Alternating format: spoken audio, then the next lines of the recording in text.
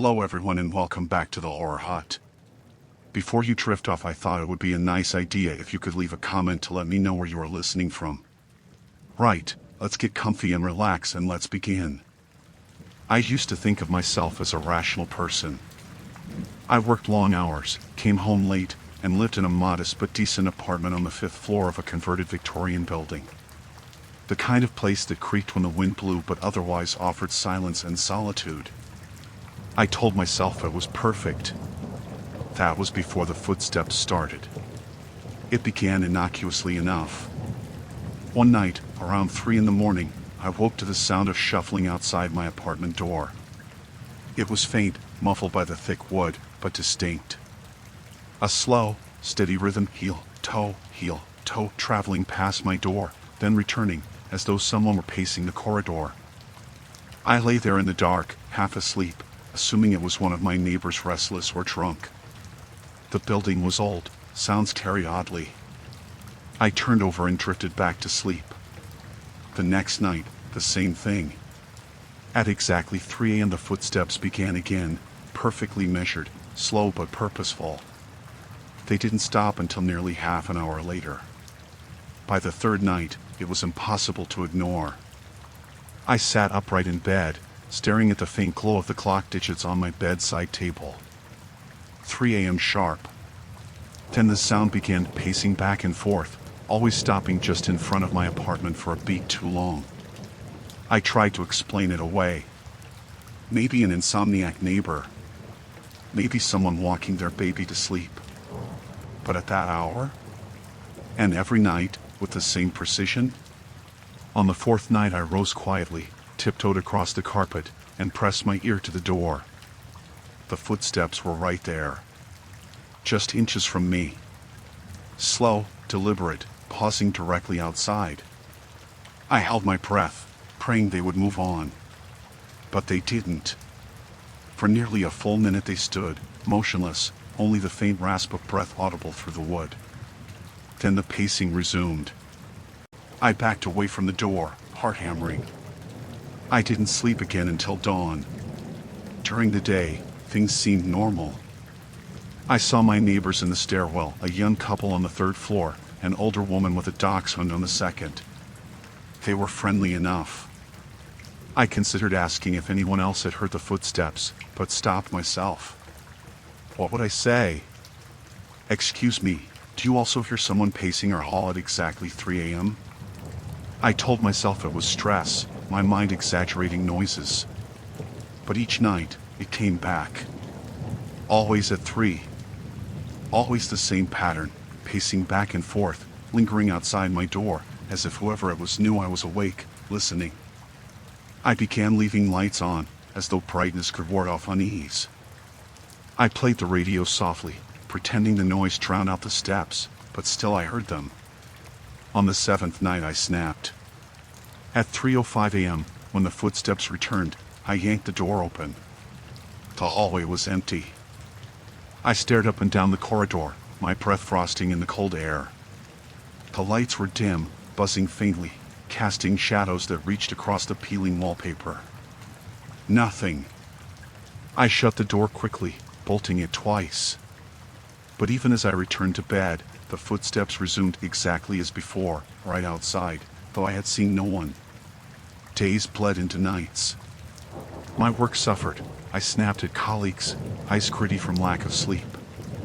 Coffee no longer helped. The footsteps consumed me. I bought a cheap security camera and set it facing the hallway through a peephole. I told myself I needed proof, some logical explanation. That night, at 3, the steps came. I forced myself not to check, not to open the door. I let the camera run until dawn. In the morning I reviewed the footage. The hallway was perfectly still. Not a single frame showed movement. Yet on the audio track, faint but unmistakable, footsteps. My stomach dropped. The next night, I placed my phone by the door, recording audio.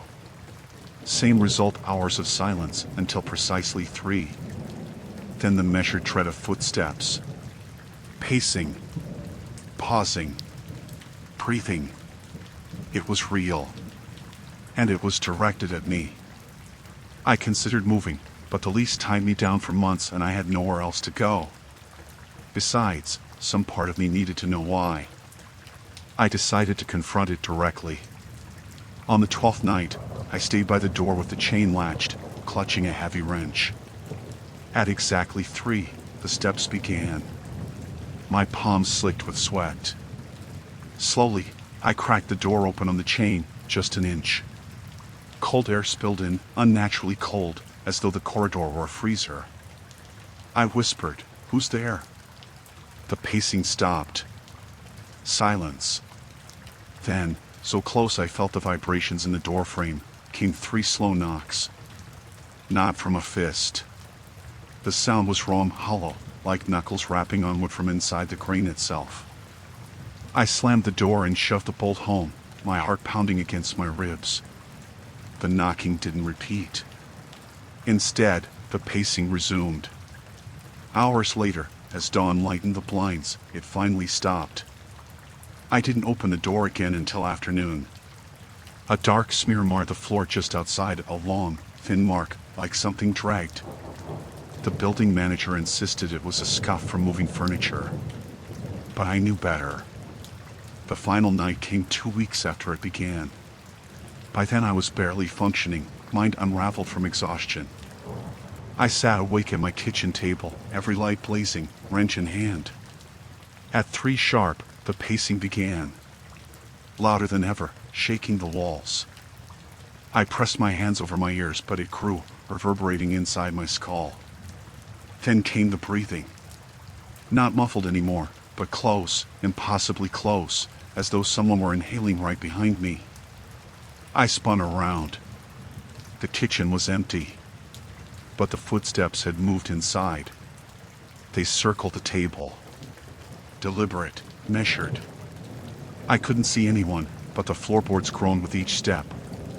My chair rattled as though brushed by an invisible leg. "No," I whispered. "You're not real." The pacing stopped directly beside me. A cold hand, unseen but undeniable, pressed down on my shoulder. The last rational part of me broke. I screamed, bolted for the door, and tore it open. This time there was no empty hall, no safe refuge. The corridor stretched impossibly long, lined with doors that didn't belong, every surface breathing with shadows. The footsteps followed as I ran, never hurried, never faltering. Just a steady rhythm, closer and closer, until it matched the frantic pounding of my own heart. I don't remember falling, but I remember the floor tilting, darkness swallowing everything, and those steps echoing through my skull. When I woke, I was lying in my bed. Sunlight streamed through the blinds. My alarm blared. It was 7 a.m. For a moment, I dared to hope it had all been a dream. But then I turned my head and saw the floor beside my bed. The wood was worn smooth in a long, narrow strip, as though someone had paced there for years, back and forth, always stopping right at my pillow. The footsteps hadn't been outside the door after all. They had always been waiting inside. And now, they never stop. It started so ordinarily that I hardly gave it a second thought. I'd stayed late at a friend's flat on the far side of town, and by the time I left, the rain had come down in heavy, icy sheets. I didn't want to wait for the night bus, so I ordered a rideshare.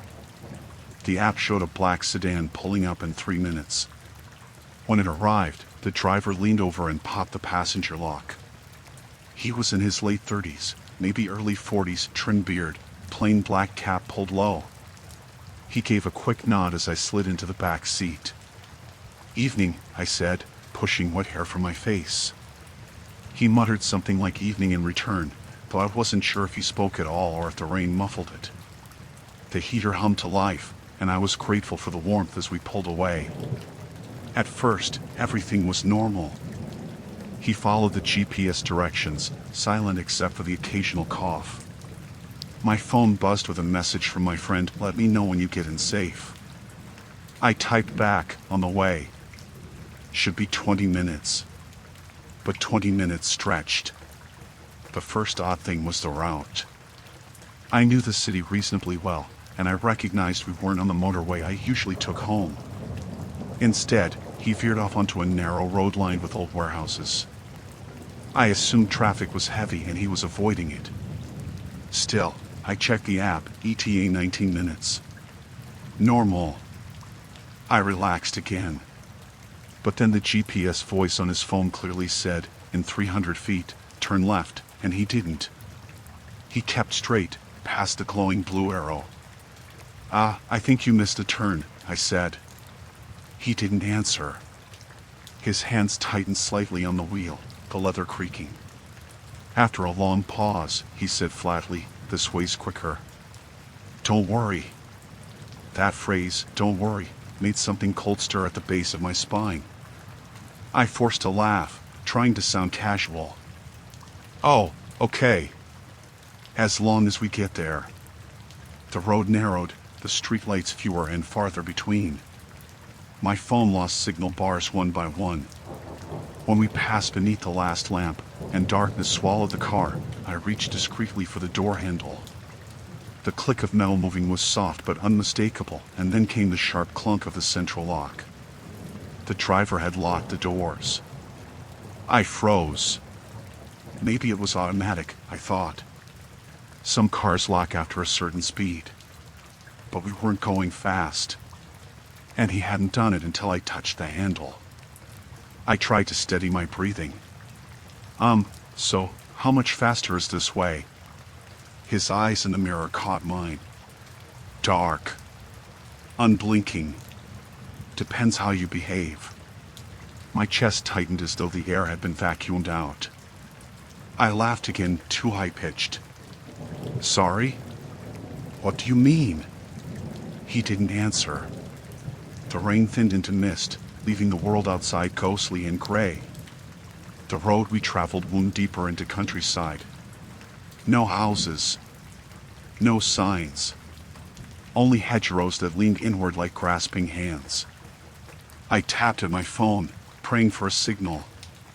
Nothing. No Wi-Fi, no data, not even a single bar for emergency calls. The driver's voice broke the silence. You shouldn't play with your phone back there. Distracting. I yanked my hands into my lap. Sorry. Every instinct screamed at me to leap from the moving car, but the doors were locked, and outside was black and unknown. I forced myself to think logically. He might just be socially awkward. Maybe he genuinely thought he was saving time. Maybe the locks really were automatic. But his next action banished all those excuses. He slowed to a crawl and pulled onto a dirt track I hadn't even seen. The sedan's tires crunched gravel, jostling my body as branches scraped the windows. He switched off the headlights. We moved in darkness. Why are you turning off here? My voice cracked. This isn't on the map. Quicker, he repeated. I gripped the seat, every nerve screaming. Listen, I don't mind being late. You can take the long way. I'll even tip extra. Silence. I could hear only the engine, the hiss of tires over mud, and my heartbeat thundering in my ears. I tried the door handle again, harder. Nothing. I pressed the unlock button, but it didn't respond. His eyes flicked up in the mirror, watching me. Don't. That single word lodged in my brain like a knife. The track widened slightly, revealing what looked like the remnants of an abandoned farm, sagging barn, skeletal fence, weeds thick as ropes. He stopped the car. Engine still running. He sat there, breathing. I swallowed bile. Please, I don't have any money on me. If that's what you... He cut me off with a laugh, soft and wheezing. It's not about money.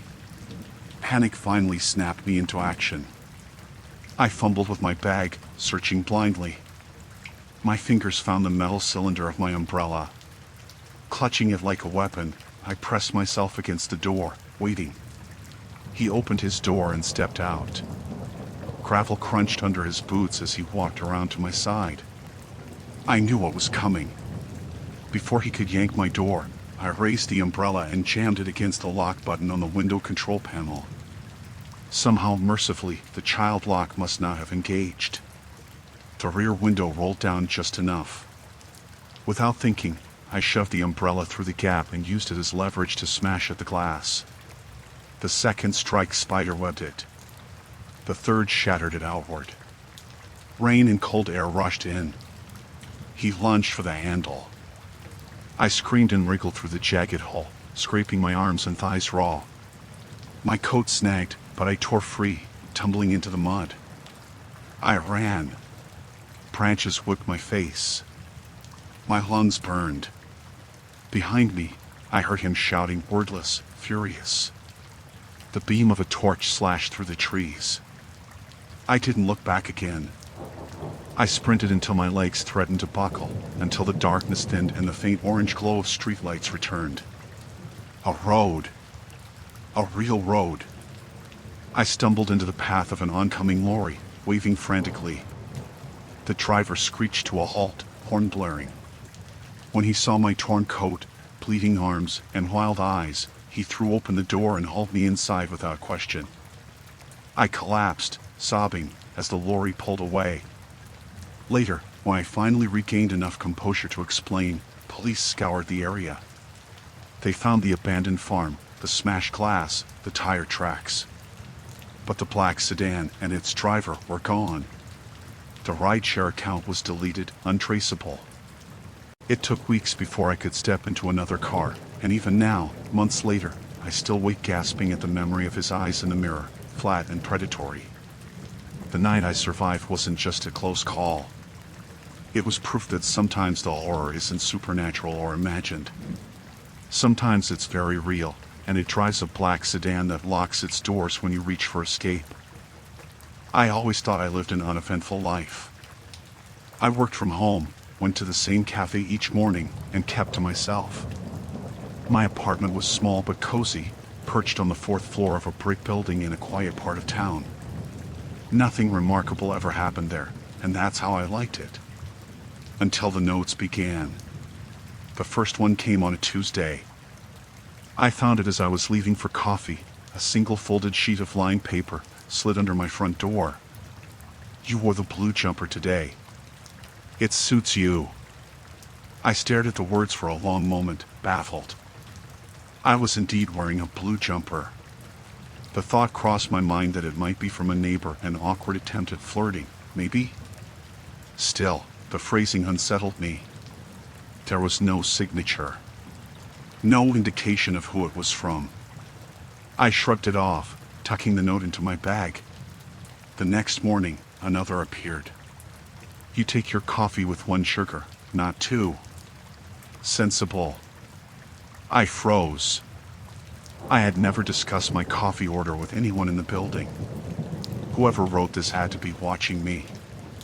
I tried to rationalize. Maybe the barista was friendly with someone here, gossiping about my habits. Maybe one of my neighbors happened to be at the cafe. Coincidence. Nothing more. But by the third note, the rational explanations were harder to summon. You should stop staying up so late watching TV. You turned it off at 1:12 a.m. last night. The words made my skin prickle. My blinds had been drawn. No one should have seen me. I began checking the hallway before leaving my flat, peering through the peephole at every sound. I saw nothing, just the same scuffed carpet, the dim bulbs humming overhead. Still, every morning, a new note. You scratched your head while reading at 9:43 p.m. You hummed while brushing your teeth. You left the bathroom light on again. The details grew sharper, more intimate, until I felt flayed open in my own home. I reported it to the building manager, who only sighed. Probably kids playing a prank. These old doors don't seal properly, easy to slide things under. I wanted to believe him, but the notes didn't feel like pranks. They felt deliberate, obsessive. I started keeping them in a drawer, unable to throw them away. Each one was written in the same neat, blocky handwriting, black ink on lined paper torn from a spiral notebook. No smudges, no mistakes. By the 10th note, the tone shifted. You shouldn't lock your window at night. It's rude not to trust people. I stopped sleeping properly after that. I double-checked every latch, every bolt, but the knowledge that someone was near, close enough to see my every move, made rest impossible. One night, determined to catch them, I stayed awake on the sofa, lights dimmed, eyes fixed on the gap under the door. Hours passed. The building creaked and settled. My eyelids grew heavy. At exactly 3 a.m., a shadow interrupted the thin strip of light beneath the door. My heart seized. Slowly, silently, a rectangle of paper slid across the floor toward me. I didn't move until the shadow retreated. Then, trembling, I crawled forward and picked up the note. It's nice watching you wait. I barely slept that night. I bought a small camera the next day, setting it up facing the hallway. I felt ridiculous, but I needed proof. I left it running overnight. In the morning, another note lay on the floor. Filming the hallway won't help. My stomach dropped. When I checked the footage, it was intact until exactly 2:59 a.m., when the file abruptly cut to black. It resumed at 3:30, the camera angle unchanged, battery full. Whoever it was, they knew. The notes became commands. Stop going to the cafe. Stay home. Don't close the curtains tonight. Don't ignore me. I began to unravel. I skipped work. I jumped at every creak. I called the police, who took a report but seemed unconcerned. No direct threats, they said. Probably a neighbor with a sick sense of humor. But I knew better. I could feel the intent in every word. Whoever wrote them wanted control. And they were getting it.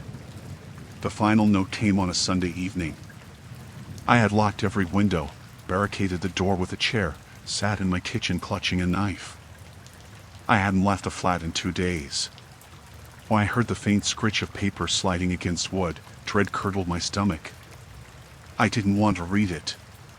But I had to. I pulled the paper toward me, unfolded it with shaking hands. You don't need the knife. Look behind you. The air froze in my lungs. I turned, slowly, every nerve screaming. The chair was still jammed under the doorknob. The windows locked. But the living room was not empty. A man stood in the corner, half swallowed by shadow. Ordinary looking, plain clothes, pale skin, hair cropped short. He smiled faintly, as though we were old friends. I dropped the knife. How my voice broke. He stepped forward, impossibly quiet. His shoes made no sound on the floorboards. I've always been here, he said softly. I just wanted you to notice.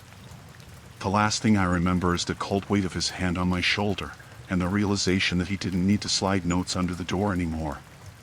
He was inside. I had worked late that night, later than I should have.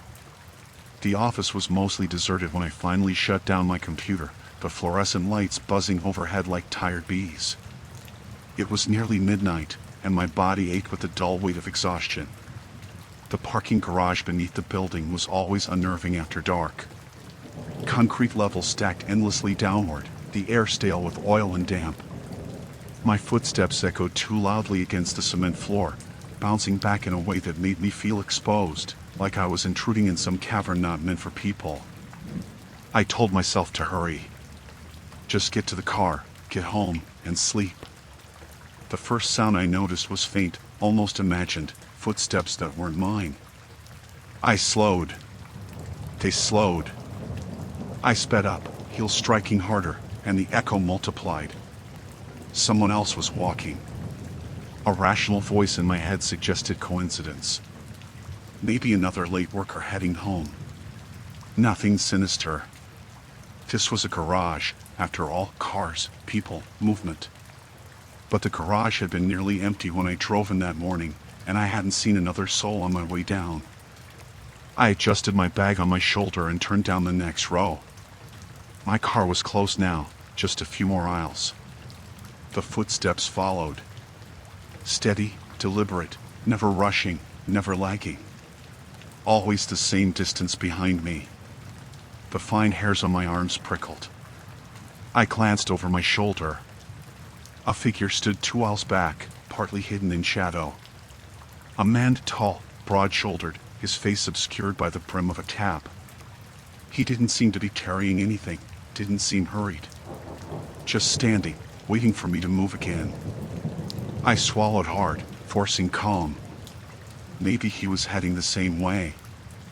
Maybe this was nothing. But when I turned again, he moved too. The same rhythm. The same echo. By the time I reached my car, my heart was hammering in my ears. I fumbled for the keys, pretending not to look back. The man was closer now, no longer 2 aisles away but 1. Still moving steadily, still silent. I unlocked the car with shaking hands, slid inside, and jammed the door shut. The satisfying clunk of the locks gave me a momentary rush of relief. I shoved the key into the ignition. That's when I saw him step into view. He didn't come rushing, didn't run or shout. He simply stopped in the open space between rows, standing perfectly still, head tilted slightly toward me. Watching. I told myself to leave. Just drive. But my hands refused to move. The man hadn't done anything, hadn't spoken, hadn't threatened. Yet every instinct screamed at me that he was waiting for something. Finally, I turned the key. The engine roared to life, echoing in the cavernous space. For the briefest second, I looked down to shift into reverse. When I looked back up, he was gone. My breath caught. The aisle was empty. No footsteps, no movement, just silence. I threw the car into gear and reversed out fast, craning my neck in every direction. The concrete pillars cast long shadows, dark enough to hide anyone. My palms slicked the wheel. I circled toward the exit ramp. Relief bloomed when I saw the bright stripe of the barrier ahead, the red and white arm lifted for the night. Freedom was just yards away. Then I saw him again. He stood at the edge of the ramp, directly in my path. Perfectly still, facing me, the fluorescent lights above painting his shadow long and sharp across the floor. I hit the brakes. The car lurched. My headlights carved him out of the darkness in stark relief. Gray jacket, black cap, hands hanging loose at his sides. His face was pale, lips curved in a faint, unreadable smile. I honked, the sound ricocheting off the walls. He didn't flinch. I had 2 choices, stop and confront him, or drive forward. I pressed the accelerator. The car surged. For one terrible second I thought I would hit him, but the headlights flickered, and he was gone. The ramp ahead was empty. I didn't question it. I sped out of the garage, tires squealing, and didn't look back. At home, I locked every door, every window, and collapsed into bed. My chest ached from the adrenaline. I told myself I was safe, that I had left him behind, that it was over. But sleep never came. At exactly 3 in the morning, I woke to the sound of footsteps. Slow. Steady. Pacing just outside my apartment door. I sat frozen, blanket pulled tight, listening as they moved back and forth, matching a rhythm I had heard in the garage. Each step deliberate, never hurried, never faltering. I crept to the peephole, heart racing. The hallway stretched empty under the dim light.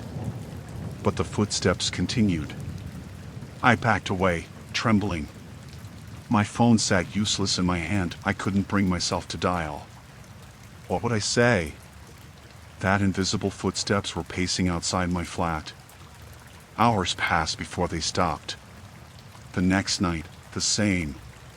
At 3 a.m., the footsteps began. Pacing. Waiting. I didn't sleep for days, paranoia consuming me. I stopped going to work.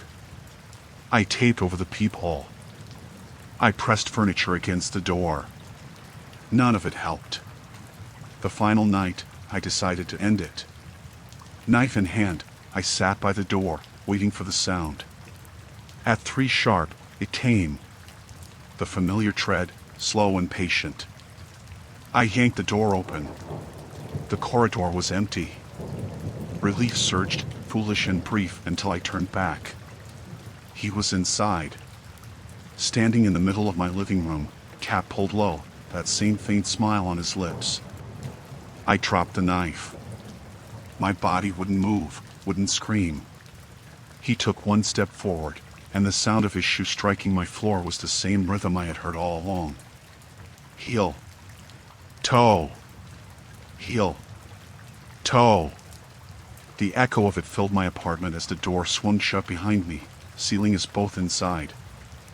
I lived alone in a 1-bedroom flat on the edge of the city.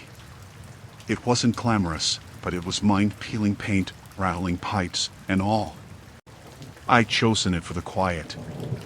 After years of flatmates, endless noise, and borrowed space, solitude felt like luxury. That's why, when I woke one night to the sound of my front door creaking open, the bottom dropped out of my stomach. The sound was unmistakable. A long, slow groan of old hinges, the kind I knew too well.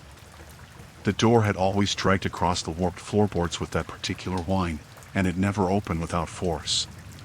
For a long moment, I stayed still in bed, my body rigid beneath the blanket. The digital clock on my nightstand read 2:47 a.m. The air was still, save for the faint hum of the refrigerator through the wall. I told myself it was a dream, some leftover echo from sleep. But then came the next sound, the door clicking softly against the wall as it settled fully open. I wasn't dreaming. My mouth went dry. I had locked it, I always locked it. I checked the bolt every night before bed. I strained my ears. Silence. No footsteps, no shuffling, no voice.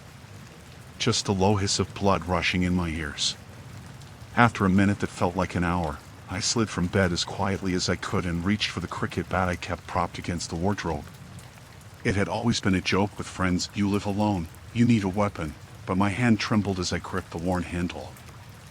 I crept down the hall, bare feet cold against the floorboards. The living room stretched before me, dimly lit by the streetlight filtering through half-closed blinds. The front door yawned wide. No one stood there. The corridor outside was empty. I slammed it shut, bolted it, checked the chain, then checked again. My breath shook out of me in uneven bursts. For the rest of the night, I sat on the sofa with the bat across my lap, waiting for a sound that never came. The next morning, I tried to laugh it off. Old buildings shifted. Blocks stuck. Maybe I hadn't bolted it after all.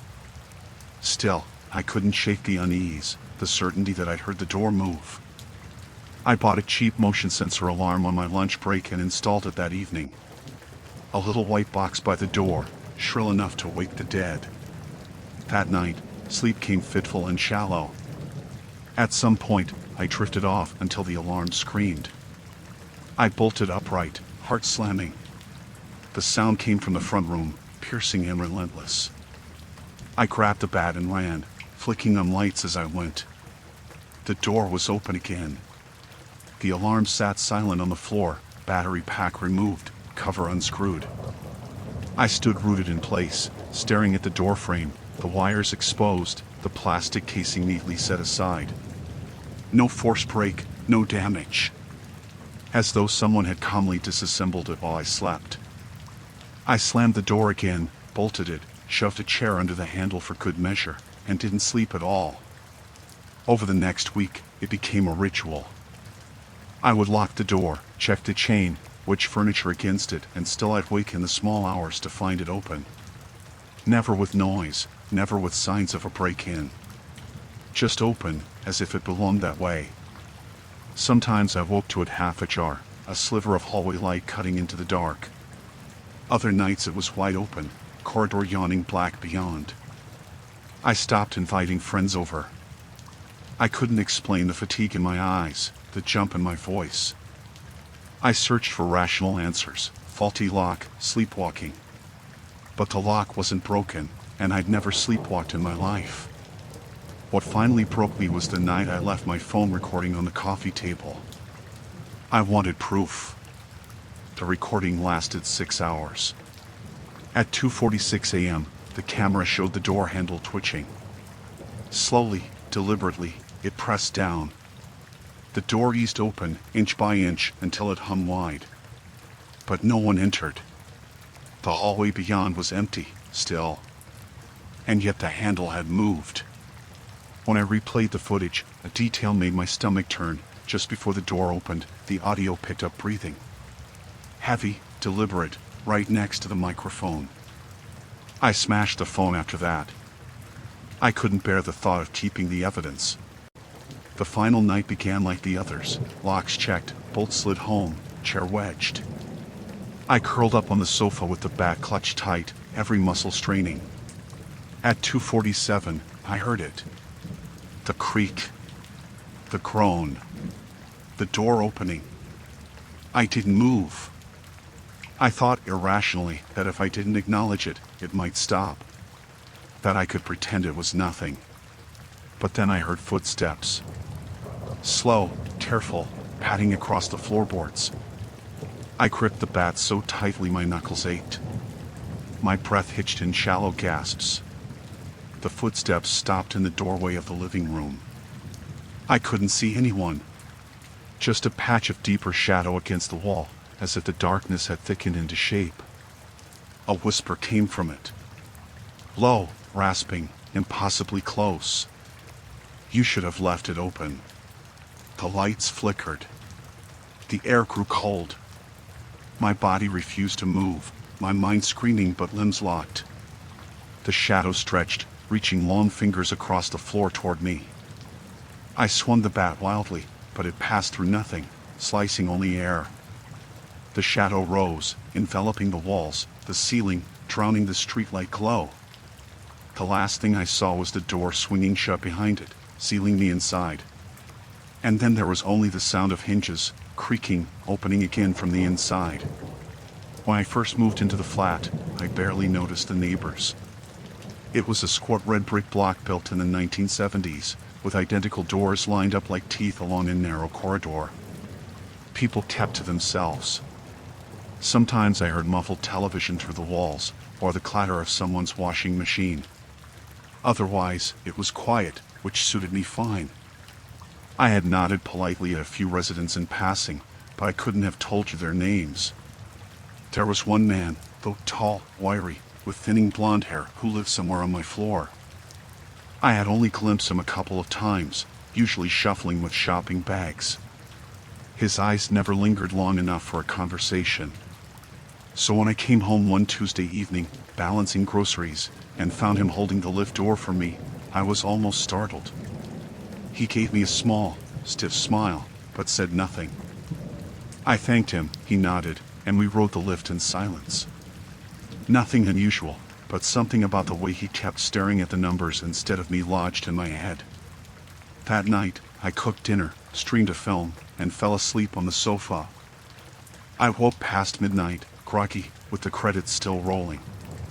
I turned off the television, stretched, and padded toward the bedroom. That's when I noticed the smell.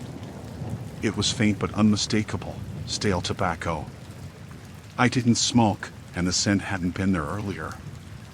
I checked the windows, shut tight. My door, still locked. I told myself it must have drifted through the vents. Old buildings were like that. I went to bed uneasy, but eventually sleep claimed me. The next day, I came home to find a faint smear on my living room wall. A fingerprint, maybe, near the light switch. It wasn't mine, I was sure of it. I scrubbed it off with a cloth, irritated more than alarmed. Later, while making tea, I thought I heard something outside my door. A shuffle. A low murmur.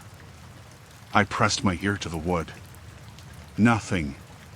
When I opened it, the corridor was empty, humming with fluorescent light. I started double-checking the locks before bed. The third night, I woke to a sound so out of place it jolted me upright, the creak of a floorboard in my living room. I froze. My flat wasn't large, just a living room, kitchen, bath, and bedroom. If someone was out there, they were only meters away. I strained my ears. Silence. Perhaps it had been a pipe or the fridge settling. I almost convinced myself, but unease gnawed at me. I lay awake until dawn, every muscle tight. By morning, I laughed nervously at myself. Stress, overwork, and overactive imagination. Still, I felt watched, as though my own flat wasn't entirely mine. 2 nights later, it happened. I was curled on the sofa with a book when the door to the living room creaked. Slowly, quietly. I thought I had imagined it until I looked up. And he was standing there. The neighbor. In my flat. His posture was slack, head tilted, as though mildly confused. His eyes roamed over the room before landing on me. "Oh," he said, voice flat, "I thought this was my house." My mouth went dry. My heart slammed against my ribs. He stepped inside fully, closing the door behind him with unsettling care. "This isn't." He glanced around again, frowning.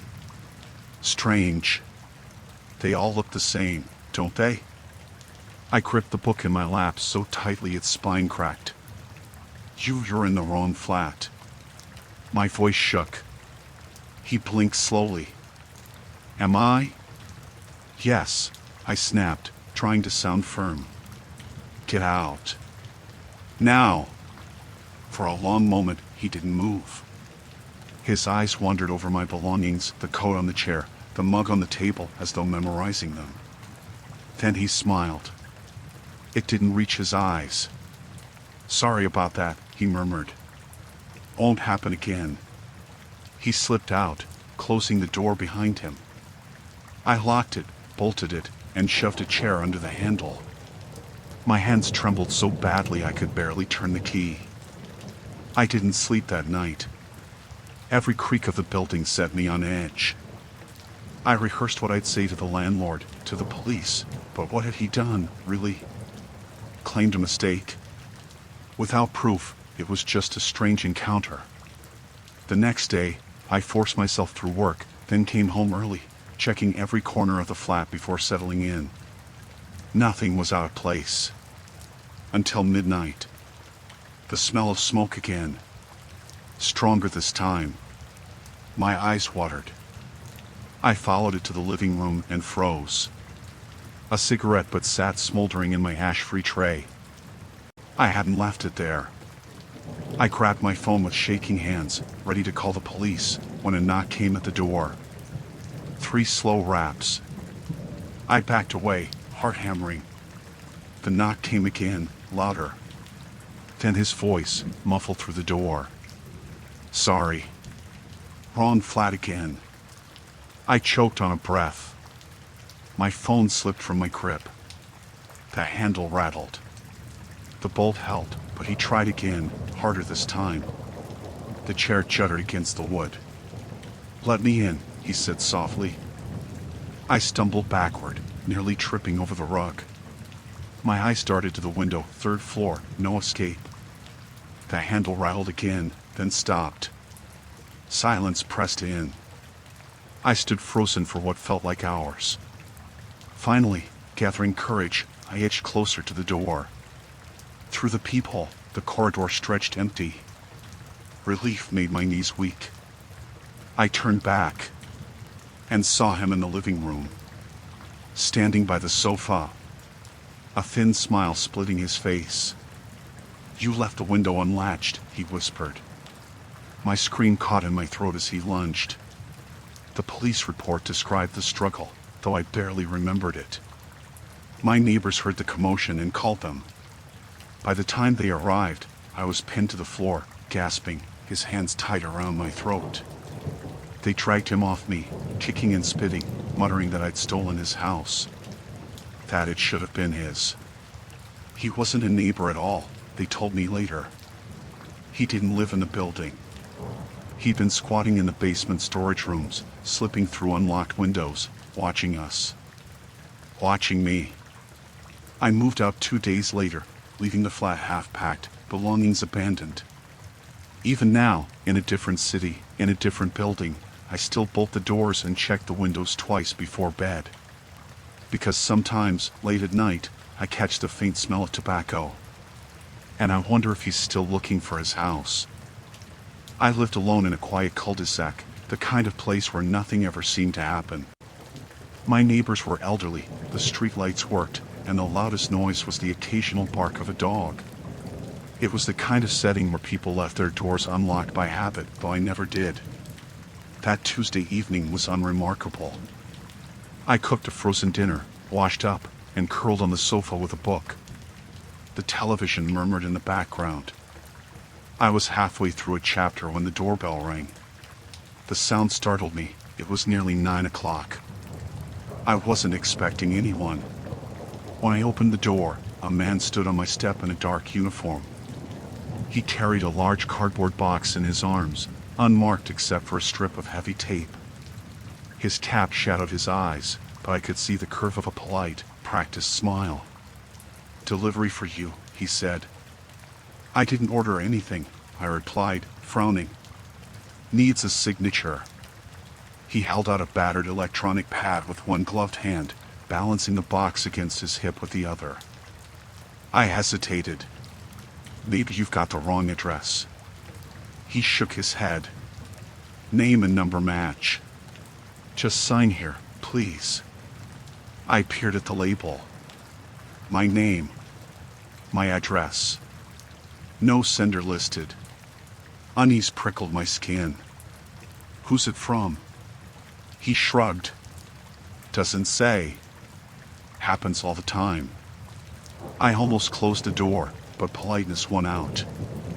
Maybe a relative had sent something. Maybe it was a work delivery I'd forgotten about. I reached for the pad, then stopped. The screen was dark. "It's not on," I said. The smile didn't move. "Battery's fine. Just sign." A cold weight pressed into my stomach. "No," I said firmly. "Take it back. I didn't order anything." His smile thinned. "I can't leave until you sign." Something in his tone, calm, patient, but unyielding, made my chest tighten. "Well, I'm not signing." I tried to close the door. The box shifted as he leaned forward, wedging his foot against the threshold. The rubber sole squeaked on my floor. "I need you to sign," he repeated. Panic flickered. I shoved the door harder, but his foot held it open with little effort. He wasn't straining, he was simply standing there, immovable. "Look," I stammered, "whatever this is, take it back to the depot." "I'm not accepting it." His head tilted, shadows sliding across his face. "It's already here." I slammed the door with all my weight. Something cracked, either wood or bone, and suddenly the resistance was gone. I bolted the lock, slid the chain, and staggered back, heart racing. Silence. Through the peephole, I saw only the empty porch. No man. No package. For a long time I stood there, pulse hammering in my ears. Finally, I told myself I must have imagined the worst of it. Maybe he left when he realized I wouldn't cooperate. Delivery drivers were odd sometimes, weren't they? I tried to return to my book, but the words blurred. Every sound in the house seemed magnified, the hum of the fridge, the tick of the clock. I double-checked the locks, then finally crawled into bed, still wired with adrenaline. Sleep came late. At 3:12 a.m., the doorbell rang again. The sound drilled into my skull, pulling me up from uneasy dreams. I lay frozen, blankets tangled around me, every nerve screaming. It rang once. Twice. Then silence. I crept to the window that overlooked the porch. The street below was empty. The only movement was the swaying of a tree in the wind. No van, no man, no package. I barely slept the rest of the night. The following evening, As I arrived home from work, a box sat neatly on my doorstep. The same box. Brown cardboard, thick tape. No label this time. My skin crawled. I didn't touch it. I stepped over it, unlocked the door, and shut myself inside. Through the peephole, I watched it sit there, motionless, until darkness fell. At some point I dozed off on the sofa. When I woke near midnight, I checked again. The box was gone. Relief was brief. On the kitchen counter, where I'd left my keys, the box now sat waiting. I don't remember dropping the glass I was holding, but I remember the crash, the shards scattering at my feet. I didn't touch the box. I grabbed my phone and dialed the police, voice shaking as I explained. They promised to send a car. I sat in the living room, eyes fixed on the box, cricket bat clutched in my hands like a talisman. Minutes dragged. No knock, no siren. Just the low hum of the fridge, the steady tick of the clock. Then the lid of the box shifted. The tape peeled back with a slow, sticky rip, as though invisible hands were prying it open from inside. I couldn't move. I couldn't breathe. The flaps parted, revealing darkness deeper than shadow. From it, something pale and thin emerged. A hand. Long fingers, impossibly jointed, tipped with nails like splinters. It pressed against the counter, feeling its way forward. The bat slipped from my grasp. Another hand followed. Then a head, wrong in its proportions, with skin stretched too tight over sharp bone. Empty sockets where I should have been, and a mouth too wide, too hungry. It turned toward me, though it had no eyes to see. And then, from the doorway behind me, a voice, calm, patient, unyielding. I told you. You had to sign. The police found the house the next morning after a neighbor reported the smashed glass at my door. The lights were still on, the furniture overturned. But I wasn't there. On the kitchen counter sat a sealed cardboard box. My name and address written neatly on the label. Waiting. I had never thought of myself as paranoid. I lived a fairly ordinary life, work, errands, the occasional night out. My phone was my lifeline, calendar, emails, the usual. When it buzzed one Friday evening as I was changing out of my office clothes, I answered without even checking the caller ID. At first, all I heard was static. Then, faintly, a whisper. Blue shirt. I froze. Because I was wearing a blue shirt. Who is this? I asked, trying to keep my voice firm. The line went dead. I told myself it was a prank. Wrong number, some creep playing games. I tossed the phone onto the bed and went about my night, though my reflection in the mirror looked tighter around the mouth than usual. The next call came the following evening. I was at home in sweatpants and an old college hoodie, scrolling aimlessly online. The phone vibrated on the coffee table. Same withheld number. Against my better judgment, I answered. A breathy whisper filled my ear. Gray hoodie. My stomach dropped. Who is this? I snapped. How do you know what I'm wearing? A faint chuckle, then silence. I called the number back, but it went straight to voicemail. No message, no identity. That night, I checked every window, every blind, convinced someone was watching me from the dark. But the street outside was empty. By the third call, it wasn't funny anymore. I was walking home from the grocery store, balancing a bag of milk and bread, when my phone buzzed. Black jacket, the voice whispered. I whipped around, scanning the street. Only a woman with a stroller half a block away, a man unlocking his car. No one watching me. Still, I felt ice burning into my back. I quickened my pace, fumbling my keys as I reached my building. That night I barely slept, the phone clutched in my hand like a weapon. I tried rational explanations. Maybe someone had hacked my camera. Maybe it was coincidence, a trick. I covered the lenses with tape. I changed my passwords. But the calls kept coming. At the cafe on Tuesday, red scarf. In the office bathroom on Wednesday, white blouse. At the gym on Thursday, green shorts. Every time, the same hissed whisper, the same impossible accuracy. I started carrying pepper spray. I stopped going out after dark. My friends noticed my edginess, but how could I explain without sounding unhinged? One night, close to midnight, I woke to the phone buzzing on the nightstand. I answered before I could think. "Striped pajamas," the whisper said. My blood ran cold. I was in bed, lights off, blinds drawn. No one should have been able to see me. "Where are you?" I demanded. My voice cracked. The whisper grew softer, almost intimate.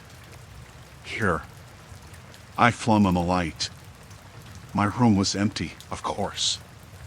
I tore open the closet, checked under the bed, even yanked back the curtains though the window showed only my own terrified reflection. Still, the whisper echoed in my ear. "Watching." I hung up and hurled the phone across the room. It landed face down, buzzing again seconds later. The police were polite but unconvinced. They suggested blocking the number, changing my SIM, being mindful of personal information. One officer even implied it was a friend messing with me. But I knew it wasn't. The voice was always the same, low, rasping, unplaceable, like it came from inside the phone itself. Blocking didn't help. The calls slipped through, always from unknown. The final night began like any other.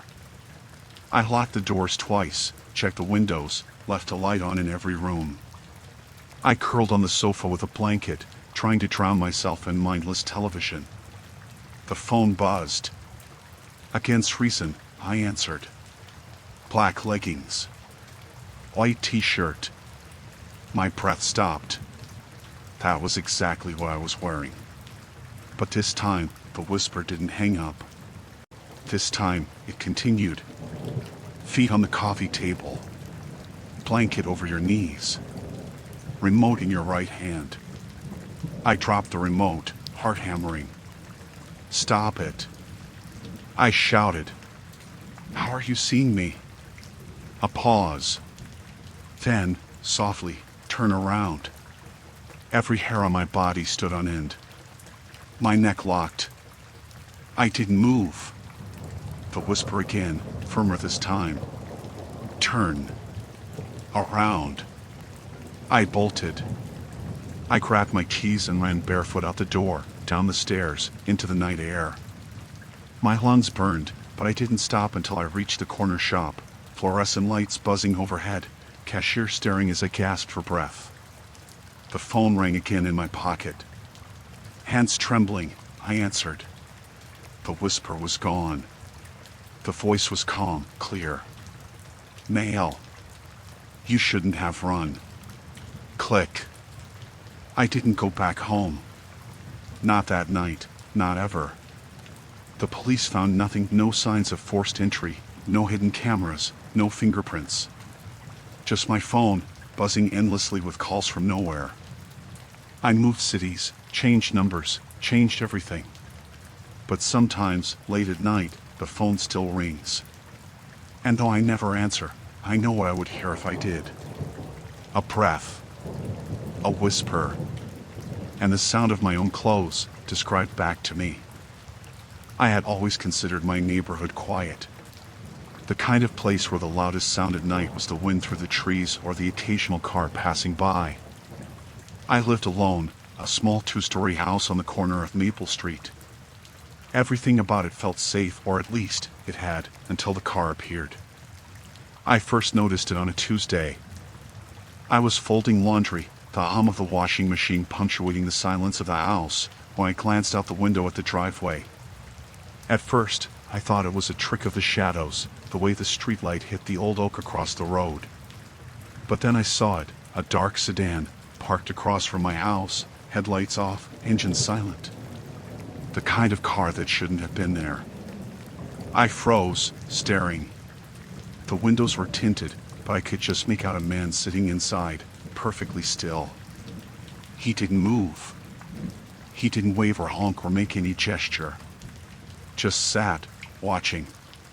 My heart raced, but I told myself I was imagining it. Maybe someone was waiting for a friend, or maybe the car had broken down. I went to bed, locking the door behind me, and tried to dismiss it. The next morning, the car was gone. Relief washed over me, but faintly, a ripple of unease lingered. I told myself it was nothing, yet that night, it returned. Same car. Same dark figure. Headlights off, engine silent. It didn't matter what time I looked, the man was always there. Always watching. I started noticing patterns. He arrived shortly after dusk, never leaving until the first hints of morning. Sometimes, he would shift slightly, lean forward as if adjusting the mirror, but never fully moved. Once, I thought I caught a glint of metal, perhaps a phone or a gun, but when I blinked, the thought vanished. I tried to reason with myself. I left notes on my car, please move along. Nothing. I called the non-emergency line at the police station. They said they would send patrols around, but when I looked outside, the man never seemed to be fazed. I began timing him, mapping his visits. He was methodical, patient, unyielding. Sleep became difficult. Every rustle of leaves or distant bark made my stomach tighten. I installed security cameras, hoping for some clarity. The footage showed nothing abnormal except him. Sitting, always sitting, the tint of his window obscuring any details. I could see the vague outline of his face some nights, sharp, unblinking eyes that seemed to follow me through the glass. One night, I thought I saw him in the reflection of my kitchen window, closer than ever. Panic surged. I grabbed my phone and dialed the police, but my hands trembled so violently that I fumbled, dropped the phone, and it skidded across the tile floor. By the time I retrieved it, the man was gone. The street outside was empty. The weeks blurred. I stopped leaving the house at night. Curtains drawn, lights off, pretending I wasn't there. But still, every night at dusk, I could feel the weight of his presence. And then the dream started. Always the same, the sedan, headlights off, parked inches from my front door. I could hear the engine purr in the dream, the quiet, patient hum like a predator waiting. I'd wake up in cold sweats, heart hammering, and glance out the window, sometimes to see the real car already there. I tried confrontation once. I stepped outside, flashlight in hand, heart hammering. "Hey!" I shouted, my voice cracking. The man didn't respond. He just sat there, perfectly still. And then, as if noticing me for the first time, he raised his hand slowly, not to wave, but to point directly at me. My stomach twisted. I backed into the house and locked every door. Rationality failed me. I told myself I was being paranoid, but deep down, I knew the truth. This was no ordinary man. There was a malevolent patience in him, a certainty in the way he lingered that defied reason. I couldn't escape. I couldn't leave the house. Every route, every possible hiding spot felt like a trap. Then, one night, the car stayed later than usual. The streetlights flickered. Rain began to fall, tapping a relentless rhythm on the roof. I huddled by the front window, staring. The man's head was tilted slightly, studying me through the downpour. And then, the car began to move, not driving away, but inching forward, engine silent, sliding slowly down the street toward me. I ran upstairs, barricading myself in my bedroom. The sound of the car on wet asphalt, so quiet yet so close, made my blood run cold. I could see its outline through the curtains, creeping closer, closer, until it stopped. Right outside my window. I couldn't breathe. I couldn't think. And then, a voice came from the darkness, low and deliberate. "I see you." The glass shattered. Not entirely, just enough for a hand to slip through. Long, pale fingers pressed against the window frame, tapping, almost casually. I screamed and dove to the far side of the room. The door rattled as if something tried to enter. I grabbed my phone with shaking hands, dialed 911, but no one answered. Only static. Desperation clawed at me. I ran to the back door, unlocked it, and fled into the woods behind my house, rain soaking me, mud caking my shoes. I didn't look back. I ran until the morning sun cut through the trees. When I finally dared to glance back, the sedan was gone. I never saw him again. The police found nothing. No fingerprints, no evidence, no sign the car had ever existed. I moved cities, changed jobs, and never stayed in one place too long. But I will never forget the feeling, that patient, unblinking stare, the way he waited, the knowledge that he could be anywhere, watching. And sometimes, late at night, I swear I see headlights off in my rearview mirror. I had taken to jogging in the evenings to clear my head. The route wasn't remarkable. 2 miles along the canal, past the old mill, through the wooded stretch, then back along the river path. The street lights flickered occasionally, and sometimes the wind carried the tang of wet grass and sewage from the canal. But I liked it. I liked the solitude. It felt like mine. The first time I noticed him, I told myself it was coincidence. I was rounding the bend by the mill when I caught a glimpse of movement through the shadows. At first, I thought it was a dog walker, or someone cleaning up, but then I saw the glint of metal, the faint reflection of a camera lens pointed in my direction. He was a man, mid-30s maybe, plain clothes, nondescript jacket. He held the camera like a reflex, snapping a single photo and then retreating into the shadows before I could confront him. My stomach knotted. I jogged faster, but the image lingered in my mind. I tried to rationalize it.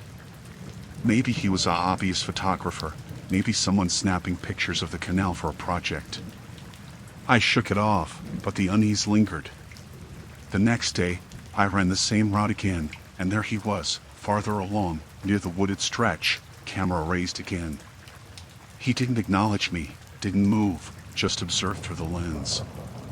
My pace doubled. I scanned the path behind me. No one.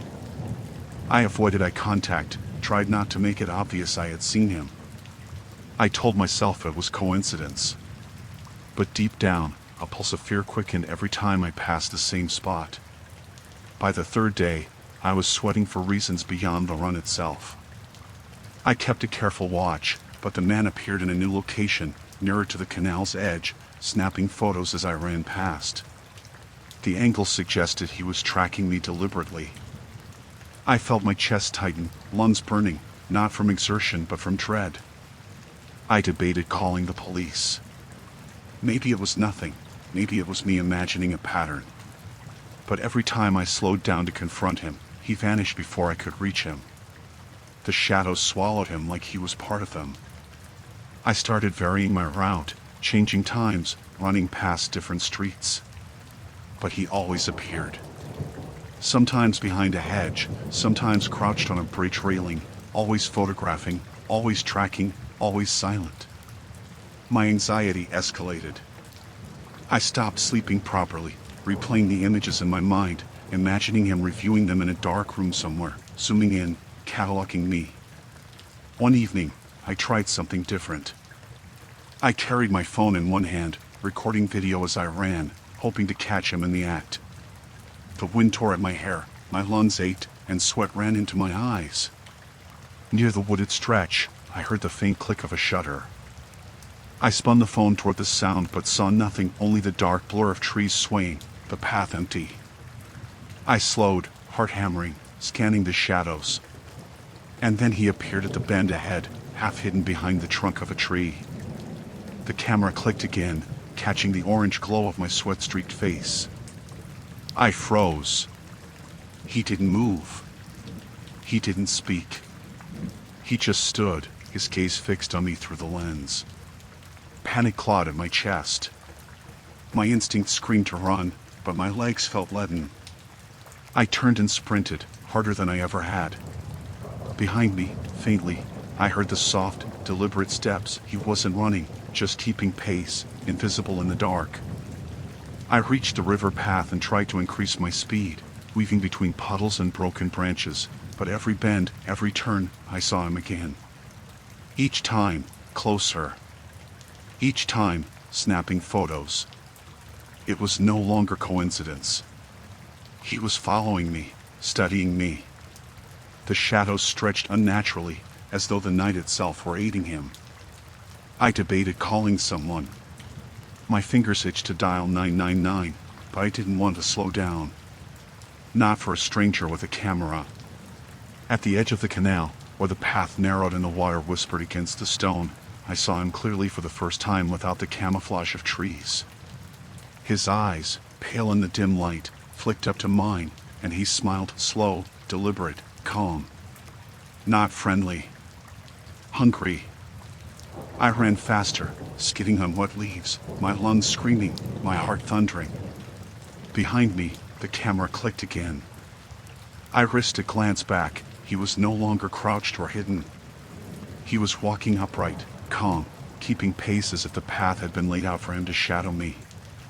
By the time I reached the bridge at the end of the path, I was hyperventilating. My legs trembled beneath me. I could no longer hear his footsteps, only the echoes of my own frantic pace. But when I glanced over the rail, expecting the river, I saw the glint of the camera lens reflecting the streetlights on the opposite bank. He had vanished, only to reappear in the next perfect vantage point. I ran home, burst through my front door, locked it behind me, and sank to the floor, trying to control my shaking. The sweat ran cold down my spine. I told myself it had to stop, that tomorrow I would contact the police, that someone would understand, that this wasn't normal. But that night, I couldn't sleep. Every creak of my house, every sigh of wind through the eaves made me flinch. And then my phone buzzed. A notification, a new email. No sender, no subject. Only a single attachment. I opened it. There I was. Dozens of images, every photo from every jog, every angle, every shadowed corner of the path. And in each frame, his eyes caught mine. Watching. Smiling. Silent. I called the police. They promised to investigate, to patrol the route. I changed my jogging schedule, tried to vary the path, installed lights and cameras around my house. But even then, nights were sleepless. Every time I passed a window or a reflective surface, I saw a fleeting silhouette, a flash of movement, the black lens of a camera aimed at me. Weeks later, I caught him on one of my cameras, leaning against a tree along the canal path. He wasn't hiding now. He was waiting. And in that moment, I knew I couldn't outrun him, couldn't hide. Not completely. I moved across the city, changed my job, my schedule, my routines. For months, I thought I had escaped. Then one evening, as I ran a different path, I glimpsed a man across the street, phone held low, pointing in my direction. My chest seized. The lens gleamed. And I understood, finally, that some predators are patient enough to wait, and silent enough to follow forever. I abandoned jogging entirely. I take long walks now, in daylight. But every reflective window, every parked car, every shadow in my peripheral vision sends my pulse racing. He is still out there. Waiting. Clicking. Watching. And one day, I know, he will appear again. I had moved into my apartment 6 months ago. It was nothing remarkable, a second-floor unit in a nondescript building, a living room with beige carpet, a kitchen corner, a bedroom just big enough for a bed and a small desk. I liked it because it was mine, tidy, predictable. My routines were simple: work, grocery shopping, evening shows, sleep, repeat. I liked the sense of control. That Thursday evening, I returned from work later than usual. Rain pelted the sidewalks outside, drumming a steady rhythm against my umbrella as I fumbled for my keys. I had been thinking about my weekend plans, about ordering dinner, about nothing important at all. When I opened the door, I felt it immediately, a shift in the air. The apartment smelled the same, faintly of carpet and detergent, but there was an unease I couldn't identify. Then I noticed the subtle differences. My couch was a few inches closer to the window. The coffee table had been rotated just slightly. A chair near the corner was angled differently, just enough that my line of sight had changed when I walked in. My pulse picked up. I laughed nervously and told myself I had been imagining things. Maybe I had nudged the furniture without noticing during one of my late-night cleaning sprees. Rational explanations, my mind whispered. It was ridiculous to think otherwise. I shrugged and set my bag down. As I moved toward the kitchen, I noticed a small stack of my books on the shelf had shifted positions. I swear, I had placed them differently that morning. My throat tightened, but I told myself I was just tired. That night, I slept poorly. I woke repeatedly, certain I heard the faintest scraping sound like shoes dragging across hardwood, soft and deliberate, but when I checked, there was nothing. The next morning, I tried to convince myself I was imagining it. I went about my routine, making coffee, reading emails, stepping over the faint puddle of dampness left by my umbrella. But when I returned from work, the furniture had moved again. Not dramatically, just slightly, but enough to make my chest tighten. The couch was now angled toward the kitchen instead of the window. The chair in the corner faced me instead of the door. Even my desk chair was rotated by a single degree. I started inspecting everything. Drawers, cupboards, corners of the room. Nothing was missing. Nothing was obviously tampered with. And yet, the subtle changes made me feel watched, aware that someone or something had been here. I called my building manager. He insisted no one had entered the apartment. The locks were all intact, no signs of forced entry. Maybe you're just forgetful, he said. Stress, maybe? His words felt hollow. I bought a small security camera, placing it discreetly in the corner of my living room. I checked it obsessively, but no one appeared on footage. No intruder. Just the quiet apartment, the gentle hum of the fridge, the dim evening light through the blinds. Then the movement started happening while I was home. At first, it was subtle. The pen on my desk pointing north instead of east. The magazine on the coffee table rotated. The remote on the couch angled differently. I would notice, sometimes shrug it off, but the sense of being watched grew heavier, like a hand pressing against my chest. One night, I was curled on the couch, trying to read, when I heard the unmistakable scrape of a chair moving across the floor. My blood ran cold. The sound wasn't from the hall, or the neighbor upstairs, or even the street below. It was inside my apartment. I froze. My eyes darted around. The chair was back in its proper place now, or so it seemed. My pulse thudded violently. Rational explanations went through the window. My imagination flickered weakly. The movements were too precise, too purposeful. Sleep became impossible. I would wake to the faintest shifts, a book slightly askew, a picture frame turned just a degree. Sometimes I would watch from the couch, holding my breath, waiting, but the apartment remained silent. Waiting with me. 2 nights later, it escalated. I had locked all doors and windows, triple-checked the chain, and sat in the corner of my living room, a baseball bat in my hands.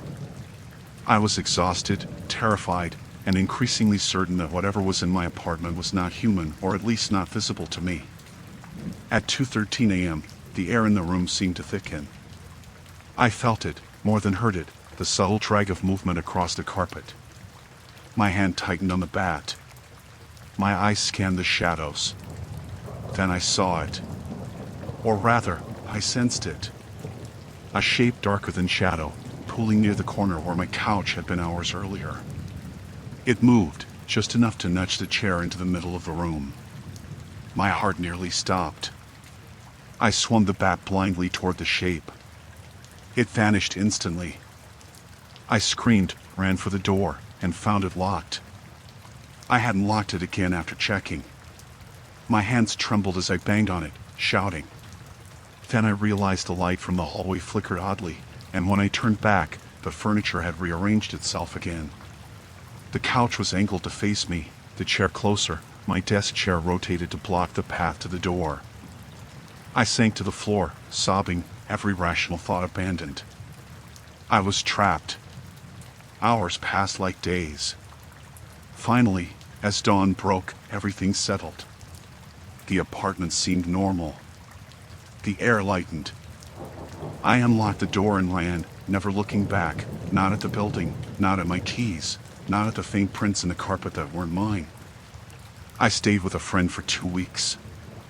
I called the police, explained the situation, but no signs of forced entry were ever found.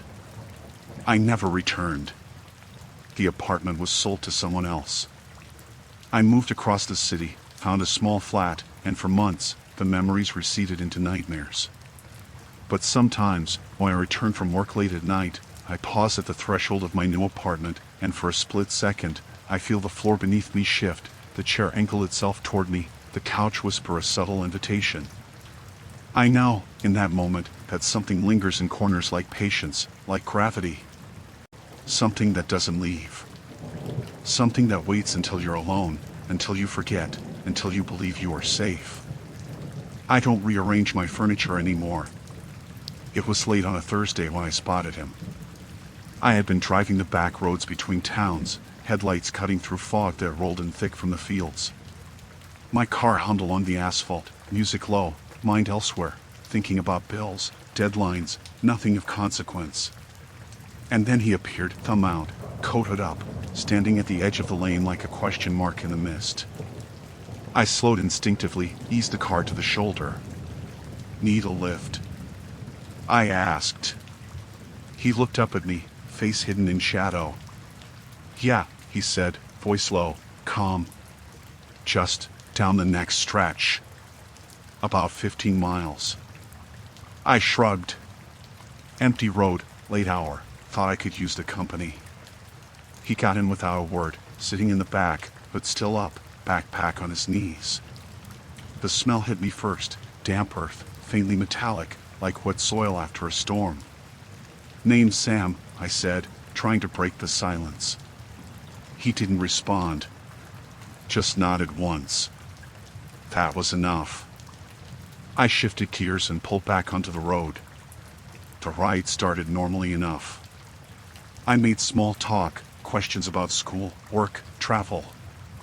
Each time, he answered in short, clipped sentences, never offering more than necessary. I thought he was shy, maybe tired.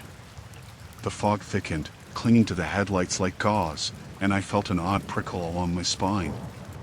But still, rational thoughts held sway.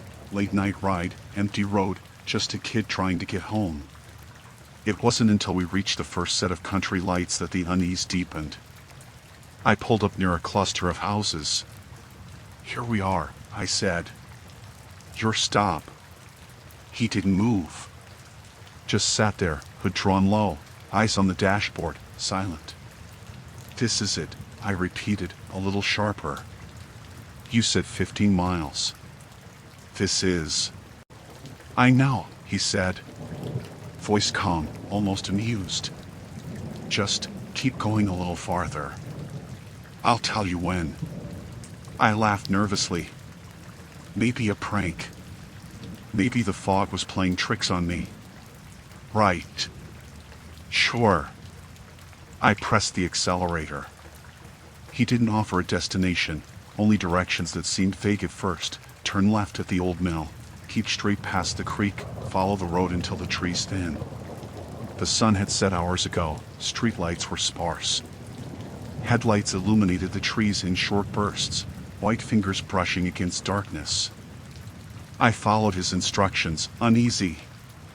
Something in the way he sat, still, patient, like he had no need for light or air, kept me on edge. The fog grew heavier. The road narrowed. Branches scratched the sides of the car. I flicked on the eye beams. Nothing. Only the road ahead, stretching like a ribbon, disappearing into darkness. Hours, or maybe minutes, passed. I lost track. The houses vanished, the streetlights ended. Only trees, the asphalt, the fog, and the low hum of the engine. This doesn't look like anywhere, I said finally. Are you sure you live out here? He didn't answer. I glanced in the rearview mirror. His hood had dropped slightly, revealing a pale, gaunt face. Eyes blacker than night, staring at me. Not curious. Not afraid. Watching. Waiting. I swallowed hard. Okay, maybe I should turn around. You can find another ride. No, he said. Calm. The word carried a weight that pressed against my chest. Just a little farther. Panic started to rise. My mind spun with rationalizations, lost in the country, exhausted, late-night paranoia. Maybe he was dangerous, maybe I should pull over. But something in the way he said just a little farther silenced my instincts. I obeyed. The road narrowed further, flanked by ancient trees whose branches interlocked above like claws. The fog became a wall, opaque and suffocating. I could barely see the white lines. I glanced at him. He smiled faintly, not a friendly smile, but patient, omniscient. Almost there, he said. I realized then that we were no longer on any map I recognized. Every curve seemed identical to the last, the trees unbroken, the fog endless. My chest constricted. Rational explanations lost, trick of the road, sleep deprivation crumbled. I stopped the car briefly, shaking. I need to turn around. I can't. He leaned forward suddenly, face illuminated by the dash, eyes black and endless. No! Don't stop. Don't look back. Not yet. I obeyed, hands tight on the wheel, driving into a darkness so thick it felt liquid. The car headlights revealed nothing but fog and shadow, the sound of tires on wet asphalt loud and singular. My heart slammed. Every instinct screamed to flee, yet I could not turn around. Then we arrived. Or perhaps it arrived. The road ended abruptly at a clearing.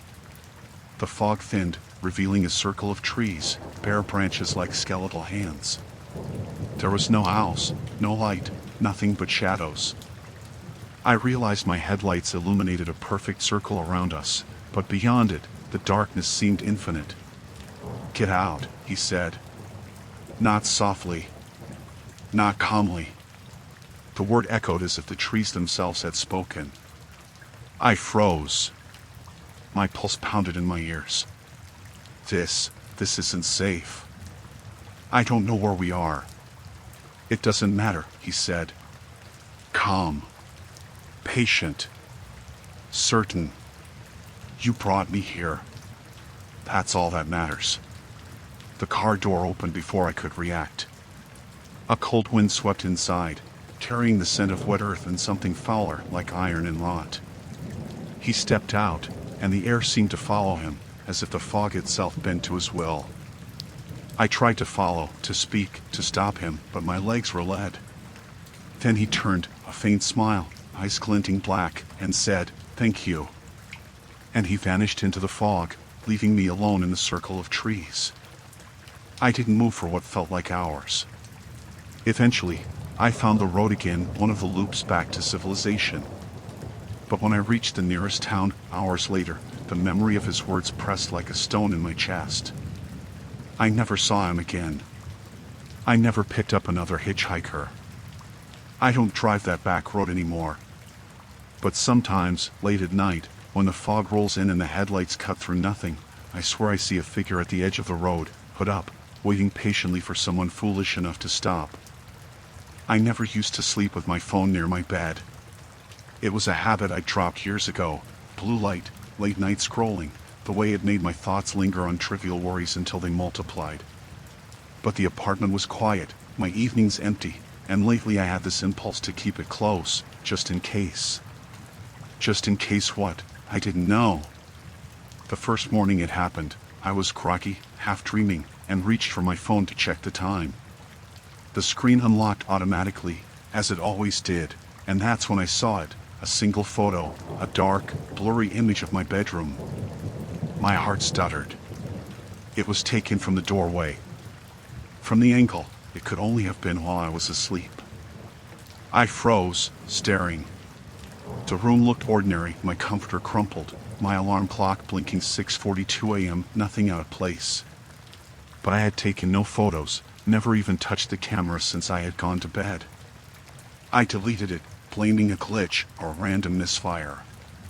The next morning, there were 2 photos.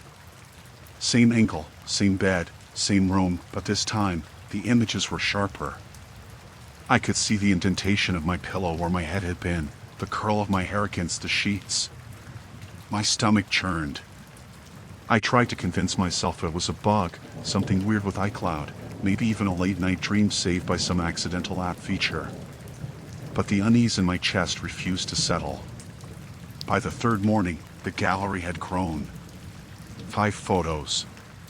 Each captured a different moment during the night, me tossing, turning, the blanket sliding off my legs, my hands curled into fists by my sides. The camera, whatever, had it, was patient. Observant. Calculating. I stopped sleeping. Every noise became amplified, the trip of the kitchen tap, the hum of the radiator, the faint creak of the floorboards. I started leaving my phone in the living room, charging, hoping to catch a break. I told myself that if it was some bug, it wouldn't matter where I placed it. But when I checked the gallery the next morning, my phone was on the bedside table again. I had not moved it. That's when I saw the first person. Or thought I did. In one photo, faint in the corner of the frame, behind the open closet door, a shadowy figure crouched, limbs folded unnaturally, watching me sleep. At first, I told myself it was a trick of the low light. Grainy pixels. Pareidolia. But the outline was distinct. Intentional. I started barricading myself in the bedroom. Locking the door. Moving the phone to the far end of the room, away from me. Yet each morning, new photos appeared, me sitting up, stretching, rubbing my eyes, a blanket tangled around my shoulders. And always, just beyond the edge of the bed, a shadow where no one should be. I called Apple support. They walked me through iCloud, checked for hacks, installed security apps. Nothing. Sometimes, the technician said, sensors, backups, unusual behavior. But nothing physically possible to take a photo without touching the device. His voice was neutral, professional.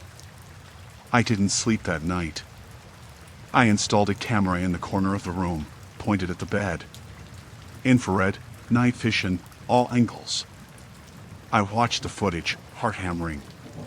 Nothing. Hours passed in darkness. No one entered. No one moved. And yet, when I unlocked my phone at 6:45 a.m., 10 new photos awaited. Every one of them exactly the same as the previous nights. Me in bed, eyes closed, completely still. Except now the figure had shifted closer. Kneeling beside the mattress, watching. I tried rational explanations. Sleepwalking? Impossible. I had never moved in my sleep beyond twitching an arm. Glitch. I had backed up and restored the phone. Changed devices. Same result. Every night, a new set of photos. Every night, closer. The fear became visceral. I started sleeping in different rooms, even on the couch. I took to sleeping with the lights on, the phone in another apartment, locked away. I thought I was safe. But the gallery always filled overnight. Each new morning, images of me, awake or asleep, in my apartment. Always alone, always watched. Last Tuesday, I slept fully clothed in the living room, blanket around my shoulders, all doors locked. I awoke to silence, the morning sun peeking through the blinds. I exhaled, trembling, heart still hammering. Then I remembered the phone. I reached for it on the counter. Lock screen. I swiped. And there they were. 43 photos. Every angle of the living room. Every shadow cast by the morning sun. And in the final photo, in the reflection of the TV screen, a figure stood behind me. Tall, featureless, motionless. Watching. I spun around. Nothing. The room was empty. I couldn't leave the apartment. Not immediately. My mind screamed, but curiosity and the compulsion that had gripped me nights before forced me to check the images again. Zooming in, I saw the figure's arms now slightly raised. Not touching me. Not moving. But gesturing. A slow, deliberate reach toward something. Toward me. I dropped the phone, backing away. My heart thundered. My rational mind splintered into fragments. Impossible, hallucination, paranoia. But the fear in my chest was concrete. Solid. Real. The next night, I couldn't bear to stay inside. I left. Parked at a friend's house, stayed overnight, tried to distract myself. When I returned the following morning, I braced for the worst. I unlocked the apartment door carefully, every sense screaming. The room looked unchanged. Calm. Normal. Empty. The bed neatly made. The blinds drawn. I approached the phone on the counter. Screen off. My hands shook. I unlocked it.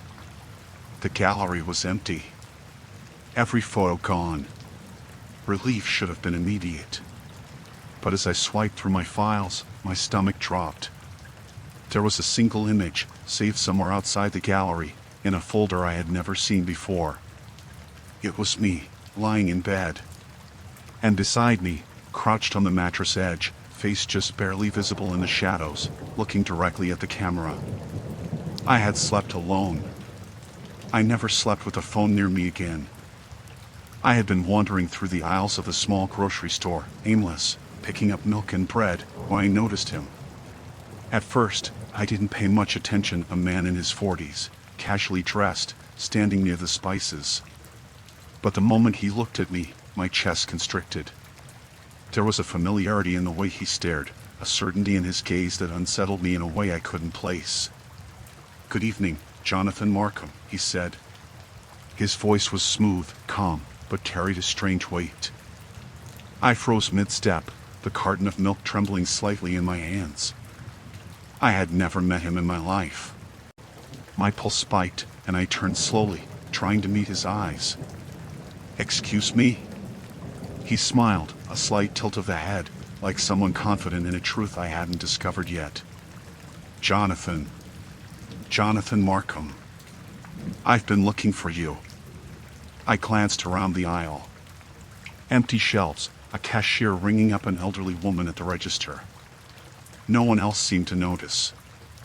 I told myself it was a prank. A coincidence. Maybe some Apple loyalty card system that had announced my name aloud somehow. My rational mind grasped at anything. I think you've got the wrong person," I stammered. My voice sounded too loud, too frantic in the quiet of the store. He took a slow step closer, deliberately casual, eyes fixed on mine. "No mistake. Jonathan Markham. You don't remember me?" I shook my head, gripping the milk tighter.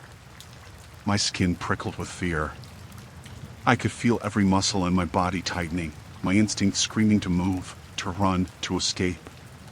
"Maybe not yet," he said, almost soothingly. "But you will. Soon enough." A cold sweat broke over my back. I took another step back, toward the checkout. Look, I don't know who you are. Please, just leave me alone." He chuckled softly. A sound like gravel sliding down a slope. "I can't do that. You see, Jonathan, you've been very visible lately. People notice things about you. Patterns. Routines. and I like to know my subjects personally. I blinked, disoriented. Subjects? Patterns?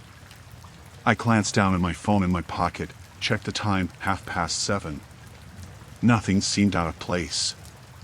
Yet the chill crawling up my spine told me otherwise. My logical mind fought against the creeping panic, but the fear was unmistakable. I turned and walked briskly toward the exit. The man followed, not overtly, but enough that I could sense him just beyond the shelves, matching my pace. My thoughts raced. Security cameras, employees, witnesses, there had to be someone. But the store was oddly empty now, aisles vacant. "Jonathan," he said again, catching up to me near the front. His voice was closer now, soft, deliberate. "You'll remember me. You always remember eventually." I reached the door, yanking it open. The night air hit my face, cold and damp, but it didn't shake him. He stepped outside, stopped on the sidewalk, and waited. I hesitated, looking at him. Every rational explanation shattered. No one should have known my full name. No one should have recognized me in a city where I was just another face. I turned and ran, weaving through cars, shouting for help, but the streets were empty, dimly lit, silent except for my own ragged breathing. My apartment was only a few blocks away. I cursed myself for not being more cautious, for ever thinking this was normal. When I finally reached home, I slammed the door, locked it, and checked every window. My phone sat on the counter, vibrating. A message notification, unknown number. Hesitating, I opened it. Just 2 words, "See you." I called the police. They took a report but had no leads. No one had reported seeing a stranger follow me. No security footage showed him entering or leaving the store. They suggested it could be a prank call, someone looking for attention. My mind struggled to cling to that explanation.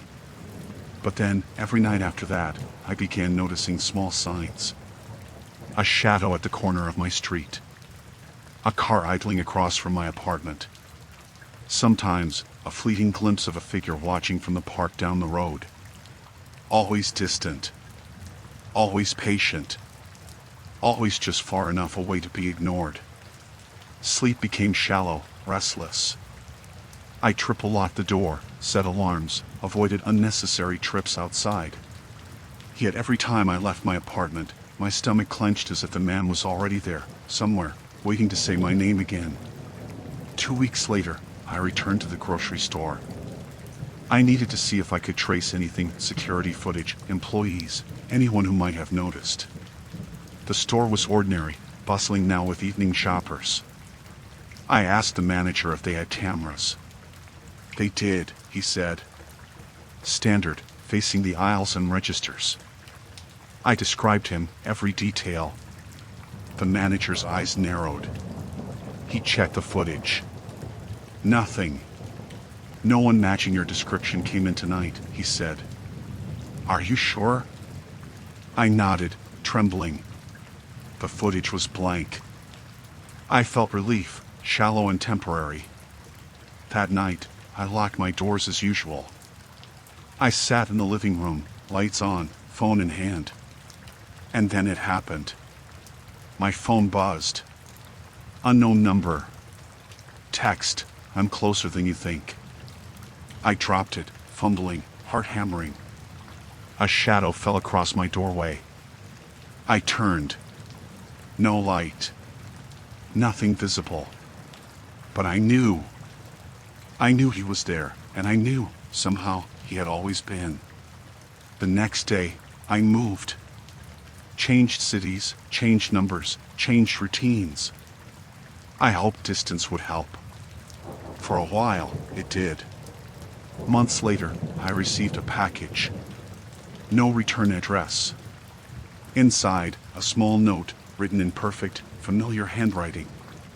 "Jonathan Markham. Remember me?" I burned it immediately. But even as the flames consumed the paper, I felt his presence, patient and inevitable, like a shadow stretching just beyond sight. And I knew wherever I went, He would always know my name. I woke up to the smell of cold linen and something else, metallic, sharp, like iron. My head throbbed, heavy and stubborn. The room was dark, darker than it should have been at 7 in the morning. My eyes adjusted slowly, and that's when I realized something was wrong. I couldn't move my arms. My wrists were bound, pulled toward the corners of the bed with rough fabric straps. Panic clawed up my throat, making me gag. I tried to scream, but my mouth dry, my voice was a croak. My legs, too, felt anchored, pressed against something solid beneath the sheets. The room felt empty. Too empty. I scanned it blindly, heart hammering, and immediately noticed the absence of familiar chaos. My desk, normally cluttered with pens, notebooks, my laptop, was bare. My dresser drawers yawned empty. Even the nightstand beside the bed, where I always left my phone, wallet, and glasses, had been stripped clean. My pulse raced. My mind scrambled for an explanation. Sleepwalking? A dream? No, I wasn't asleep. I could feel the coarse fabric biting into my wrists. Someone had done this. Someone had been in my apartment while I slept.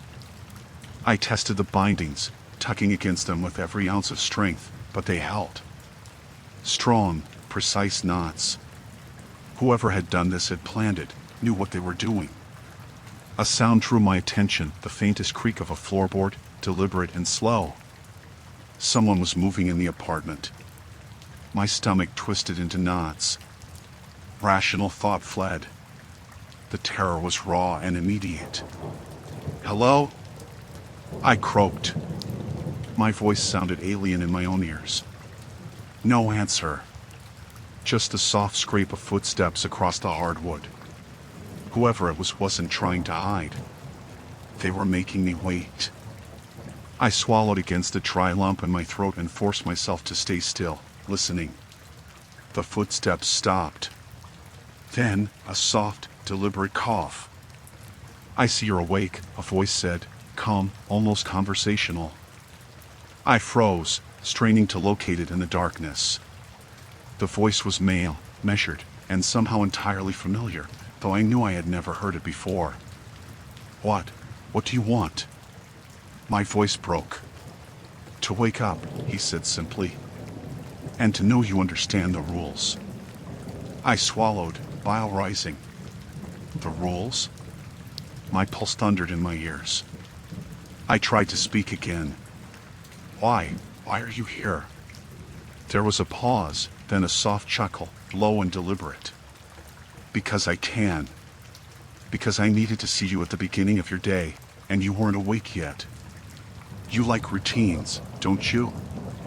I realized then that I hadn't noticed the sound of my alarm.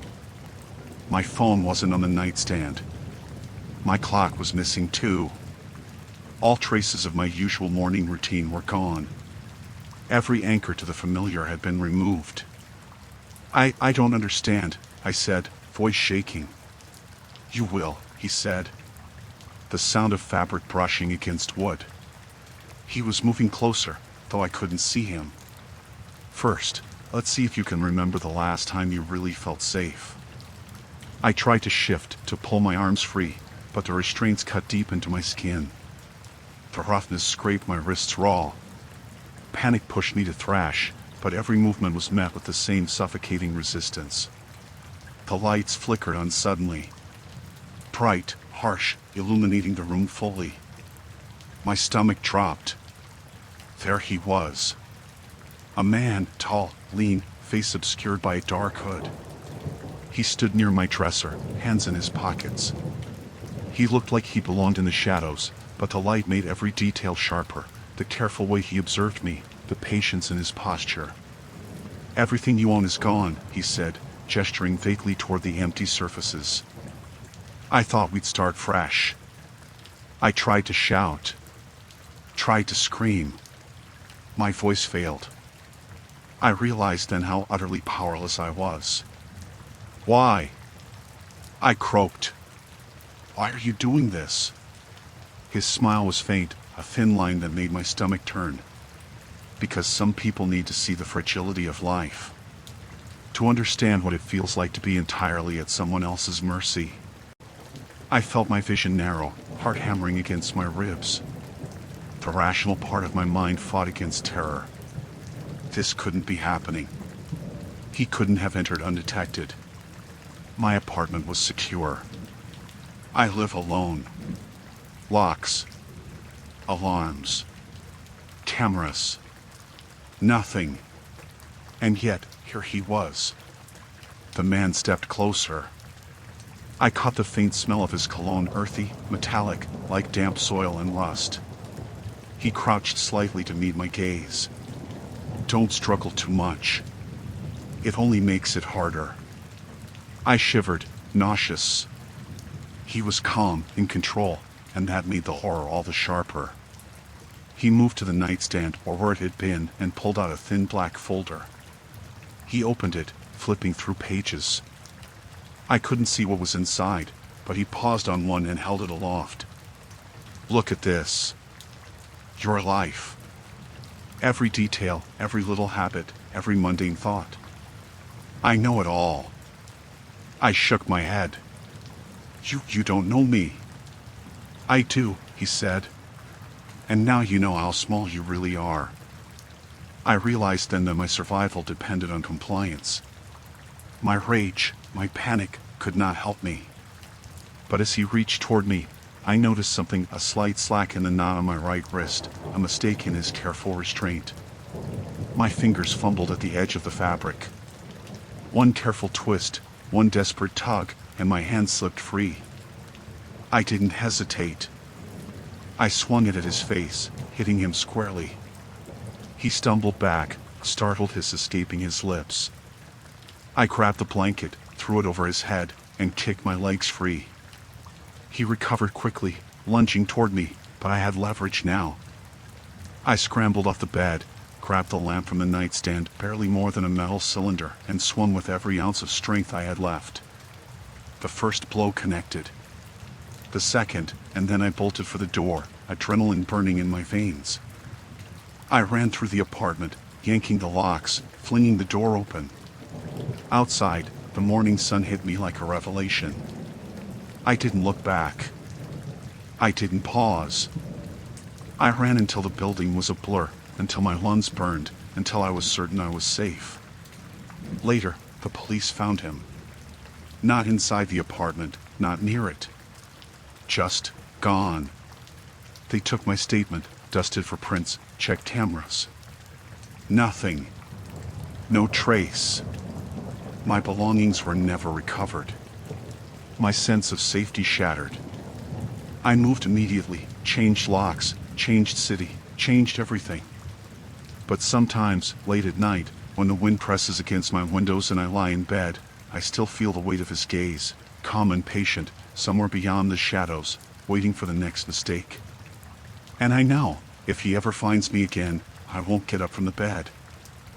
I had always enjoyed the quiet of my small apartment complex. 2 flights up, nestled between the dry cleaners and a tiny cafe, my unit felt private, secure. I liked to leave the windows cracked for the evening breeze, the faint smell of coffee from the cafe drifting in.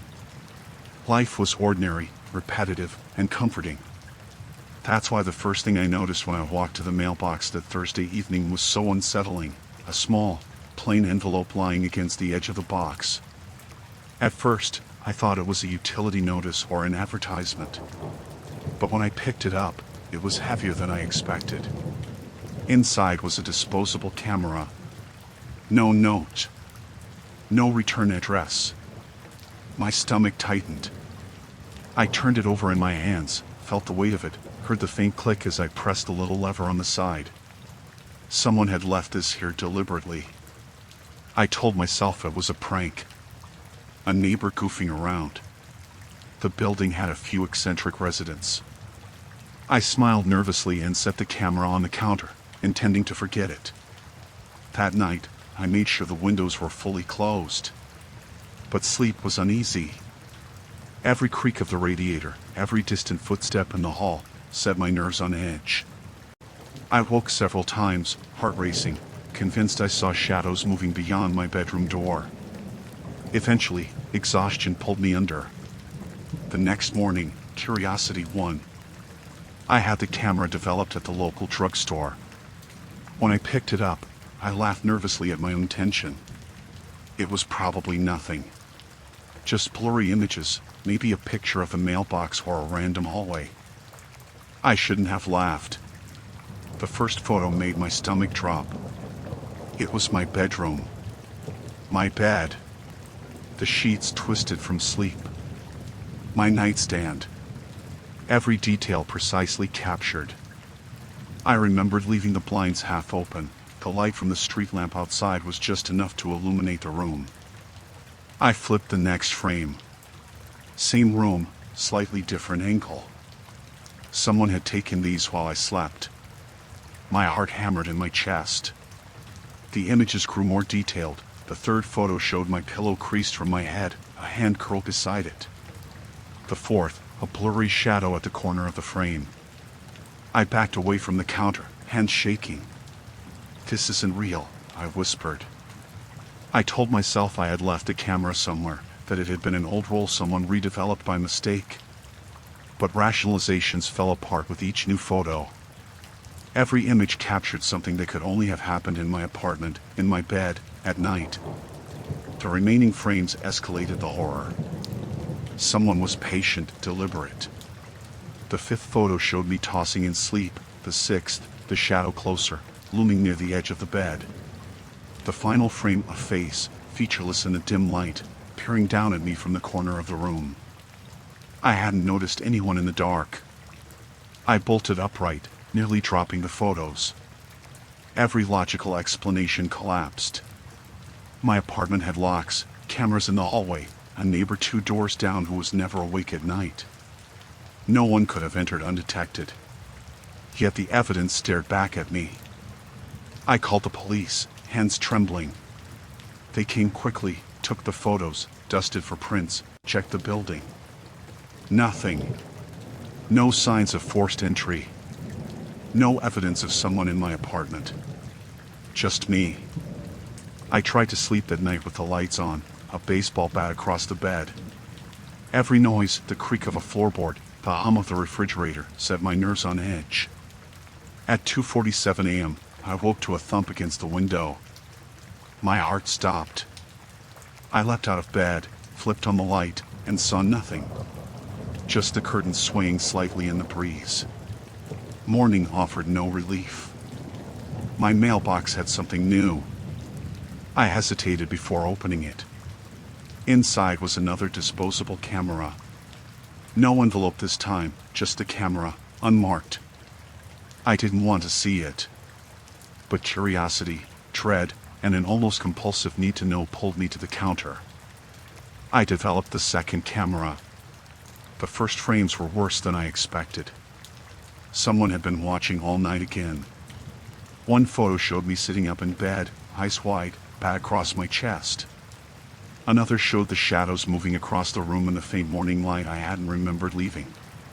The last few frames made my hands shake so badly I dropped them, images of the bathroom mirror, reflecting my sleeping form, and, in the reflection, the same faceless shadow, closer than before. I realized then that the first camera had been only a warning. This was a pattern. Someone was documenting my life while I slept, tracking my every movement, waiting for the night. I moved immediately, leaving the apartment, taking only what I could carry. I stayed in a friend's spare room, but the sense of being watched never left. Every mail delivery, every knock at the door, made my stomach lurch. Weeks later, I returned briefly, gathering essentials. The mailbox was empty.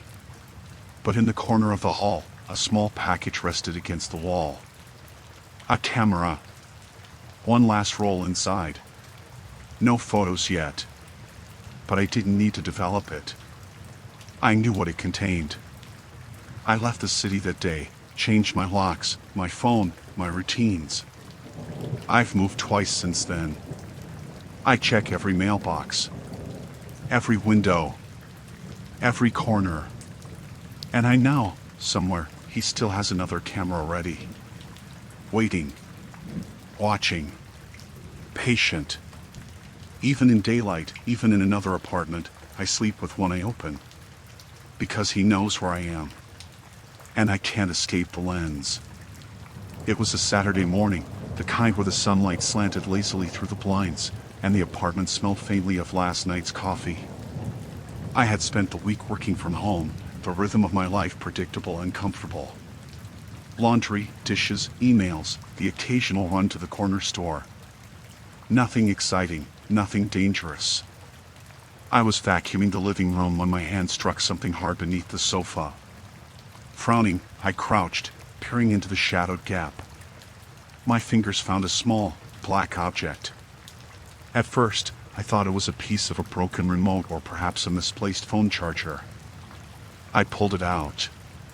It was a tiny recording device, no bigger than a matchbox. Smooth, black, and still faintly warm. My stomach tightened. Warm. Someone had used it here. Recently.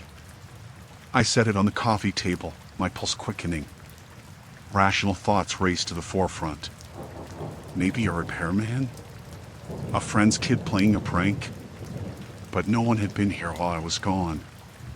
I lived alone. Always alone. I crouched back down, checking the floor. The apartment looked normal. No sign of forced entry. No missing items, nothing disturbed, except the couch, which I rarely moved. My heart beat faster as unease gnawed at me. I pressed the small button on the device. A faint red light flickered, and I realized it wasn't recording now, but it had been.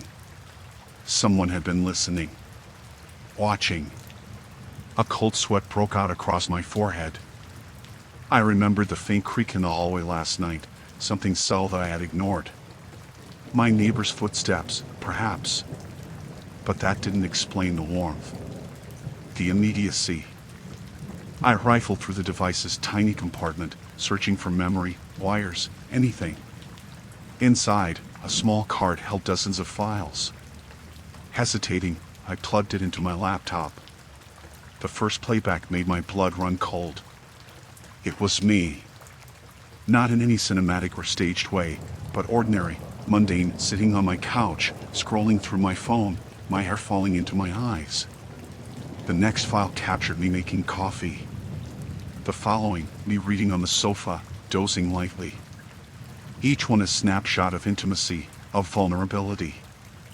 I leaned back in disbelief, hands shaking. No one had keys. No one had been here. And yet, someone had been here, watching, recording, capturing every private moment. I tried to convince myself it was a glitch. Old files? Misplaced recordings?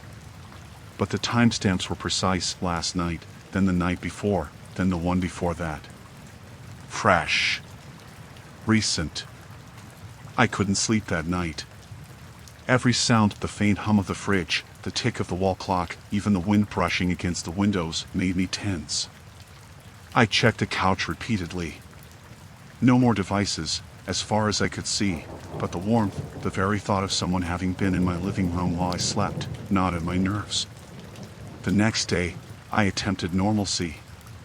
Groceries, a walk around the block, coffee from the cafe downstairs. But everywhere I went, the paranoia followed. At the counter, I imagined the cashier watching me more closely than needed. On the sidewalk, shadows stretched too long, too still. My apartment, once a sanctuary, now felt like a cage with invisible bars. By the third day, I decided to confront reality. I had to know if it was ongoing, if someone was still watching. I bought a small Wi-Fi-enabled camera and installed it in the corner of my living room, discreetly tucked among books on the shelf. Night vision, motion detection, continuous recording. I went to bed early, lights dim, eyes wide open beneath the blankets. At 2 a.m, I heard it. A faint click, almost imperceptible. My pulse slammed against my ribs. I waited. Nothing. Another click, followed by the softest scuff of a foot against the hardwood floor. I held my breath, heart hammering. The footage the next morning revealed every terrifying detail. A man, slight and unremarkable, had entered through my window, careful, methodical. He crouched by the couch, manipulating something small and black. The infrared camera captured his hands, sliding a device beneath the cushions. My chest tightened. He had been inside again, and I hadn't hurt him. I called the police. They took fingerprints, dusted for evidence, and canvassed the area. No prints matched, no witnesses came forward. It was as if he hadn't existed. I tried to sleep in the apartment that night. I tried to convince myself it was over. But the moment I closed my eyes, I imagined the device, tiny and silent, recording every breath, every movement, every private, vulnerable moment. I left the apartment the next day. Permanently.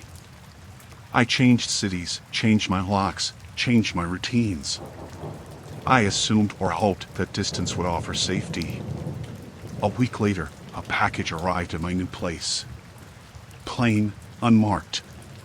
Inside, a disposable camera, lens facing up, clicking softly. I held it in my trembling hands, the memory of warmth from beneath my old sofa flooding back. I threw it into the street. Stomped it under my shoes until nothing remained. But even now, years later, whenever I sit on a couch, I check beneath the cushions. Every shadow feels like movement. Every silence feels like waiting. Because I know he could have been anywhere. And he could still be watching. It was just past 9 when I heard my daughter giggling from her bedroom. The sound should have been comforting, a reminder that she was tucked in safely, playing with her dolls or whispering secrets to her stuffed animals. But there was something off, an unusual lilting quality in her voice, like she was talking to someone I couldn't see. "Emma?" I called, stepping into the hallway. Her small bedroom door was half open. "I'm fine, Daddy," she chirped. "We're playing." I smiled, shaking my head. She had a vivid imagination, always inventing friends, imaginary pets, fantastical games. Nothing to worry about. I left her to her play and returned to the kitchen to clean up the dinner dishes, the sound of water and clinking silverware filling the quiet apartment. Later that night, as I passed her room to check the monitor, I noticed her window slightly ajar. I frowned. We had locked all the windows before bedtime. I approached, peering through the blinds. The neighborhood was dark and quiet. Nothing moved. Perhaps she had opened it herself to listen to the wind or the night air. I closed it firmly and returned to bed, telling myself it was nothing. It wasn't until the next morning that the real unease began. Emma was unusually quiet at breakfast, poking at her cereal. "Something wrong, sweetie?" I asked. She looked up at me, eyes wide, earnest. "Daddy, my friend came again last night." I froze, my fork midway to my mouth. "Your friend?" I asked, trying to keep my tone light. "You mean, like your imaginary friend?" "No," she said firmly. "He's real. He comes through my window. He waits for me." A shiver ran down my spine. "Through your window? What does he look like?" She shrugged. "I don't know. He's tall and quiet, but he talks to me. We play games." I forced a laugh, trying to dismiss the chill creeping through my chest. "Emma, you know you have to stay in bed. And no one comes in through the window. You're safe, okay?" She nodded, but her eyes didn't sparkle with mischief. They were serious. Too serious. That night, I double-checked all the locks and the childproof latches. Every window secured. Emma slept under the covers, clutching her stuffed rabbit. I lay awake, heart pounding, imagining a shadowy figure pressing against the glass, waiting. My mind raced for rational explanations, a neighbor's kid pranking her, a dream, a vivid imagination, but the feeling of being watched lingered long after I turned off the lights. Over the next few nights, Emma insisted her friend returned. Always at the same time, always at the window. I tried to rationalize, staying awake in the dark living room, watching the apartment from behind curtains. Nothing. No one. Just the faint rustle of trees in the night wind. One night, sleep-deprived and anxious, I heard it, a soft thump, almost inaudible, against the glass of Emma's window. My heart leapt. I tiptoed down the hall, trying to calm my breathing. "Emma?" I whispered. "Daddy." Her voice trembled. "He's here. He's waiting." I flicked on the bedside lamp. Nothing. Just the pale moonlight glinting off the glass. I pulled her close, checking the locks again, scanning the outside. Empty street. Empty yard. But when I turned back, she was pointing toward the corner of the room, toward the shadows where the wall met the ceiling. "I see him, Daddy. He's tall. He's watching." My throat went dry. Rational explanations fled. Rationality couldn't account for the creeping, unnatural feeling of eyes in the darkness, focused solely on her. I called the police. They checked the perimeter, canvassed the neighborhood. No one reported suspicious activity. No signs of forced entry. No prints. Nothing. And yet, I couldn't shake the sense of dread that had settled over the apartment, like a weight pressing against my chest.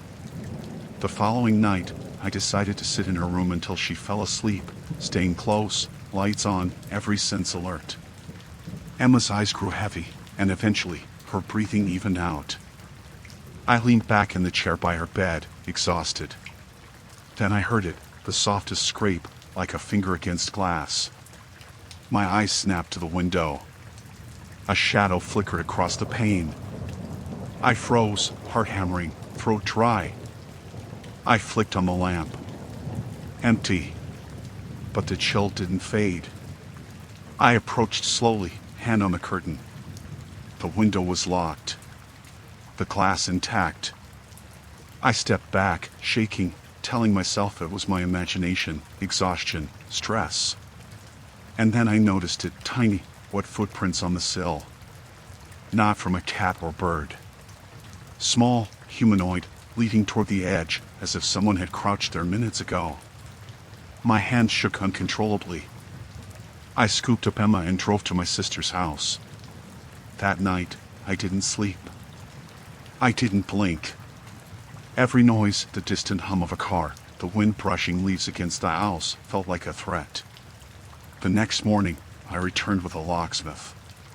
Every window reinforced, deadbolts installed, alarms set. We even installed cameras aimed at her bedroom. I told myself it would be enough. I had to believe it would be. For 2 nights, nothing. Peaceful. Relief. Maybe it had been a strange fluke, a trick of shadows. But on the 3rd night, I checked the footage. My stomach dropped. There, clearly visible under the moonlight, a figure crouched outside Emma's bedroom window. Tall, thin, featureless in the shadows, its gaze fixed on her. And then it raised a hand, just a flicker, barely there, and pointed. Toward the bed. I deleted the footage, destroyed the camera. Moved every piece of furniture in the room. Changed locks, reinforced alarms, installed sensors everywhere. I held her every night, never leaving her side. And yet, when she wakes in the middle of the night and whispers, "He's here," I know. I know that somewhere, just beyond the glass, he waits. Patient, silent, watching, and no amount of locks or lights will keep him away forever. Because some visitors don't knock. I had just finished my morning coffee when there was a knock at the door. It was early, too early for anyone I knew, and the sound had an urgent rhythm, deliberate but not harsh. I opened the door a crack. A man in a navy uniform stood there, clipboard in hand. His cap shadowed his face, but I could see the faint crease of a smile, practiced, polite. "Good morning," he said, voice low but friendly. "I'm from the utility company." We're doing inspections in the building today. May I come in and check your meter? I hesitated. I always like to be cautious, but something about his manner seemed routine, official. Ah, sure, I guess. Thank you, he said, stepping inside before I could change my mind. His shoes were clean, almost too clean, and the uniform looked brand new, almost pristine. I shrugged off the unease, assuming it was just my imagination. He moved with quiet efficiency, glancing at the meter in the corner of the kitchen. I lingered near the counter, trying to make small talk. So, inspections all day? I asked, trying to break the awkwardness. Yes, ma'am, he said, clipboard in hand. He scribbled something down. We like to keep everything up to date, ensure safety and accuracy. I nodded, but I noticed the air in the apartment felt heavier than usual.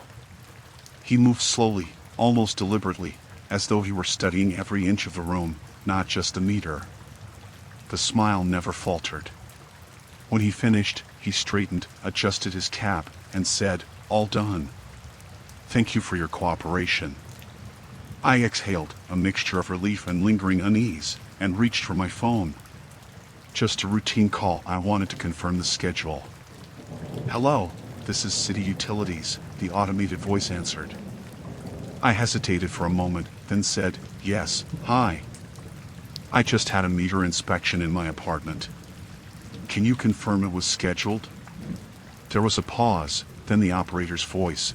"I'm sorry, ma'am, but we don't have anyone scheduled for your address today. No inspections, no employees in your building." My hand shook as I hung up. I looked around the apartment. Empty. No one. I swallowed hard. He had left. Or had he? I checked the locks, the doors, the windows. Everything was intact. Nothing missing, or so it seemed. My pulse was racing. The rational part of my mind wanted to dismiss it. Maybe a new contractor? A neighbor's son playing a prank? But the way he moved, the way he had smiled, it wasn't a joke. I told myself to calm down, tried to resume my morning. But every noise, the hum of the refrigerator, the tick of the wall clock, felt amplified. Every shadow seemed to shift when I wasn't looking. Later, when I sat down to work, I noticed something odd. A small scratch on the floor near the meter. Not deep, but recent. My skin prickled. And then I saw it, a faint smudge on the counter, like someone had leaned there, careful not to leave fingerprints, or perhaps just clever enough to avoid them. That night, I couldn't sleep. Every creak, every sigh of the building felt intentional, deliberate, as though the apartment itself had been rearranged in subtle ways to remind me someone had been there. I checked the locks repeatedly. Each time, they were secure. Yet the unease gnawed at me relentlessly. The next morning, I found something new. A small slip of paper tucked under the kitchen door, handwritten. "Thank you for letting me in. You were very helpful." My stomach dropped. The handwriting was neat, meticulous, almost professional. But my name wasn't on it. No signature. Just a calm acknowledgement that he had been here. I called the utility company again. Same result. No scheduled inspections, no employees. Nothing. Over the next few days, I became obsessed with security. Cameras installed, locks reinforced, motion sensors everywhere. I checked every corner, every shadow. Every night, I double-checked the doors, every creak making me flinch. And yet, it continued. Small signs. A footprint in the bathroom tile I hadn't seen before. A pen shifted on the counter. A faint, lingering smell of cologne I didn't recognize. One evening, I returned home to find the front door unlocked. I was certain I had locked it. My chest seized. I entered cautiously, ready to flee. The apartment appeared normal. Empty. But then I heard a faint rustle in the kitchen. I raised my phone like a weapon. "Who's there?" I shouted. No answer. Just silence. I crept closer, breath shallow. And then, in the corner of the kitchen, near the pantry, I saw a shadow move. Swift, deliberate. And for a fraction of a second, I glimpsed him, tall, uniformed, clipboard still in hand. His face was calm, expressionless. Before I could react, he disappeared, slipping behind the door frame like he had never been there at all. I called the police immediately. They came, searched, found nothing. No prints, no evidence, no clue of how someone could vanish from a locked apartment. I moved out the next day. Never returned. New city, new apartment, new locks.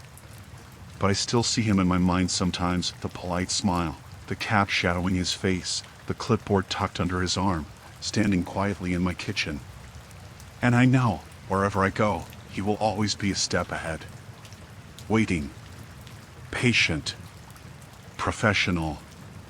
Because some visitors don't need a reason. They just enter. I left work late, the fluorescent lights flickering in the empty parking garage as I trudged toward my car. The day had been long: emails, meetings, deadlines, but I was looking forward to going home, making some instant noodles, and collapsing onto the couch. I unlocked the door, sliding into the driver's seat, and immediately noticed a damp, musty smell. At first, I thought it was just spilled water or condensation from a forgotten bottle. But when I glanced down, my stomach sank. The back seat floor mat was soaked. Dark, glistening patches on the fabric, like someone had poured water there recently. My hands trembled slightly as I ran a finger over the wet surface. It was cold, sticky even, and not quite water. I racked my brain. I hadn't been drinking anything in the car all day. I hadn't given anyone a ride. It hadn't rained in weeks. My pulse quickened. Shaking my head, I muttered, "Okay, maybe a leak." I bent down, checking the doors, the windows, the trunk. Everything seemed sealed, dry. I touched the ceiling. Dry. The upholstery smelled faintly metallic. Blood? I recoiled. No! That had to be insane. I started the car, hoping the warmth might dry the mat or at least calm me down. I told myself I was overreacting. Maybe it was left over from the last time I'd parked near the maintenance sink in the garage. Maybe it was nothing. The drive home was tense. Every red light felt like a trap. Every passing shadow in the rearview mirror made me jerk the steering wheel slightly. I kept glancing at the back seat, half expecting to see something. When I pulled into my driveway, I left the engine running, hands gripping the wheel. I told myself I was imagining things. Rational explanations. That's all it was. But then I noticed something else, small droplets, not just on the mat, but scattered across the back seat itself. As if someone had walked on it, leaving wet footprints. I froze. My hands shook so badly I couldn't grip the steering wheel properly. My pulse hammered in my ears. I told myself it was impossible. Nobody had keys. Nobody had entered my car. Slowly, I opened the passenger side door. The smell hit me again, stronger this time. Metallic, coppery. My eyes darted to the mat. The wetness had spread, pooling along the edges, forming irregular shapes, like someone had knelt there. I swallowed hard. I stepped out, circling the car. Nothing. No signs of forced entry. No footprints leading away. The garage was empty. Quiet. My rational mind scrambled. Maybe rodents? A pipe leak? My apartment maintenance team had a key. Maybe they had to access something in the garage. But then I noticed it, a single set of tiny scratches on the back passenger door handle. Not deep, but deliberate. Someone had tried to open it from the outside. My chest tightened. I climbed back into the car, fumbling for my phone. My hand shook so violently I almost dropped it. I debated calling the police, but what would I say? Someone left wet marks in my car. I would sound insane. I drove home slowly, every sound echoing in the car, every shadow in the rearview mirror making me flinch. At home, I parked in the garage, locked the door behind me, and slowly walked to the front door. I could feel my own heartbeat in my ears, loud, unrelenting. That night, I couldn't sleep. Every creak of the apartment, every sigh of the heater, made me jump. I kept imagining someone sitting in my back seat while I slept, watching, waiting. I told myself it was paranoia. Exhaustion. The next day, I returned to the car to inspect it further. The mat was dry now, but the outline of what remained visible, almost like a stain burned into the fabric. I knelt down to examine it. That's when I noticed something small, tucked into the corner of the mat, a crumpled piece of paper. Hands trembling, I unfolded it. Written in careful, deliberate handwriting were two words. Nice car. My stomach turned. The handwriting wasn't familiar. It wasn't childish. It was deliberate, measured. Like someone had been observing me. I called the police this time. They came, dusted for prints, checked the doors and windows. Nothing. No fingerprints, no footprints, no sign of forced entry. But the sense of being watched didn't leave me. That night, I parked my car in a different lot, lights on, locked doors triple-checked. But as I slept, I kept hearing faint creaks outside. Sometimes, the sound of footsteps scraping across asphalt. Sometimes, the metallic scent in the air, almost like the back seat mat had been here, in my apartment, waiting for me. I left the city the next morning. Sold the car. Changed apartments. Changed routines. But the fear never fully went away. Every car I pass makes me glance at the back seat. Every dark parking garage makes my pulse spike. And sometimes, in quiet moments, I swear I can feel the weight of someone kneeling behind me, right where the wet mat had been. Waiting. Watching. Patient. Because someone had been there. And I had never seen him. I had always liked walking at night. The streets near my apartment were quiet after 11. Occasional streetlights flickered against cracked sidewalks, and the soft hiss of passing cars was the only interruption to the night's silence. Walking cleared my head, helped me think. I had no close friends nearby, no one waiting for me, just me and the night air, my own thoughts echoing off empty streets. It began subtly. At first, it was small things, the feeling of eyes on my back as I walked past my neighbor's apartment window, or a fleeting shadow at the corner of my vision. I'd pause, glance over my shoulder, and see nothing. Just my imagination, I told myself. That's all it was. But then, I started noticing patterns. Sometimes, when I returned from my walks, I would find my apartment door slightly ajar, never wide enough to trigger suspicion, just enough to make me hesitate, heart skipping. At first, I blamed my own absent-mindedness. Maybe I'd left it unlocked. But the unease grew. One rainy Thursday, I was trudging back from my usual route when I heard the familiar creak of my neighbor's door opening behind me. I stopped, pulling my hood over my head, and glanced back. Mr. Carroll, the man from 3B, was standing in the doorway, holding a small notebook close to his chest. He smiled, unnervingly, and waved. "Evening, Lena," he said. His voice was too soft, deliberate, calm. Too casual. I mumbled something in return and hurried inside. My hand shook as I locked the door. That night, sleep came only in fitful, shallow bursts. I tried to rationalize it. Mr. Carroll was an old man, retired, probably bored. Maybe he kept notes about the neighborhood. I forced myself to accept that explanation. But then the scratches began. I first saw them when I was tidying my apartment. On the edge of the hallway table, A piece of paper had been slid between the magazines I'd left there. I hadn't touched it. The page was from a small, spiral-bound notebook, inked in neat, looping handwriting. Left apartment 11:12 p.m. Wind from east. Rain falling. Gray hoodie. Shoes splashed in puddle. I froze. The description was too exact. It was me. My walk. Every detail of my route, my timing. My stomach twisted. For the next week, every night became an exercise in paranoia. I changed my route, doubled back, timed my departures differently. But each morning, the paper appeared, sometimes slipped under my door, sometimes on my kitchen counter. Every note chronicled my movements with unerring precision. The handwriting never changed, the observations growing more detailed, my pace, my mood, the way I clutched my bag. Once, it even noted, stops to tie shoe hurriedly, nervous glance behind. I couldn't ignore it any longer. I confronted him.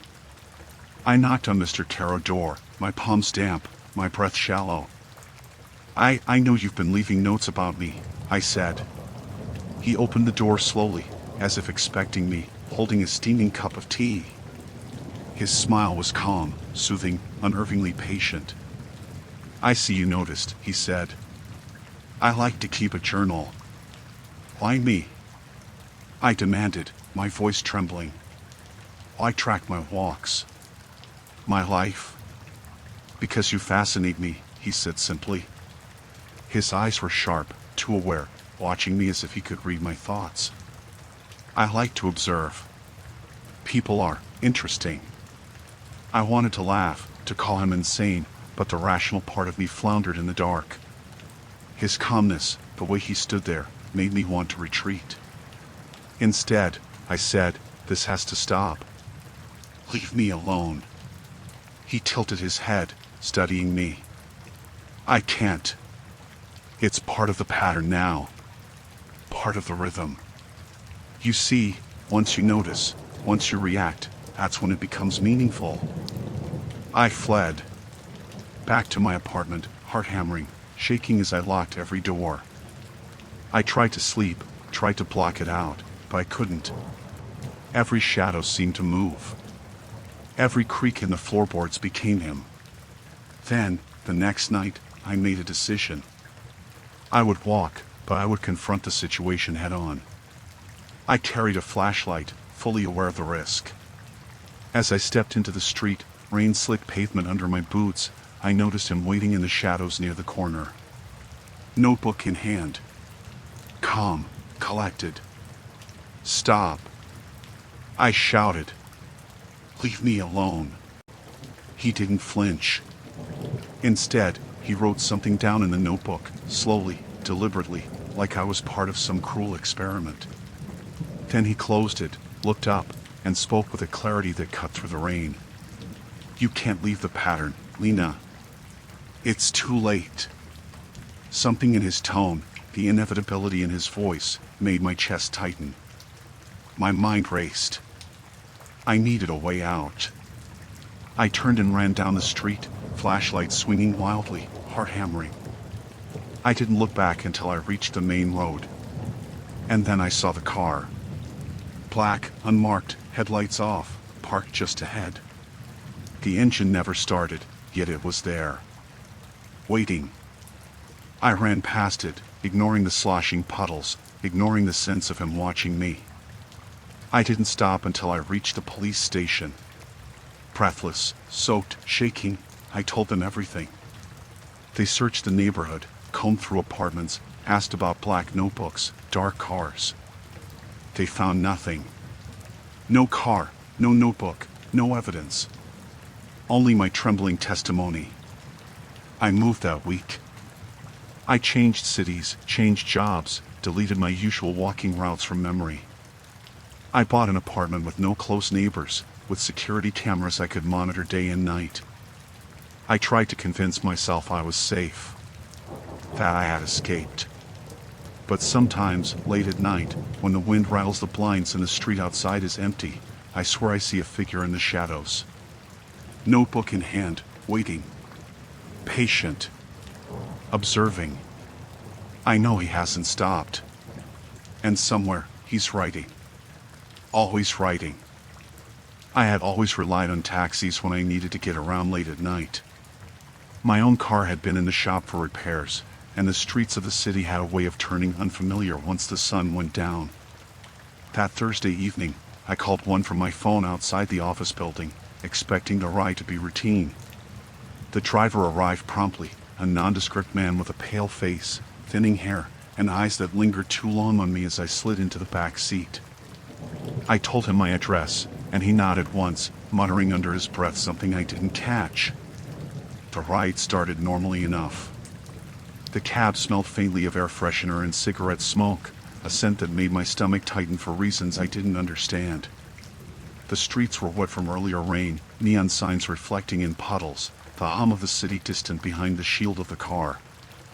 I leaned back, tired, scrolling through my phone, occasionally glancing up to watch the rain smear the city lights. Then, after 20 minutes, I realized something was wrong. We weren't on the usual route. We'd taken several turns I didn't recognize. "Are you sure this is the right address?" I asked, trying to keep my voice light.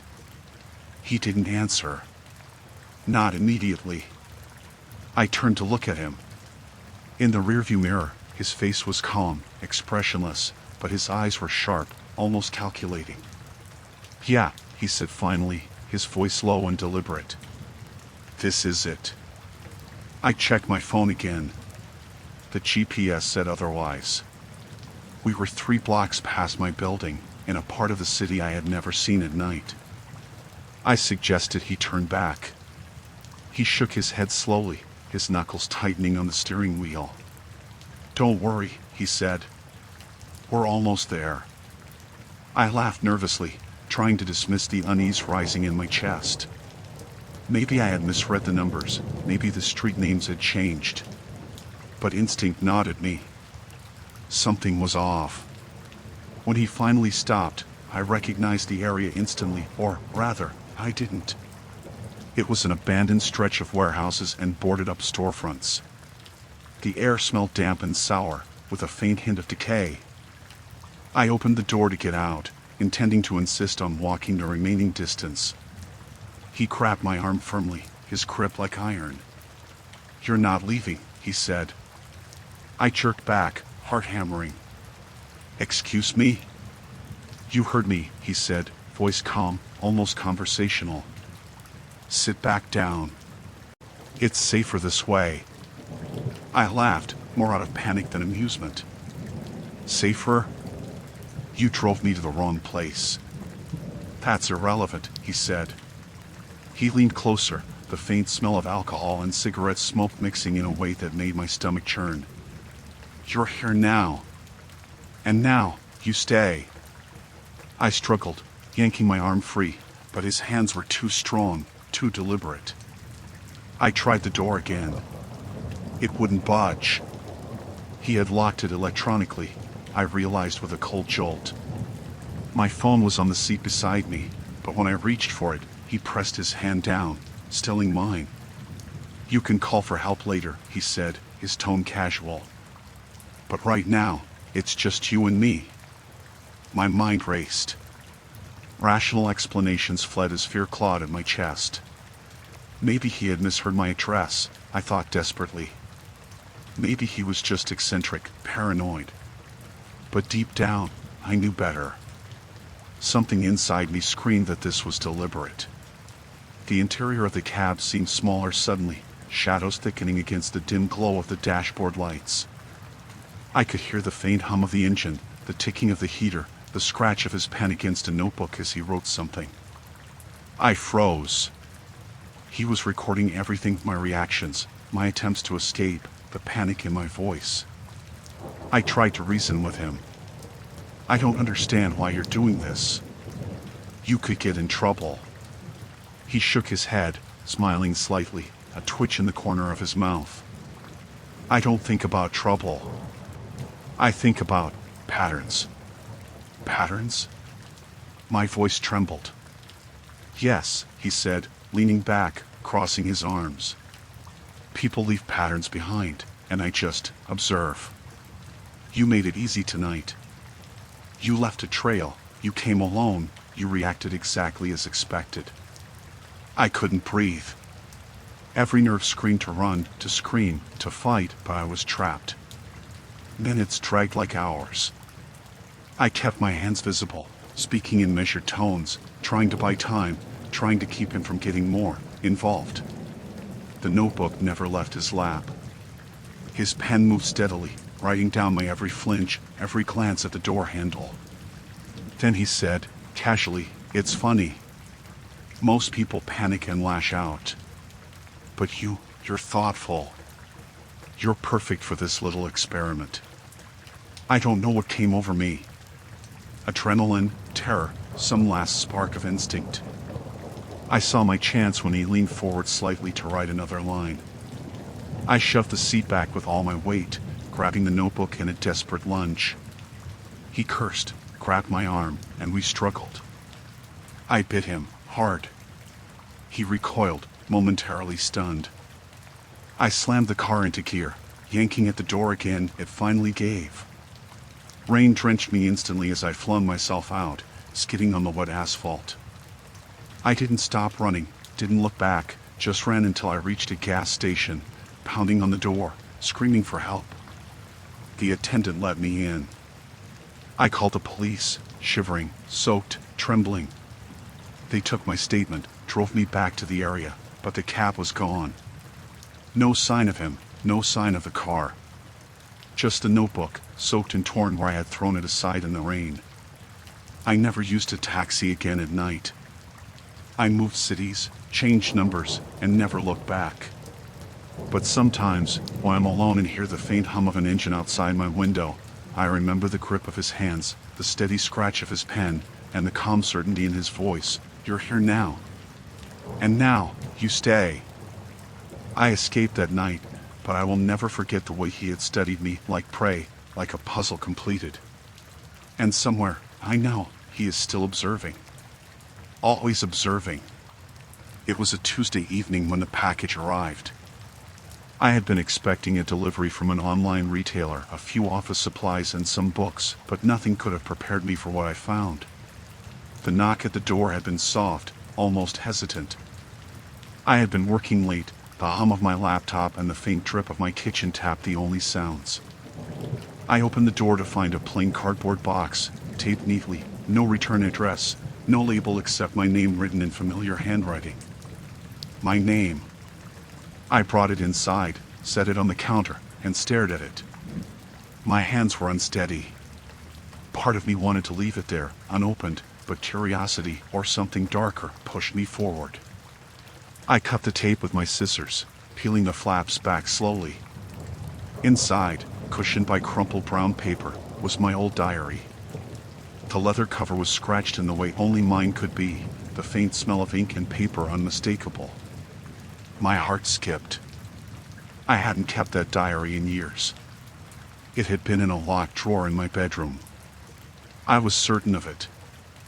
I had never shared it, never left it unattended. I picked it up, fingers trembling, flipping through the pages.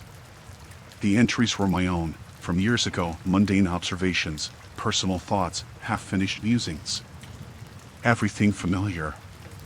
But then I noticed something that made my blood run cold. There were new entries, written in my handwriting, describing things from today. Things only I would know. She's alone in the apartment, working late. The kitchen light hums. She notices the package. Her hands shake. I froze, a knot tightening in my stomach. I hadn't written that. I hadn't even seen the diary in years, let alone today. My apartment felt suddenly smaller, the air heavier. I checked the windows, the locks, everything was normal. Nothing out of place. Rationally, I told myself someone had broken in, copied my handwriting, and returned it. But that explanation felt hollow. Too deliberate. Too intimate. I set the diary down and called my best friend. "Look, I know this sounds insane," I said, trying to keep my voice steady, but my old diary, it's back. And there are entries in it from today. Someone's in my apartment. Maybe it's a prank, my friend said. Are you sure you didn't leave it out? I know. I locked it away. Always. My voice shook. The line went silent for a moment. Listen, maybe just stay calm, she said finally. Lock your doors. Don't touch anything else. I hung up and did as she said. I checked the locks again, pulled the curtains tight, double-checked the door. Nothing. And yet, I couldn't shake the feeling of being watched. Hours passed. I tried to work, tried to convince myself it was just a coincidence. But every noise, the hum of the fridge, the soft creak of the floorboards, the distant rumble of traffic made my heart leap. I kept glancing at the diary on the counter. Every time I did, it felt different. Alive. Around midnight, I heard it, a faint scratching, coming from the living room. Not the floor, not the walls, but something subtle, deliberate, like a pen across paper. My blood ran cold. I wasn't imagining it. I grabbed a flashlight and edged toward the living room. The diary was open on the counter, pages fluttering as if caught in a gentle breeze. But there was no breeze. Then I saw it. A new entry had appeared. The handwriting was mine. She moves toward the living room. Heart pounding. Fear tangible. She doesn't see me. I stumbled back, flashlight shaking. My rational mind screamed, impossible, impossible, but my eyes betrayed me. There were no cameras, no signs of entry, and yet the diary wrote itself. I ran to the bedroom, slammed the door, locked it, and grabbed my phone. I tried calling the police, but the line was dead. Not just the phone, my internet, my landline, all silent. The apartment felt suffocating, the shadows in the corners longer, darker.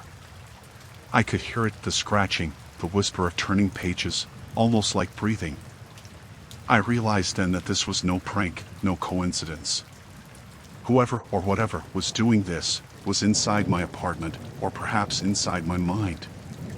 My diary had always been a private space, a reflection of myself. Now it was a window, and someone or something was watching through it. I knew I couldn't stay. I grabbed my coat, the flashlight, and the diary, and tried the front door. It wouldn't open. I pulled, shoved, rattled the handle.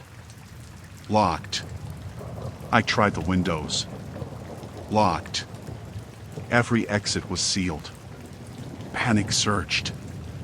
I ran to the living room, banging on the walls, screaming, my voice swallowed by the oppressive silence. And then I saw it in the flashlight beam, my own reflection, standing in the hallway. But it wasn't me. The eyes were darker, older, patient. The smile was not mine. Behind it, the diary floated, pages flipping rapidly, stopping on a new entry. She sees me now. She understands too late. She's part of it. Forever. I screamed. Tried to run. The reflection moved with me, impossible, fluid, always just a step behind. The apartment's shadows thickened, pressing in. I felt myself dragged backward, falling into darkness. The last thing I remembered was the scratch of pen on paper, writing my own final words as they appeared on the page. The next morning, the courier found the apartment empty. The door locked from the inside. On the kitchen counter, the diary lay open, blank pages slowly turning in the breeze from the cracked window. My name was written on the cover. No other trace remained. It started innocently enough, the sort of thing I could have easily brushed off. I had a habit of taking photos throughout my day. My phone was cluttered with snapshots of coffee cups, street corners, colleagues laughing at their desks. Nothing extraordinary. But one evening, as I scrolled through the pictures I'd taken that day, I noticed him. At first, I thought it was a trick of the light. A stranger passing by in the background, captured in a random moment. But when I zoomed in, the same man appeared again, this time sitting on a bench in the park I had photographed during lunch. He was tall, thin, wearing a dark coat and a fedora that shadowed his face. His features were indistinct, but there was a familiarity in the way he stood, rigid and alert. I shrugged. Coincidence. There are plenty of people in the city. I scrolled further. By dinner, I had taken a photo of my meal, a poorly plated pasta from the small Italian place near my apartment. In the blurred background, just beyond the table where the waiter carried a tray of drinks, he stood again. Same posture, same hat. I froze. I flipped back through every photo I had taken that day. Morning coffee, the train platform, a street corner I passed twice, he was in every single one. Always somewhere in the background, always unnoticed, watching. I felt a cold prickle along my spine, my stomach turning. Rationally, I tried to reason it out. Maybe I had seen him somewhere before and my brain was playing tricks, filling in blanks. Maybe he was just a coincidence. A street performer, a passerby, someone who happened to wander through the frame each time. But the feeling in my gut told me it wasn't coincidence. I stopped taking photos the next day.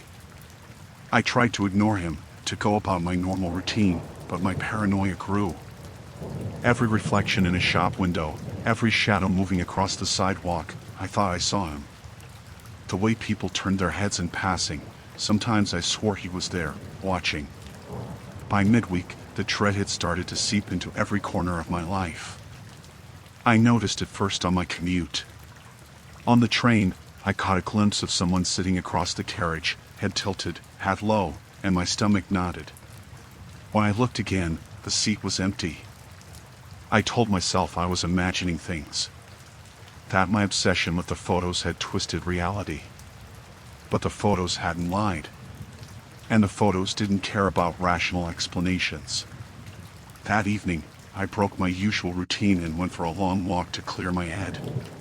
The streets were quiet, lit only by the orange glow of streetlights reflecting off wet asphalt. I kept my phone out, despite myself, checking every angle, every shadow. I saw nothing. For once, the city seemed empty. Relief washed over me, and I allowed myself a shaky smile. Until I turned a corner. There he was, standing under the flickering neon sign of a closed grocery store. Same coat, same hat. He didn't move. Didn't acknowledge me. Just stood there, waiting. I froze. My rational mind screamed to run, to call the police, to do anything, but I couldn't tear my gaze away. I turned and walked briskly, trying to convince myself he wouldn't follow. I ducked into side streets, ran down alleys, my heartbeat hammering in my ears. Every time I looked over my shoulder, I saw him or thought I saw him in every doorway, under every shadow. By the time I reached my apartment, my hands were shaking so badly I could barely unlock the door. I slammed it behind me, double-locked it, and collapsed against it, gasping. I tried to call a friend, anyone, but my phone battery had died. I hadn't even noticed. I sat in the dark for hours, listening. Every distant siren, every car passing, every creak in the building made me flinch. I kept picturing him in every photograph I'd ever taken, imagining him standing just out of frame, patient, waiting. Sleep eventually came, but in fragments. I dreamed of him constantly. Standing at the edge of my bed, just beyond the circle of my dim bedside lamp, never speaking, never moving, just watching. The next morning, I forced myself to take photos again, trying to confront whatever this was. I photographed the living room, the hallway, my kitchen. My hands shook as I scrolled through them. And there he was. On my couch, sitting stiffly, hands on his knees, staring at the camera. My apartment had been empty all night. The doors locked. The windows were latched. And yet, he was there. I realized then that I wasn't imagining it. Rational thought failed me. The dread in my chest, the sick feeling in my gut, all of it confirmed what I had feared. He had been there, somehow, inside my life, inside my home, in every photograph I had taken. Always watching. Always present. I didn't leave my apartment for 3 days. I stopped taking photos. I covered the windows, locked the doors, tried to pretend he didn't exist. But when I woke on the 4th morning, my phone was on the kitchen counter. I hadn't touched it. The first photo on it was new. Me, sitting at the kitchen table. And behind me, in the blurred background, standing in the corner of the room, hat low, coat stiff and perfect, he smiled. I packed a bag immediately, took the subway, drove hours out of the city. I changed my apartment, my routine, my phone number. I tried to convince myself that distance would break the pattern, that I could escape this man who had embedded himself in every photograph, every memory, every corner of my daily life. Weeks later, I dared to look at my old photos again, just to reassure myself. At first, they seemed normal. Ordinary snapshots of coffee cups, streets, friends. And then, on the last photo of the set, taken months ago at my birthday party, I froze. He was there. Standing behind me, smiling. I had never felt uneasy in my own apartment. The small 2-bedroom unit wasn't particularly fancy, but it was mine. I lived alone, though I often hosted friends and family in the guest bedroom, which I kept tidy but largely unused. I liked routine, work, dinner, a little reading before bed. Life had a comforting predictability until the night it shattered. I returned home from an unusually late shift at the office, tired and carrying the faint scent of coffee and paper. My apartment building was quiet, the hallway lights flickering softly above me as I made my way to my door. I fished my keys from my bag, unlocked the door, and stepped inside. At first, nothing seemed wrong. The apartment smelled faintly of my jasmine air freshener. The lights were off, as they always were when I left in the morning. I set my bag on the kitchen counter, removed my coat, and headed toward the living room. And then I saw the door to the guest bedroom, slightly ajar. My stomach sank. I don't know why I hadn't locked it most of the time I left it open. But tonight, something about the angle of the door felt wrong, off. I paused, listening. The softest, barely perceptible breathing reached my ears. I pushed the door open slowly. There, on the bed, a man lay sleeping. He was tall and thin, dressed in casual clothes that looked vaguely familiar but not like anything I owned. The blankets were pulled up to his chest. His face was calm, almost serene. My first instinct was disbelief. I rubbed my eyes, stepped closer, and no, he hadn't moved. He was real. I wanted to scream, but my throat tightened. My rational mind fought for control. Maybe a friend had dropped by, maybe it was some kind of prank. But no one would dare, certainly not without knocking, certainly not while I was gone. "Excuse me," I whispered, my voice barely audible. His eyes snapped open. Dark, alert, unblinking. He didn't smile, didn't apologize, didn't seem startled. He just stared. "You're home early," he said casually, as though he had been expecting me. My heart raced. "Who are you? How did you get in here?" He tilted his head, watching me carefully. "I live here now," he said. His voice was calm, matter-of-fact, and for some reason, that made my skin crawl more than shouting or anger would have. I think you're mistaken. This is my apartment." "No mistake," he said. He swung his legs off the bed and stood slowly. He was taller than me by a head, his movements deliberate and slow. "I just like it here. Feels comfortable." I backed away toward the door. My fingers fumbled for the lock. "I'm calling the police," I said, trying to sound braver than I felt. He laughed softly, a low sound that made my chest tighten. "Do what you want. But you won't leave, not tonight." Panic hit me then, sharp and cold. I scanned the room for anything I could use, keys, a book, a lamp, but he stepped toward me before I could act. There was something about the way he moved, unhurried, confident, that made my mind freeze in a fog of terror. I ran, slamming the door behind me and locking it. The bedroom door shivered as he leaned against it. I could hear his breathing, calm and controlled, through the thin wood.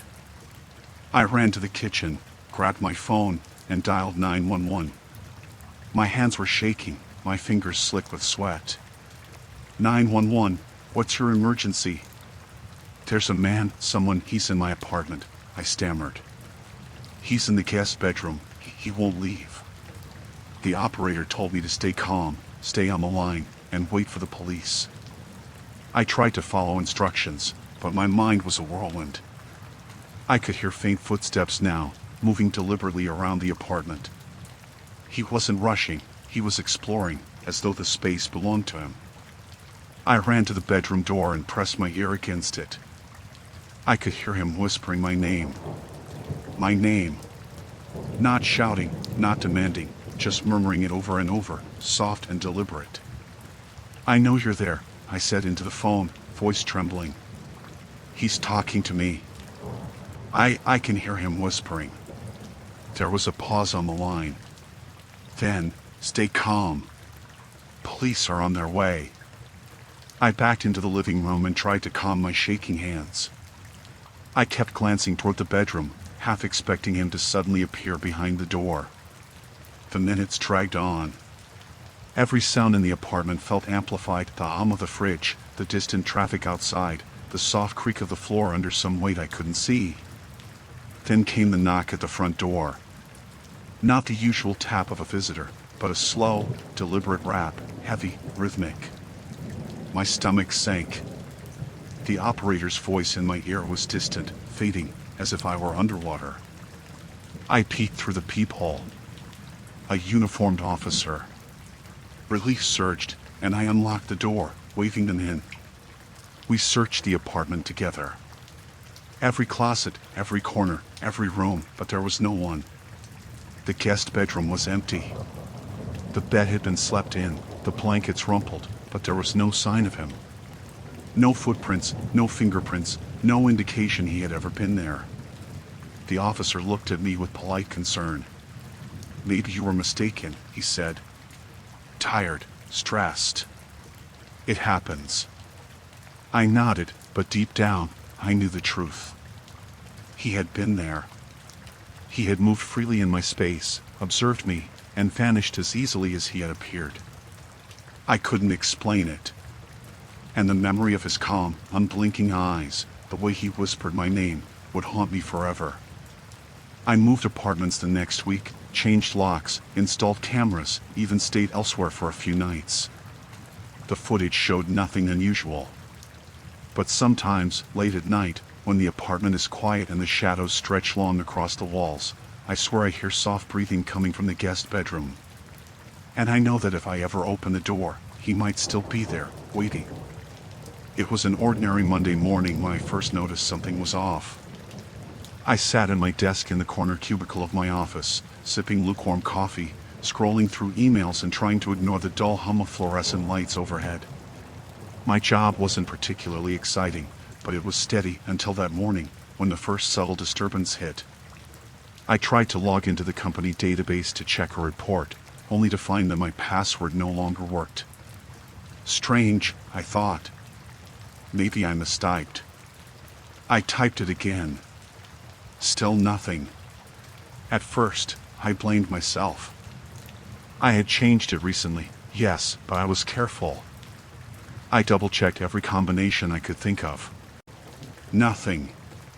Panic began to rise. I called IT. Hello, this is IT support, a cheerful voice said. How can I help you today? I can't log in, I stammered. My password isn't working. I'm sure it's correct. Let's check your account. A pause. Your password was changed 30 minutes ago. 30 minutes ago? I asked, heart sinking. That's not possible. I was in a meeting at that time. Another pause. Then, the request came through as a verified call from your number. I felt my stomach tighten. What do you mean, my number? It appears someone called us from your line and verified themselves as you. All your passwords were reset. Email, server access, your personal drives, everything. Security flagged it, but we had no reason to doubt the verification. I swallowed hard, trying to steady my racing mind. My phone sat on the desk, innocuous, just a black rectangle. My own hands had never left it that morning. Can you trace the call? I asked, my voice trembling. They can, but well, they came from your extension. A VoIP spoof. The logs confirm it was routed through your own number. Whoever did this knew exactly how to do it. I thanked them and hung up, but relief was impossible. Every instinct screamed that this was deliberate. Someone had infiltrated my life in a way I couldn't see or touch. The day passed in a fog of dread. I logged every transaction, every login attempt, every odd email.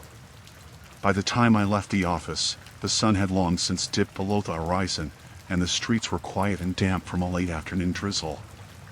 At home, the feeling intensified. My laptop was deadlocked, all my accounts inaccessible. My phone rang, no number displayed. I let it go to voicemail, shaking. The first message was just static. The second, a few minutes later, a soft, almost casual voice. Hello. Did you like the surprise? I dropped the phone, heart hammering. The voice wasn't mine, but it knew me too well. It knew how I worked, how I logged in, how I accessed files. I stared at the ceiling, trying to rationalize, hacking, identity theft, some elaborate prank. But even the most skilled prankster wouldn't have known my office line, my home Wi-Fi, and my personal passwords. Sleep was impossible. Every creak in the apartment, every distant siren, every car door slamming made me jump. My mind circled obsessively. How had they done it? Who had access to the perfect combination of personal and professional data to spoof me so convincingly? The next morning, I tried to reset the passwords again, only to find that new passwords wouldn't stick. Every account, every portal, locked tight, as though anticipating my attempt. Then my email pinged a new message, unread, subject line blank. I hesitated, hand trembling, before opening it. It contained only 3 lines. You're aware now. That was easy. Next time, it might be more personal. I felt my stomach drop. My apartment felt smaller, the walls closer. I tried to call IT again, but the line was dead. My phone showed no signal. Over the next 2 days, I noticed subtle signs of intrusion. Files on my work laptop appeared duplicated on cloud storage I hadn't set up. My social media accounts posted strange, cryptic messages, things I had never written. And then, more unsettlingly, small personal effects at home had been moved. My keys on the counter, my wallet slightly off-center, the chair I always left by the window now angled toward the door. I became obsessed with surveillance. Cameras, motion detectors, alarms. I changed my locks, my passwords, my email addresses. But each time I thought I had secured something, I would discover a new breach. The pattern was relentless, intimate. One evening, as I worked late, a knock came at the door. I froze. No one should be here. I called out, voice shaking, but there was no answer. Then a slip of paper fluttered under the door. I picked it up, hands trembling. Written in my own handwriting, unmistakable. Don't bother hiding. We see everything. I bolted to my car, drove without direction for hours, calling friends, relatives, anyone I could think of. But my phones, my emails, my accounts all compromised, all monitored. Whoever had done this didn't need to chase me. They were already inside everything I used, everywhere I went. I spent days in motels, constantly moving, always checking for cameras, listening for strange sounds. Each night, the soft ping of an email would make me jump. I knew it was them. Always them. Eventually, I realized I couldn't escape. I couldn't trust doors, phones, or even the internet. Whoever had infiltrated my life had done so with precision and patience. There was no pursuing them, they were already inside. And I had no choice but to accept it. The last night I spent in the motel, I received one final message, sent to every platform I owned simultaneously. No sender, no traceable IP. You're aware. That was all the warning you get. I shut down my devices. All of them. I left my credit cards, my ID, even my clothes behind. I walked out into the dark, empty streets, abandoning the life I had once known. I have no accounts now, no online presence, no tether to the modern world. And yet, I know that somewhere, somehow, they are still watching. Always watching. I survived, yes, but not unscathed. And I will never be alone again. It started with small annoyances, the kind you tell yourself are just part of city living. I noticed it one morning when I retrieved the mail and found the envelopes scattered across the floor. Bills, letters, advertisements, all jumbled as though someone had rifled through them. At first, I assumed the wind, or maybe a careless postal worker. But it became a pattern. Every morning for a week, the same scene greeted me, mail strewn across the stoop, some items missing entirely. I began arriving earlier, checking the mailbox before work. Always locked, always seemingly intact. Yet every time, by nightfall, it was disturbed again. I installed a new lock, a heavy-duty steel one with a combination and reinforced hinges. I even marked the contents with discreet, tiny symbols only I would recognize. That night, I went to bed reassured, thinking the problem solved. The next morning, I found the mailbox open. The lock itself had been forced with delicate precision, no scratches, no signs of brute force. Only my markings had been tampered with, altered ever so slightly. My heart thudded, and a cold dread settled in my stomach. This was no random vandalism. I tried rational explanations, maybe a neighbor with a key, someone from the postal service taking advantage of the new installation. But I couldn't shake the feeling that it was personal. My mail contained nothing particularly valuable, nothing worth the obsessive attention. And yet, it was as if someone were reading it, savoring the small invasion. I began leaving for work with unease in my chest, noticing every shadow, every passerby lingering just a moment too long. The streets felt narrower, the city darker than usual. Every time I glanced back at the mailbox, I imagined hands rifling through its contents, unseen eyes watching. One evening, I stayed late to finish a report. The office was quiet, deserted, but my unease had grown so sharp that even the hum of the fluorescent lights felt oppressive. I checked my phone compulsively, imagining notifications alerting someone to my movements. And then, a text appeared, no number, just words. "We've been reading." I dropped the phone. My breath caught. I knew immediately it was no coincidence. No one else could know the mailbox, my schedule, or my markings. Someone had been inside my life for days, perhaps longer. I called the police the next morning, explaining the situation. They listened politely, taking notes, but I could sense their skepticism. Mail tampering wasn't treated as high priority unless it escalated. Still, they agreed to keep an eye on the area. For a while, I tried to maintain normalcy. I changed the lock again, left for work later, retrieved my mail in increments. But the feeling of being watched never left. I began checking the mailbox multiple times a day, my hands shaking as I handled the envelopes, my eyes scanning the street for movement. Then it escalated. One night, returning from the grocery store, I noticed the mailbox door slightly ajar again. My new lock was untouched. Confused and furious, I crouched to inspect it, and that's when I saw the faint scratch marks along the interior edge, not deep, but deliberate, like fingernails or a thin tool used to manipulate the locking mechanism from the inside. My stomach churned. I locked the door, took the mail inside, and refused to leave the apartment for the rest of the night. Every shadow in the hallway seemed alive. Every noise, the faintest scuff on the stairs, the soft rustle of leaves outside the window, made me flinch. I felt trapped in my own home, a prisoner of anticipation and paranoia. The following week, I left for work earlier than usual. My neighbor, Mrs. Kaplan from 2 doors down, was watering her plants. I asked her if she'd seen anything unusual. She shook her head, eyes wide. "No," she said. "But there's been a man, sometimes, I think. Late at night.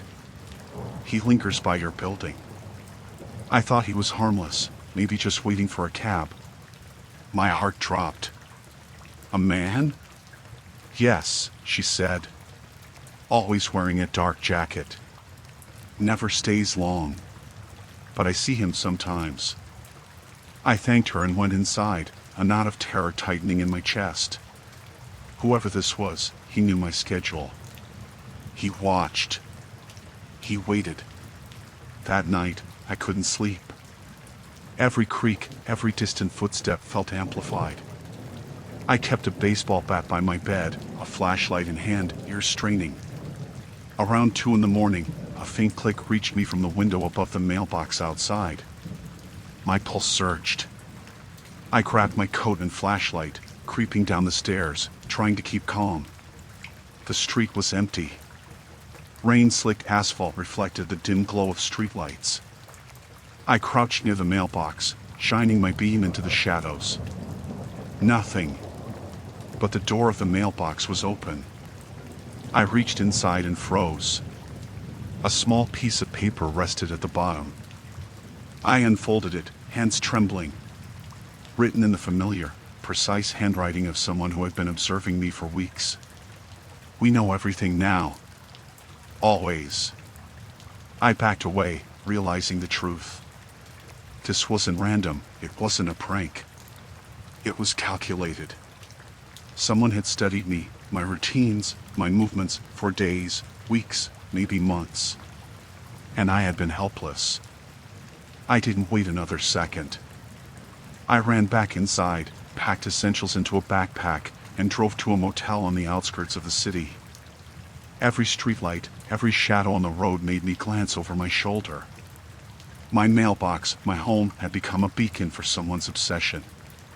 The next morning, I called the police again, this time filing for a restraining order and providing all the evidence, the repeated tampering, the notes, the witness report.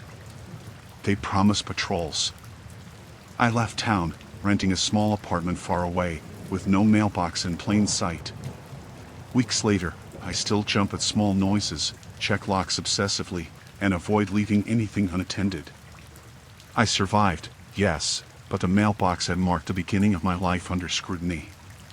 Someone had chosen me, had entered my private world, and while I escaped their direct grasp, the awareness that they could return never left. I am safe for now. But I know they watched, and they could watch again. And that knowledge is a constant weight, heavier than any lock could ever be. I was running errands on a Saturday afternoon, the fluorescent lights of the supermarket buzzing above me and the scent of baked bread mingling with the faint tang of cleaning chemicals. The store was sparsely populated, a handful of shoppers wandering the aisles with distracted expressions. I'd always found grocery shopping a comforting, mundane routine, something normal to hold onto in a week that had been otherwise tense and chaotic. I was pushing my cart down the cereal aisle when I first noticed him. He was standing halfway down the aisle, leaning casually against the shelving, hands in his pockets. At first, I assumed he was just another shopper idling while his partner or child took forever in another aisle. But as I passed, I caught a glimpse of his eyes. Dark, sharp, almost too focused. "Excuse me," he said, voice smooth but edged with something that made the hairs on my neck stand up. "I need to talk to you." I froze, glancing around for a store employee, a familiar face, anyone who might explain this intrusion into my ordinary day. The aisle was empty except for us. What?" I asked, forcing casual uncertainty into my voice. He stepped closer. Not aggressively, but with a deliberate, predatory patience. About your life. It's important. A laugh bubbled up in my throat that I couldn't swallow. I wanted to think this was some kind of joke, some poorly executed prank. My heart was already hammering against my ribcage, chest tightening. I think you have the wrong person, I said, trying to sidestep around him. He mirrored my movement effortlessly, staying directly in my path. No, you're the one. His tone had shifted slightly, becoming more insistent. You can't ignore this.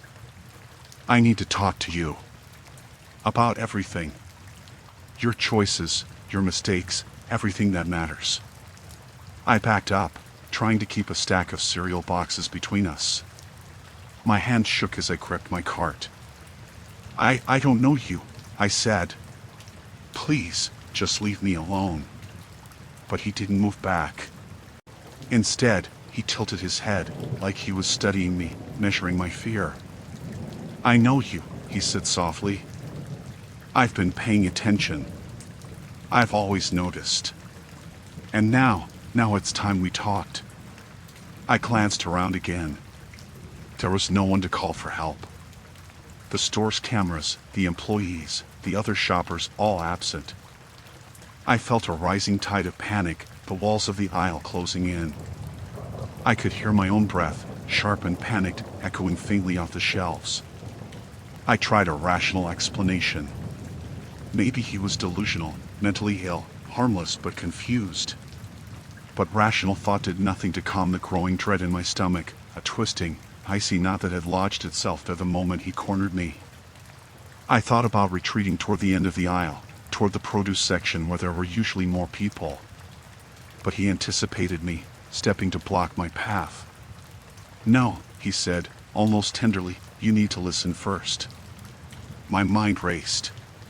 Fight or flight? Flight seemed obvious. But there was nowhere to go without him intercepting me. My hands gripped the handle of the cart so hard my knuckles whitened.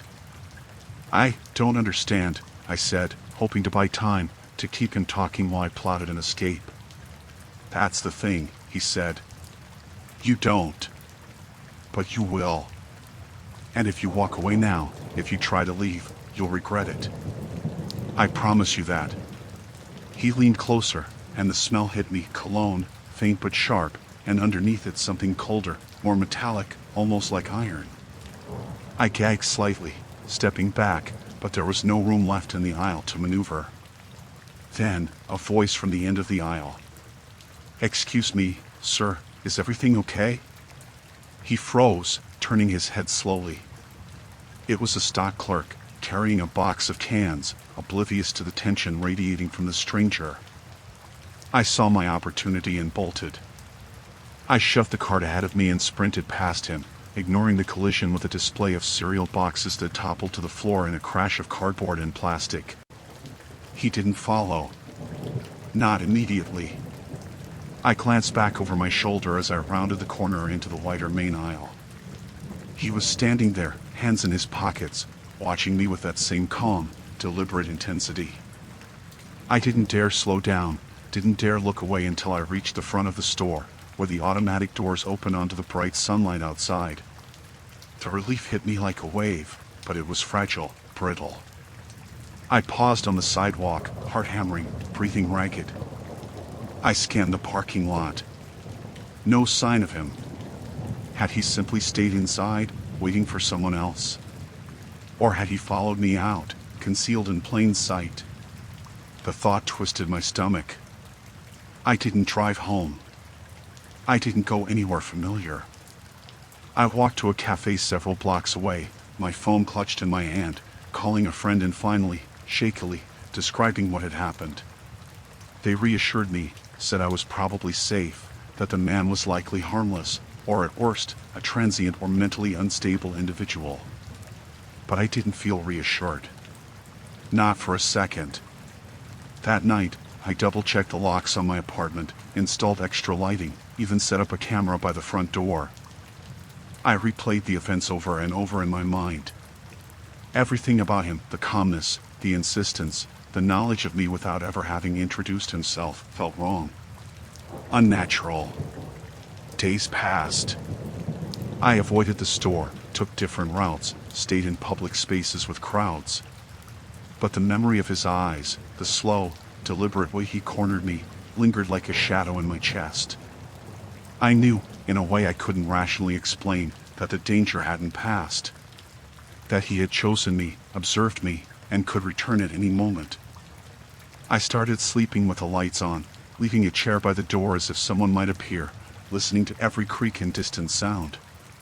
Paranoia clawed at the edges of my mind, but the fear was rational. He had proven that. He had found me in a place I assumed was ordinary, mundane, safe. And for that, the world felt permanently altered. Weeks later, I returned to the store. The aisles were as bright, as bland, as they had always been. And yet, every shadow, every reflected light off the polished linoleum, made my skin crawl. I shopped quickly, eyes darting, heart racing. When I finally reached the cereal aisle, I paused, half expecting to see him standing there, calm, patient, waiting to talk about my life. He wasn't there. For now. But I know he could be. And I know that one day, he will be. I had lived in the apartment for nearly 2 years and had always considered it ordinary, even comforting. The building was old but maintained, with the sort of creaks and hums that reminded me I wasn't alone in a good way, neighbors above and below, the faint buzz of pipes, the distant roar of traffic. Nothing in the place had ever seemed sinister. Until that night. It began as a subtle annoyance. I was reading in bed, the soft yellow lamp casting a circle of light over my notebook, when I first heard it, a faint, almost inaudible whisper. At first, I thought it was my imagination, the natural hum of the apartment twisting into something unnatural. I paused, straining to hear. The whispering stopped. I shook my head and laughed nervously, convincing myself it was just the building settling, a draft in the old ventilation. I fell asleep, and the next morning I dismissed it entirely. Life carried on, coffee, emails, the usual clatter of city life outside my window. But that night, it returned. A quiet, sibilant murmur drifting through the fence above the bedroom door. Words I couldn't quite catch, but the cadence was deliberate, almost taunting. I sat upright in bed, heart hammering. My first thought was rational. The vent covers rattle sometimes when the building's heating system kicks in. But this was different. It had pattern, intention, an almost sentient quality. I held my breath and listened. The whispering faded when I pressed my ear to the vent, then returned in a low, deliberate hiss. Awake, finally awake. My stomach twisted. I leapt to my feet, fumbling for the light switch. The room was exactly as I had left it. Nothing moved, nothing seemed amiss. Rationality fought panic, but I felt a creeping dread threading through my veins. I checked the doors, locked. Windows latched. Nothing could have been in here, and yet, someone, something, was speaking to me. I called my friend Sam, whispering into the phone like I was admitting a secret crime. "I think there's someone in the fence," I said. He laughed, dismissive. "Fence? Dude, it's probably just air, or rodents." I knew better. The next few nights were torturous. I kept a notebook by the bed, scribbling the words I thought I heard. Watching, always watching, and don't move, don't sleep. I would lie frozen, listening as the fence carried a low, deliberate hiss, twisting around corners and into the other rooms, impossible to trace. The whispers became more coherent, more directed. Bedroom, light, eyes. I tried rational explanations. Perhaps it was a prank, someone had a way of piping sound into the vents. But my building was old, the ductwork was rigid metal, and access points were sparse. Whoever it was would have had to know the exact layout, my routine, my habits. Every solution felt more implausible than the last. Then came the first direct message. I was reading on the couch, lights dimmed, when a whisper drifted clearly from the vent nearest the living room. Leave the light. Or I will. I froze, every muscle taut. My rational mind screamed coincidence, auditory pareidolia, stress. My instinct screamed terror. I bolted from the apartment, keys in hand, and paced the street below, trembling. I called the police, but they laughed it off. Impossible to trace, they said, probably a mechanical fault. I tried to convince myself they were right. I tried to sleep in a friend's apartment, but even there, the whispering haunted my dreams, echoing in imagined vents, reaching me no matter how far I fled. 2 weeks passed in a haze of exhaustion and terror. I rarely left the apartment, kept lights on constantly, and monitored every sound, every shadow. I started recording audio at night, hoping to catch evidence. On the third night, I played back the tape and froze. I see you, under the lamp, your eyes wide. Not static. Not interference. Words, clear and deliberate, forming in the fairy duct above my head. I considered leaving permanently, abandoning the apartment entirely. But the whispers followed me, never in person, never seen, but always there, drifting through vents, seeping through the cracks in my life. Every place I slept, I imagined metal ducts above me, tarrying voices, tarrying intent. The final night arrived, the culmination of weeks of terror. I had locked every door, taped every vent cover I could reach, and sat in the middle of the living room, lights blazing. The whispering started as usual, soft, teasing, deliberate, but then escalated, sharp and urgent. You can't hide, not tonight. The vents shuddered. Dust fell. I felt the cold rush of air, sudden and unnatural. The whispering became a cacophony, layering voices in all directions. Panic overtook me. I ran for the door, yanking it open, only to hear a voice directly above me, impossibly close, yet the vent was sealed. Finally. I screamed, bolting down the stairs, out into the street, collapsing on the sidewalk in the neon glow of the streetlights. The building loomed behind me, windows dark, but alive. I never looked back. I stayed in a motel that night, unable to sleep, convinced the whispering would find me. By morning, I had made a decision.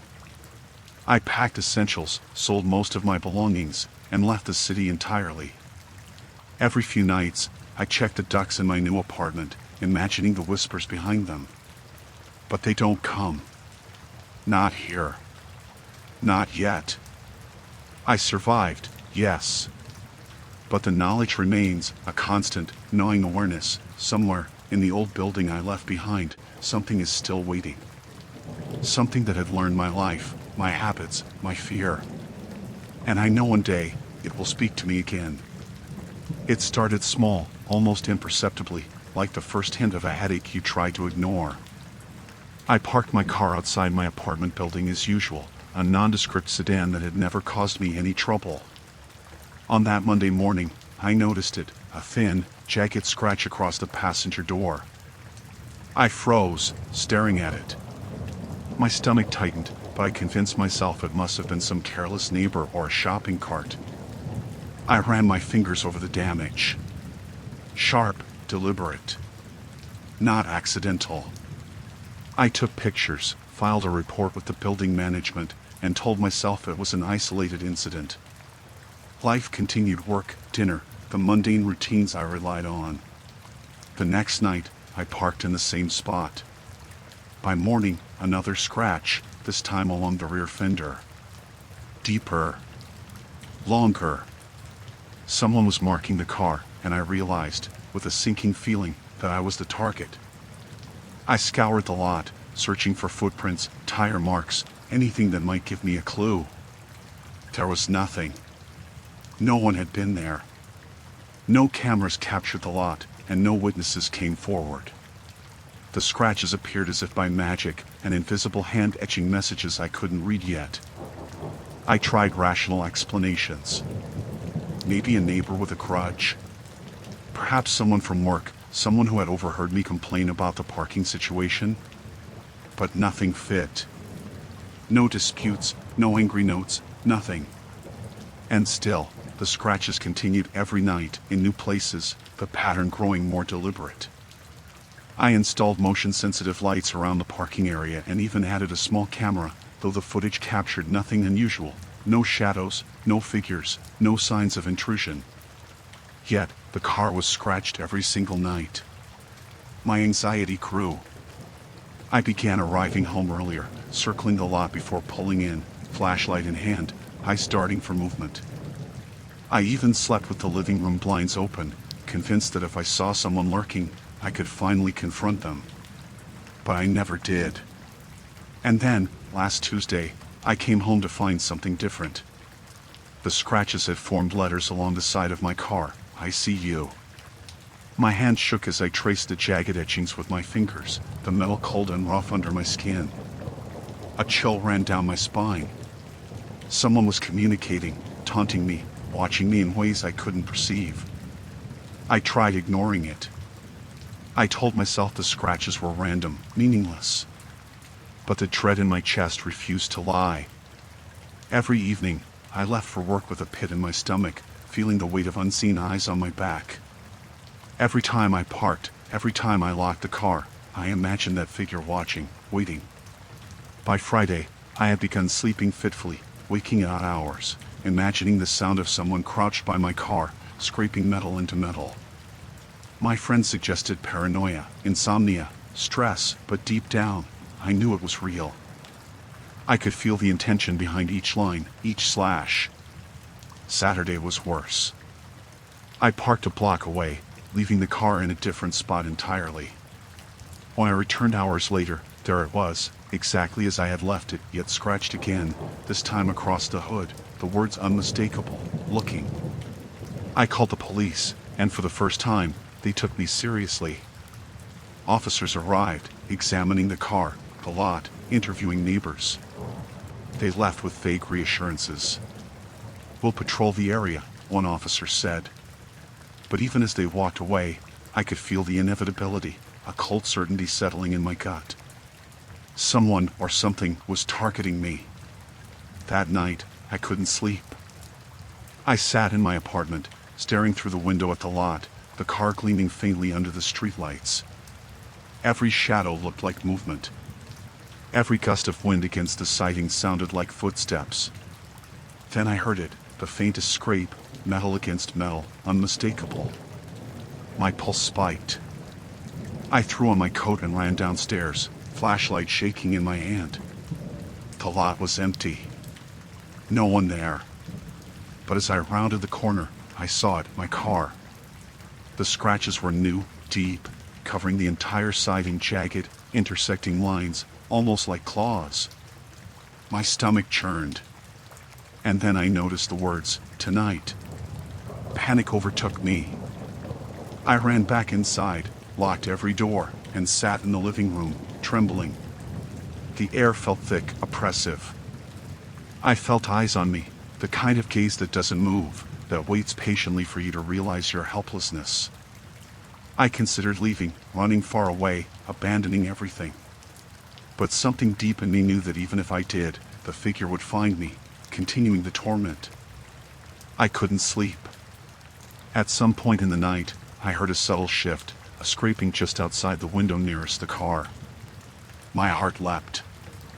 I grabbed a kitchen knife, pressing my back against the door, listening. The sound stopped. Silence, except for the low hum of the streetlights. Morning arrived, but it brought no relief. I went to the window and stared down at the car. Nothing. No scratches. For a moment, relief flared, but it was fragile. Because I knew they hadn't stopped. They had simply paused, waiting for the moment I would feel safest. I didn't drive the car that day. I parked it in a different lot, far from the building. I stayed inside, blinds drawn, lights on, constantly listening. That evening, I noticed it, a faint, jagged mark etched into the concrete near the curb. It wasn't deep, but it formed a letter, C. I understood then.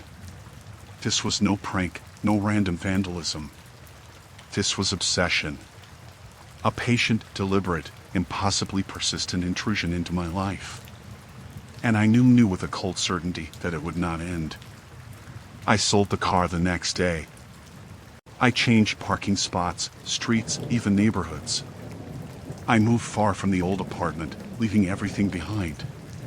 And yet, as I unpacked in the new place, I felt a shiver of recognition in the quiet hum of the city, in the unbroken silence of the street outside. I had survived. I had escaped the scratches, the nightly torment. But I knew it was only temporary. Because someone or something had learned me. They knew how to reach me. And I understood now, with a clarity that chilled me to the bone, it wasn't the car that was targeted. It was me. And no lock, no distance, no change of address would ever stop it. It began like a minor annoyance, something I could easily dismiss. I was settling into my apartment one Thursday evening, the hum of the radiator filling the small space and the aroma of takeout still lingering from dinner. I noticed the envelope first, a crisp white envelope, neatly slipped under my door. Odd, I thought. Perhaps mail from a neighbor, misdelivered. I picked it up, turned it over, and froze. My name was printed on it, along with my address, but the return section bore no stamp, no return address. Curiosity won over caution. I opened it. Inside were my bank statements. Every transaction from the past 3 months, in painstaking detail. My heart thumped. I lived alone. I hadn't shared these documents with anyone. How had they gotten this information? I convinced myself it was a mistake, perhaps a misdelivery from the building management, though the precision of the contents made that improbable. I called the management office. No, the receptionist said cheerfully, we haven't sent any statements. You're the only resident with this request on file. I tried to shrug it off. Maybe a courier error, some banking glitch. Rationality, I told myself, had to prevail. I filed the envelope with the others I had tossed aside in a drawer, telling myself it was harmless. But the next night, there was another envelope. This time, it wasn't just statements, it was a single sheet marked in red ink, highlighting the dates I had withdrawn cash, noting payments I had made for groceries, utilities, even small Amazon purchases. My fingers trembled as I flipped through the sheet. Someone knew everything. I checked my locks, triple-checked every bolt, and installed a small peephole camera in the hallway. I left my apartment doors ajar with a friend monitoring remotely, thinking if anyone slipped something under my door again, I might catch them. I didn't catch anyone. The following week, the envelopes arrived nightly. Each one more invasive than the last, photocopies of credit card receipts, mortgage statements, even a bank transfer confirmation I had considered private. My unease escalated into terror. Someone was inside my life, inside my finances, inside my private world. I began seeing them everywhere, or imagining I did. A shadow in the hallway outside my apartment, a movement just at the edge of my vision. Every delivery person, every neighbor in the corridor, felt like a potential threat. Rational explanations fought the panic, maybe a courier mix-up, maybe an overzealous bank employee. But the details, the highlighted transactions, the notes pointed toward intent, not accident. One night, I stayed awake, determined to catch whoever was responsible. The envelope slipped under the door at exactly 2:17 a.m. I heard the faintest rustle, a deliberate scraping that vibrated through the floor.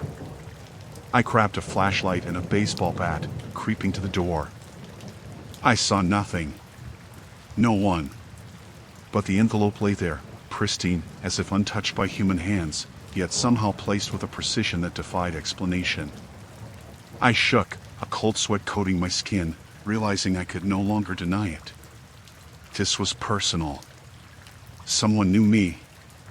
They knew the rhythm of my nights, the sound of my sleep. I called the bank, the police, even cybersecurity specialists. All told me the same thing, it was impossible. The data shouldn't have been accessible. The envelopes shouldn't have been delivered without anyone seeing them. And yet, they were. Night after night, arriving as predictably as the ticking of a clock. Paranoia consumed me. I began checking every inch of my apartment, vents, crevices, cracks under doors. I slept with lights on, doors locked, and windows sealed. Every sound, the faintest creak of a floorboard, a distant thump from the hallway, made my heart leap. I felt like prey, trapped in my own home. Then, one night, it escalated. I returned from work late, exhausted, and found the envelope waiting not under my door, but on my kitchen counter. My hand shook as I picked it up. Inside was a note, written in the same precise red ink as before. "We know where you keep your keys." I bolted to the hallway mirror, checking for forced entry, but everything was untouched. My blood ran cold. They weren't just observing, they had been inside. They had known me, studied me, and now they were crossing the threshold. I packed essentials that night, leaving everything else behind. I called a friend to pick me up, and together we drove away, far from the building, far from the city. Every envelope, every sheet of statements, every mark in red ink burned into my memory. Weeks later, I received one final envelope, sent to my new apartment. I hesitated before opening it. Inside was a single phrase. This was just the beginning. I burned it immediately, knowing rationality had no place here. I changed my accounts, my addresses, my routines. I moved again to a place where no one could find me, or at least where I hoped they couldn't. I survived. I escaped the nightly invasion of my private life. But the knowledge lingers, heavy in my chest, a constant shadow. Someone had studied me, learned me, and for reasons I cannot comprehend, had chosen to torment me. And deep down, I know they are still out there, waiting, patient and precise, ready to resume the game whenever they see fit. Even now, months later, I check under my door before sleeping, just in case. Because I know they could return. And if they do, I might not survive. It was an ordinary Thursday evening. The kind that feels unremarkable until you look back and realize it was the pivot point of everything. I had just finished dinner and was walking home from the corner store, the city streets alive with the distant hum of traffic and the occasional bark of a dog. I had my usual scarf wrapped around my neck, the coat I always wore, gloves tucked into my pockets. Nothing about the evening suggested the nightmare that would unfold. As I turned onto my street, my eyes caught a figure coming toward me. At first, I didn't register it fully. The dim glow of the streetlights made strangers blurry and indistinct. But then I stopped dead in my tracks. It was a man. Or, at least, it appeared to be a man. He walked slowly, deliberately, down the sidewalk, and my stomach knotted. Not because he was threatening at first glance, he seemed calm, but because he was wearing my coat, my scarf, my gloves, my shoes. Every detail matched exactly, as if I were staring into a dark, living mirror. "Excuse me," he called, his voice unnervingly familiar. "Hey, I'm you." My mind snapped into disbelief, trying to rationalize the impossible. Perhaps it was a prank, someone who knew me too well, wearing my old clothes he had lifted from my apartment or laundry. But the way he moved, the inflection in his voice, it wasn't imitation. It was me. What? My voice trembled, and I stepped back, uncertain whether to run or confront him.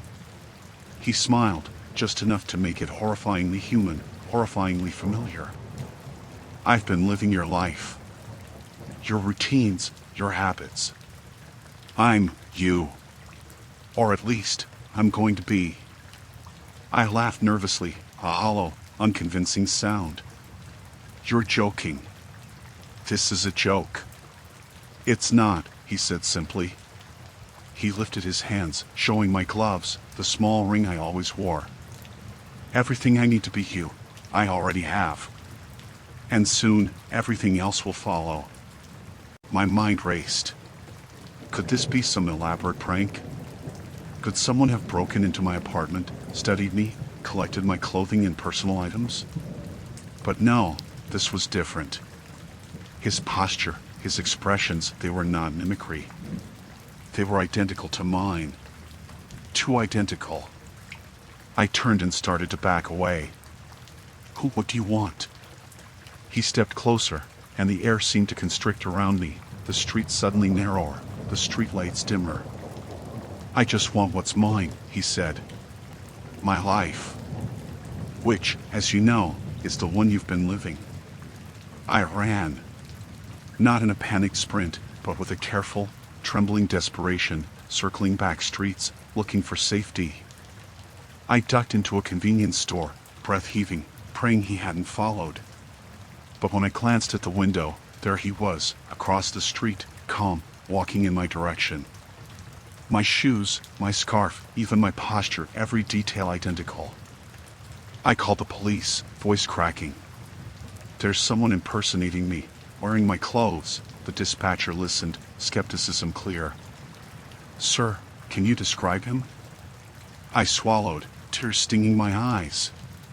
He looks exactly like me. There was a pause.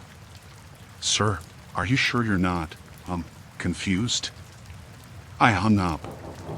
That call did nothing but amplify the terror gnawing at my chest. Every reflective surface now became a trap. Windows, puddles, mirrors, I could see him there, stalking me from a distance, anticipating my movements with uncanny precision. The following days became a nightmare of paranoia. I avoided my usual routes, changed my routines, stayed indoors longer. But no matter what I did, I felt him. Somewhere. Watching, waiting, learning. I would catch glimpses in the distance, my coat, my scarf, my shoes moving in the wrong place at the wrong time. And always, that voice in the back of my mind, whispering, soon, everything will be mine. One night, desperation pushed me to confront him. I tracked him to an empty parking lot, my own coat clinging around me, gloves tied against my fingers. He was waiting, leaning against a car, hands in pockets, calm as if he'd been expecting me. You shouldn't have come here, he said, stepping forward. The words were mine. Every movement was mine. I stumbled back, my mind screaming for rational explanations, for any loophole in reality. Who are you? I demanded, my voice echoing in the lot. I am you, he said simply. And now it's your turn to understand. Before I could react, he moved with impossible speed, pressing me against the hood of the car. My thoughts raced, trying to grasp the impossible. Then a sudden struggle, my hands clawing at his chest, his grip unrelenting. Panic, suffocating and overwhelming, filled my senses. I don't remember how I got free. Somehow, I broke away, ran screaming into the night, adrenaline and terror fueling my escape. I didn't stop until I reached a friend's apartment several blocks away, gasping for air, soaked with sweat, my heart hammering in my ears. Days later, I returned cautiously to the area. The man was gone. My clothes, my posture, my reflection, mine again. But the memory lingered, heavy and suffocating. I changed my wardrobe, altered my routines, moved apartments, changed jobs. I thought I had escaped. And yet, sometimes, when I pass a reflective surface, a window, a mirror, I swear I see him there, just behind me, stepping into my life with all the same deliberate, horrifying familiarity. And I know, deep in my chest, that if he ever chooses, he will return. I survived that night, yes. But some part of me knows that survival is temporary, and that one day, he might not let go. Because he is me. I had always liked my apartment building. Quiet, unassuming, with narrow halls and high ceilings that gave it a slightly old-world charm. It was the kind of place where neighbors barely knew each other, where doors stayed closed and everyone kept to themselves. I liked that. Privacy was a comfort I didn't take lightly. It started innocuously. I noticed small items missing, nothing valuable, just everyday objects. A box of tea, a pair of reading glasses I'd left on the kitchen counter, my favorite mug. I assumed a neighbor had borrowed them, perhaps thinking I wouldn't notice.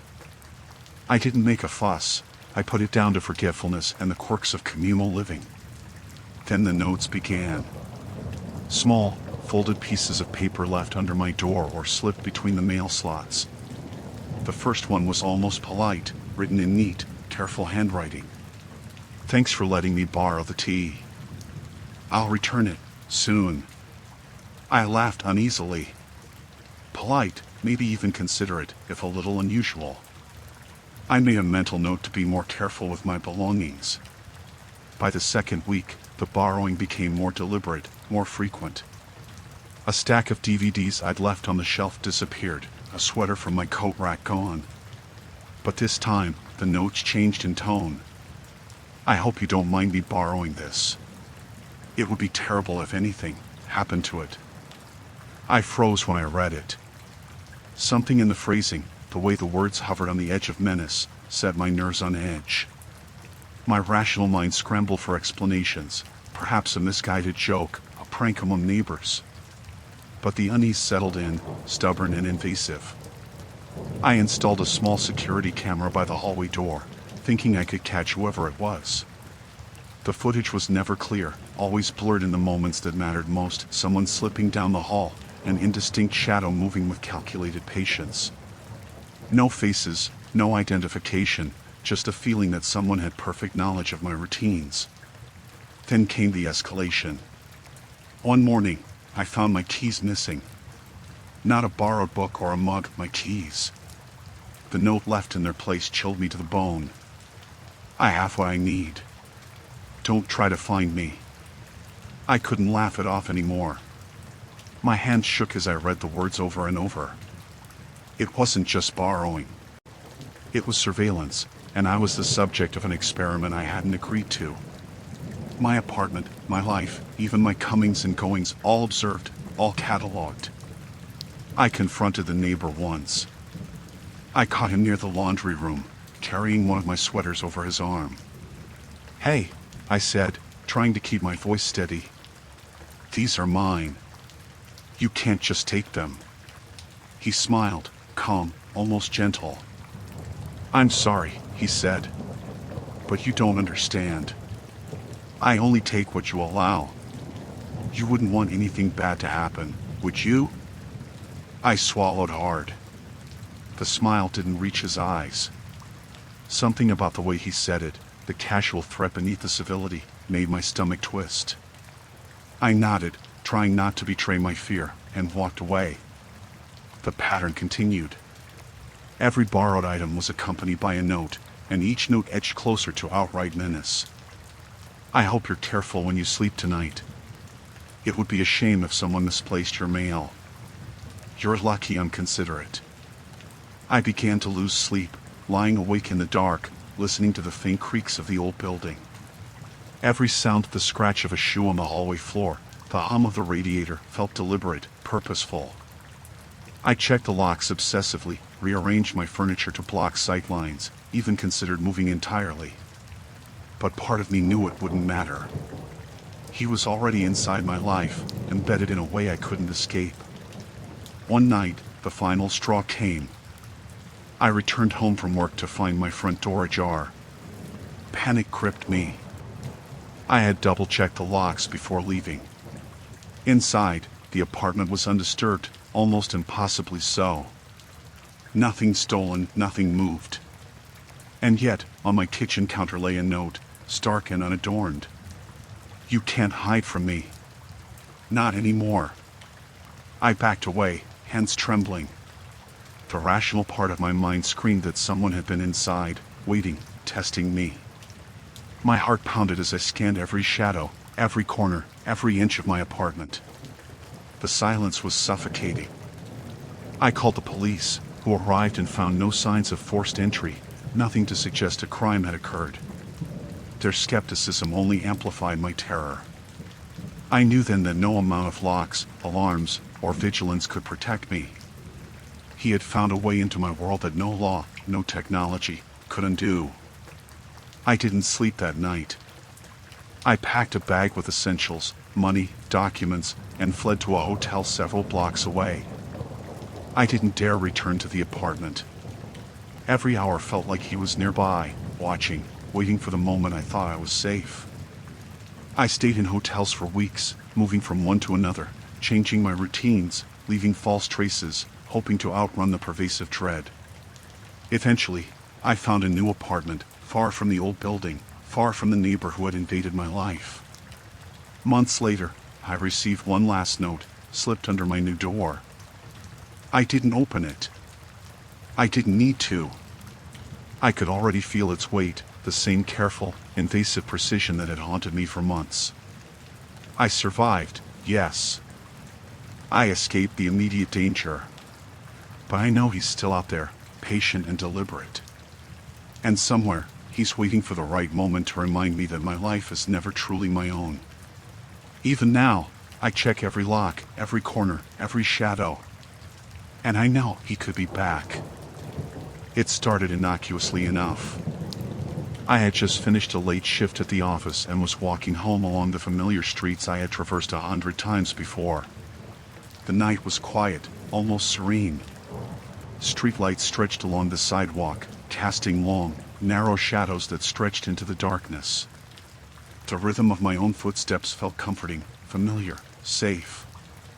I first noticed him 3 blocks from my apartment. At first, I thought it was coincidence, a figure in the distance, perhaps another late worker like me. But as I neared the corner, he adjusted his pace to match mine. A man from work, I realized. Mark, from IT. Casual, friendly, the type who liked to joke about work tasks. Walking the same way home, he had said with a laugh once, months ago, and I had taken it at face value. I paused outside a convenience store, pretending to fumble in my bag. The figure paused as well, lingering a few meters behind me. My chest tightened. I told myself it was nothing, that he must live nearby. Rational explanations, he's a neighbor, he's being polite, screeched against a growing sense of unease curling in my stomach. By the following week, it became a pattern. Every evening, Mark would exit the building at roughly the same time as me. Even if I left early or late, he was there, matching my pace, adjusting his route to mine.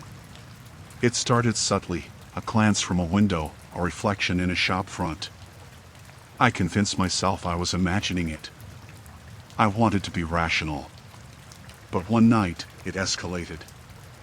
I took a different route, winding through a dimly lit alley to avoid him. My heart raced with each step. I heard the faint echo of footsteps behind me, careful, measured. When I glanced back, there he was, walking as though it were natural, as though he had always belonged there, right behind me. I tried to laugh it off the next day at work. "Hey, Mark, do you always walk home at the same time as me?" I asked, keeping my tone light. He smiled, too wide, too knowing. "I guess we just like the same lounge." Comforting, isn't it? There was no humor in his eyes. Only something deliberate, something observing. Over the next few days, anxiety gnawed at me. I began varying my schedule, leaving earlier, leaving later, taking long detours, even cabbing partway home. But no matter what I did, I sensed him. Sometimes a shadow in the distance, sometimes a fleeting reflection in a storefront window. Always there. Always following. Always patient. I tried to tell myself rational explanations. Maybe I was paranoid. Maybe coincidences do happen. But the pattern was too precise, too personal. I knew things about my movements that no stranger could. He had observed, studied, adapted. Every day my nerves frayed, my sleep shortened. One night, I decided to confront him directly. I turned on a narrow side street, forcing him to come closer, to acknowledge me. He matched my turn, almost perfectly. My voice shook as I spoke. "Why are you following me?" He tilted his head, expression unreadable. "Following," he repeated softly.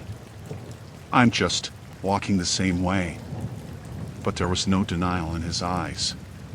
Only intent. Only patience. The calm in his posture made my blood run cold. I hurried my pace. He mirrored me, step for step. Panic set in. I tried calling a friend, dialing frantically, but my hands trembled. He didn't answer the phone, he didn't need to. He was already there, walking as though it were preordained. The final escalation happened on a rainy Thursday. I took the long route home through the park, hoping the weather would deter him. But he was there, emerging from the shadows of the trees, coat pulled tight, hair plastered to his forehead, stride matching mine exactly. I sprinted. He ran too, not fast, but deliberately, ensuring he never lost me. I stumbled onto the main road, the slick asphalt threatening to throw me down. Cars whizzed past, blinding headlights. I dared to look back. He had paused at the tree line, watching me. Not chasing, not calling, just watching. And I realized then, with a cold clarity, that this was no simple following. He wanted to know everything. My habits, my fears, my rhythm of life. He wanted control. That night, I didn't sleep. I sat in my apartment, doors locked, windows sealed, lights blazing. Every shadow, every small sound, a cough, the wind against the blinds felt like him, measuring, waiting. I imagined his patience, the slow accumulation of knowledge about me, and I shivered. I reported him to the police. They listened politely, jotted notes, and assured me they'd keep an eye out. But there were no cameras on my route, no evidence, no witnesses. He was invisible in every way that mattered, except in the undeniable terror he inflicted. Weeks later, I moved apartments, choosing a location miles from the old building. I changed my routines, avoided familiar streets, altered my schedule. For a while, I thought I had escaped. Until last night. I was walking home along an unfamiliar street, dark and empty, when I heard footsteps behind me. Measured. Deliberate. I stopped. The footsteps stopped. I turned. Mark was there. Or rather, a man who looked exactly like him. Matching my pace. Matching my stride. Matching my existence. And in that moment, I understood I could run, I could hide, I could change everything, but some people are patient enough to wait for you to return to the same rhythm. To the same life. I survived that night. I escaped, temporarily, by ducking into a cab, changing streets, weaving through the city like a ghost. But I know now that this is not over. He will always follow, always observe, always wait. And one day, patience will win. Because he knows me. He knows how I move. And he is willing to wait. I had just stepped outside for my morning coffee, the city streets still damp with dew, when my phone buzzed in my pocket. I pulled it out, expecting a notification from work or a text from my sister, but the screen showed an unfamiliar number. Hello? I answered cautiously. Good morning, said a calm, neutral voice. It wasn't menacing at first, just too precise. I see you're leaving the house. I froze. My hand tightened around the phone. Who is this? No need to panic, the voice continued. I just wanted to say hello. I know your schedule, you see. Every time you step out, I know. I laughed nervously. Okay, that's funny. Very funny. No joke, the voice replied evenly. You left 5 minutes ago. You took the left route. You always do. My chest tightened. 5 minutes ago? I hadn't even moved my car yet. I looked around, but the street was quiet. Just the faint hum of early traffic and a few pedestrians scattered along the sidewalk. Listen, you don't know me, I said, trying to keep my voice steady. Stop calling me. A pause. Then, I know more than you think. I see when you leave, when you return. I see it all. It's remarkable how predictable you are. I hung up, heart hammering. Rational explanations flashed through my mind, maybe a telemarketer with some hacked data, maybe a coincidence. But the specificity of it, the tone of calm observation, was wrong. Wrong in a way that made my skin crawl. The day passed slowly. I checked the locks, the doors, even my windows. Nothing. Yet every movement I made, every step outside, felt exposed. And then the calls continued, sometimes once a day, sometimes twice, always precisely when I left the apartment. I tried changing my routine. Instead of leaving at 8 a.m., I left at 7:45, walked different streets, even took public transport instead of my usual route. But the calls found me. Every time. Always the same calm voice, always the same observation. Left 5 minutes ago. Taking the right turn this time. Excellent choice. Sleep became impossible. I lay awake in the dark, imagining the figure tracking me, noting every step, every turn. Every sound, the distant creak of a radiator, the rustle of wind against the blinds made me jump. I checked the security cameras in the building lobby. Nothing unusual, nothing to explain the calls. I told a friend, showing them the call logs. They laughed uneasily. Maybe it's a prank, they said. But it wasn't a prank. The voice didn't falter, didn't joke. It was a presence, cold and deliberate. I could feel it watching, waiting for me to make a misstep.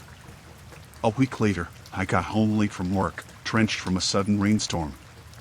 My apartment was dark, empty. I set my keys down and noticed the phone blinking. A message this time, texted instead of called. You left at 6:03 p.m. Nice umbrella choice. It suits you. I dropped the phone. My heart thudded so hard I thought the walls might echo it back. How could anyone know that? I hadn't shown the umbrella to anyone, hadn't mentioned it online. My routines, my possessions, my movements all monitored. I considered moving, but where could I go? Everywhere I went, the calls could follow. My apartment, my streets, my workplace, they all fed the same pattern, and he or she had learned it. There was no escaping. Then, one night, the calls escalated. I left my apartment for a late walk to clear my mind, deliberately taking a circuitous route through empty streets. I felt the phone vibrate and reluctantly answered. I see you, the voice said softly. You're on the bridge. 10 minutes until you return home. Good choice. I stopped. The bridge was empty, silent except for the distant hum of the river beneath it. My hands shook. How do you know that? I whispered. Because I'm always watching, the voice replied. Calm, precise, utterly certain. And soon, you will understand. Panic surged. I broke into a run. The streets twisted before me, shadows clinging to the corners of buildings, alleys too dark to see. Every step I took, every turn I made, I imagined him or tracking, knowing, anticipating. My phone vibrated again, the same message, this time closer. 10 minutes now. Home is where you'll see me. I ran the rest of the way, lungs burning, adrenaline pumping. I reached my apartment and slammed the door, bolting every lock. My hands trembled as I leaned against it, listening to the silence. But I knew it wasn't silence. It was waiting. Patient. Observant. That night, I didn't sleep. I didn't dare. Every shadow, every creak, every faint noise felt like an intrusion, a prelude to what was coming. I realized with a chilling clarity that this wasn't just about calls or observation. This was about control. About knowledge that I could not escape. The next morning, I moved. Bags packed, valuables in hand, I left the apartment building I had called home for years. I changed my phone number, my route, even my workplace. I fled the city, staying in hotels, taking flights, trying to outrun the inevitable. Weeks later, I checked my messages. One notification, time-stamped exactly when I had left my hotel that morning. You left at 9:17 a.m. Good choice. I see you. I dropped the phone, my body rigid with fear. I had survived, yes. I had escaped that apartment, that city, that street. But the voice, patient, meticulous, and utterly certain, was still out there. Still tracking me. Still waiting. I know now that no matter where I go, no matter how far, the pattern will continue. The observer never sleeps, never falters, never forgets. And one day, if I am careless, I will see the reason why. Because someone or something already knows everything about me. And it will not let me go. It began on an ordinary Sunday morning. I woke to the smell of rain lingering in the air, the soft tap of droplets against the window, and the hum of my old refrigerator in the kitchen. The apartment was quiet, almost too quiet, and I poured myself a cup of coffee, appreciating the stillness. It was the kind of morning where nothing seemed out of place. I slipped into my slippers and padded into the living room, only to freeze mid-step. On the hardwood floor, just in front of the sofa, were footprints. Small, wet, muddy prints that weren't mine. My heart skipped a beat. I lived alone. I hadn't let anyone in for days.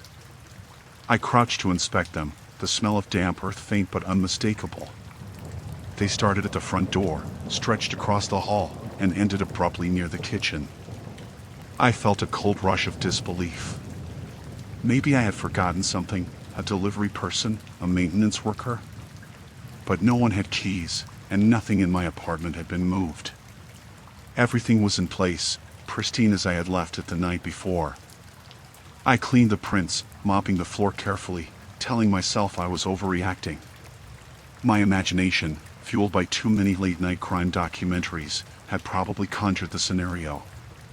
Rational explanations exist, I told myself firmly. That evening, I returned from work to find them again. Same pattern, footprints across the living room, ending near my bedroom door. They were faint, but unmistakable. I knelt, examining them under the harsh glare of the overhead light. They were slightly larger than my own, the toes pointed differently, the arch unmistakably foreign. I checked the locks. Deadbolts secured. Windows latched. No signs of forced entry. My hands trembled as I reached for my phone, scrolling through my contacts. Should I call the police? But what could I say? Someone left footprints in my apartment? It sounded insane. Sleep became impossible. That night, I lay in bed, listening to the creaks and groans of the apartment, every sound amplified, every shadow sinister. At one point, I thought I heard the soft scuff of shoes across the floor, slow, deliberate. I froze, breath shallow. Maybe it was the building settling. Maybe it was nothing. But the next morning, more prints. They were closer to my bed this time, faint smudges of mud that hadn't been there the night before. I snapped a photo and showed it to a friend. Maybe it's a prank, he said, but his voice lacked conviction. I wanted to believe him, but the creeping dread in my chest wouldn't allow it. I installed cameras in the living room and hallway, positioned to catch anyone entering. I double-checked the locks every night, leaving nothing unsecured. But the prints kept appearing, even on nights when I stayed home, awake, vigilant. I reviewed the footage obsessively, heart pounding each time I played it, but there was nothing. No intruder, no shadow, no hint of someone entering or leaving. I began to feel trapped, suffocated by the certainty that I was being watched, that someone or something had found a way inside without entering. I started rearranging furniture, blocking sight lines, leaving lights on constantly. Still, each morning brought new prints, always appearing closer to me, closer to where I slept. One night, I woke to the faint smell of damp earth again. I froze, listening. A soft, deliberate scuff echoed across the floor. My heart thudded in my ears. I turned on the flashlight, sweeping it across the room. Nothing moved. No one. But when I looked at the floor, I saw them. Footprints, starting at the bedroom door, leading straight to my bed. They ended there. I backed away slowly, realizing with a cold certainty that someone had been right there, watching me sleep. My phone clattered to the floor, and I didn't dare pick it up. My mind raced for explanations: air duct intruder, trick of the light, sleepwalking. None of them made sense. None could account for the evidence before me. The next day, I decided to leave. Bags packed, I called a friend to take me in temporarily. But before I could step outside, I saw them again, fresh prints leading from the front door to the living room. I froze. The realization hit me: it didn't matter that I left.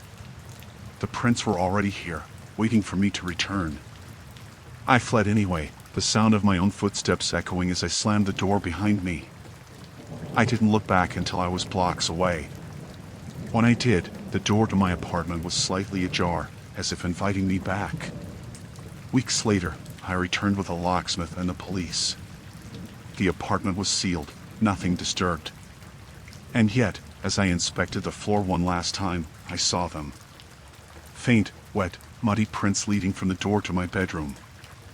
I couldn't explain them. The officers shook their heads, muttering about residual moisture, poor cleaning habits. But I knew. I moved out the next day. Far away. New apartment, new city, new life. I tried to convince myself it was over. But in quiet moments, when the lights are low and the floorboards creak, I still imagine them, footprints appearing, leading inexorably toward where I sleep. I survived, yes. I escaped the immediate threat. But some part of me knows the truth. Whatever it was that left those prints inside my apartment doesn't need doors. It doesn't need windows. And it is patient. Waiting. Because it already knows where I am. And it will follow. I had always prided myself on being meticulous. My apartment was orderly, almost sterile in its cleanliness. Living alone suited me. I liked the quiet, the predictability, the absolute control over my space. I never locked doors against strangers because there were none. My building was old, yes, but the neighbors were distant and courteous.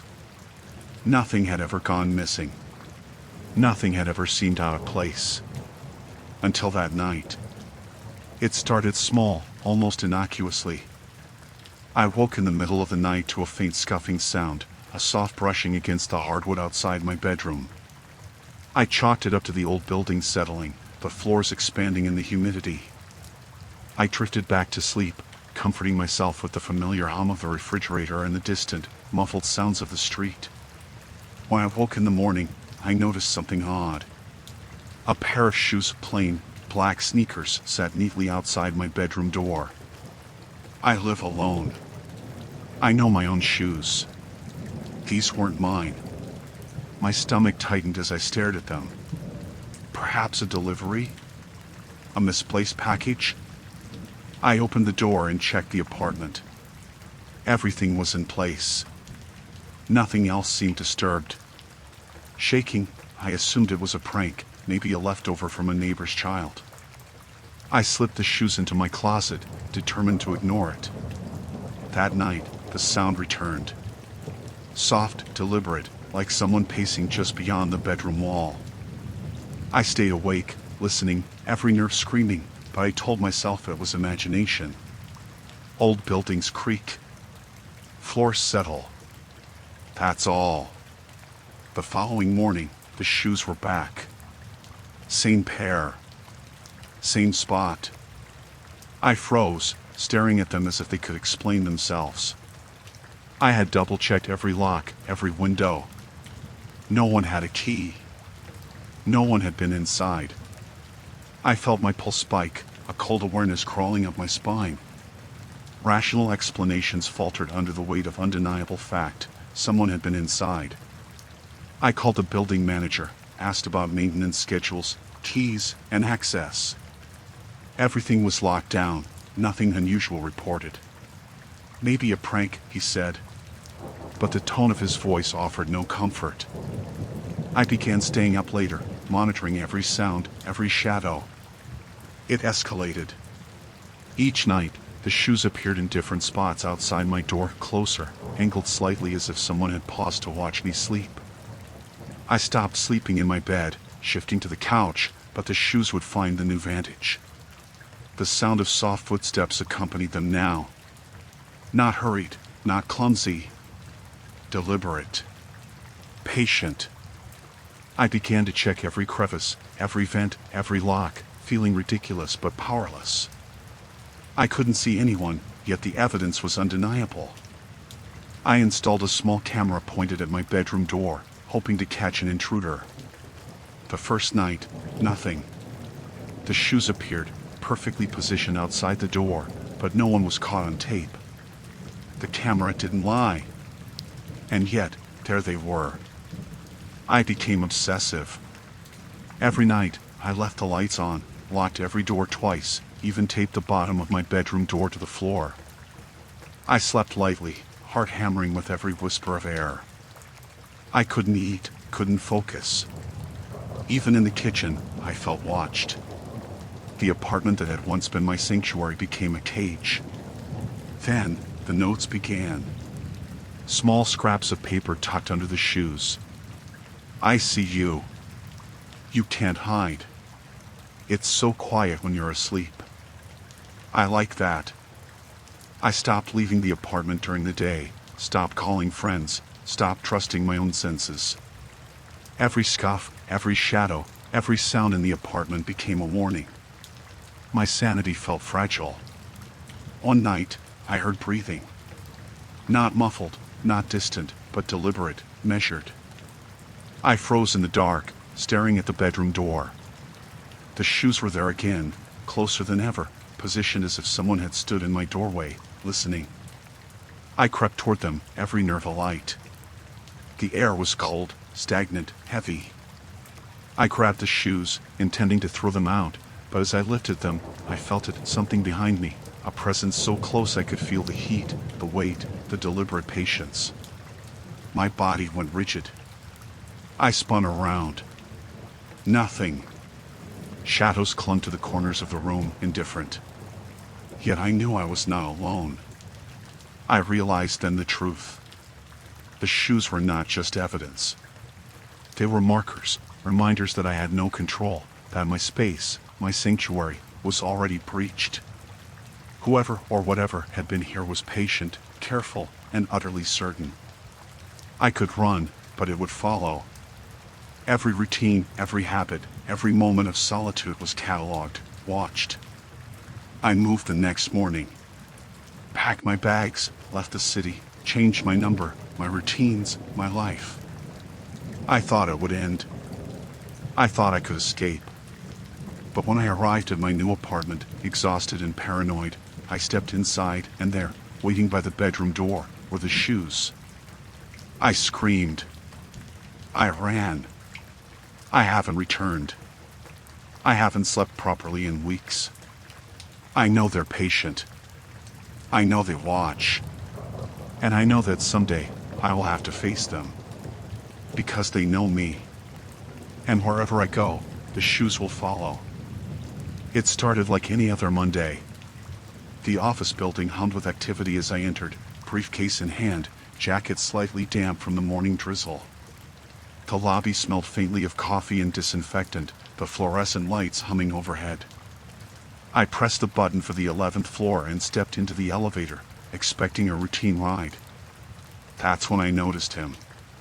He was standing in the corner, back to me, hands in his pockets, dressed in a dark coat despite the mild weather. I assumed he was a colleague or a visitor, perhaps late for a meeting.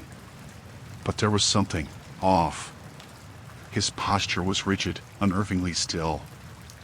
I pressed the button for my floor, and he didn't move. Didn't speak. Didn't even glance at me.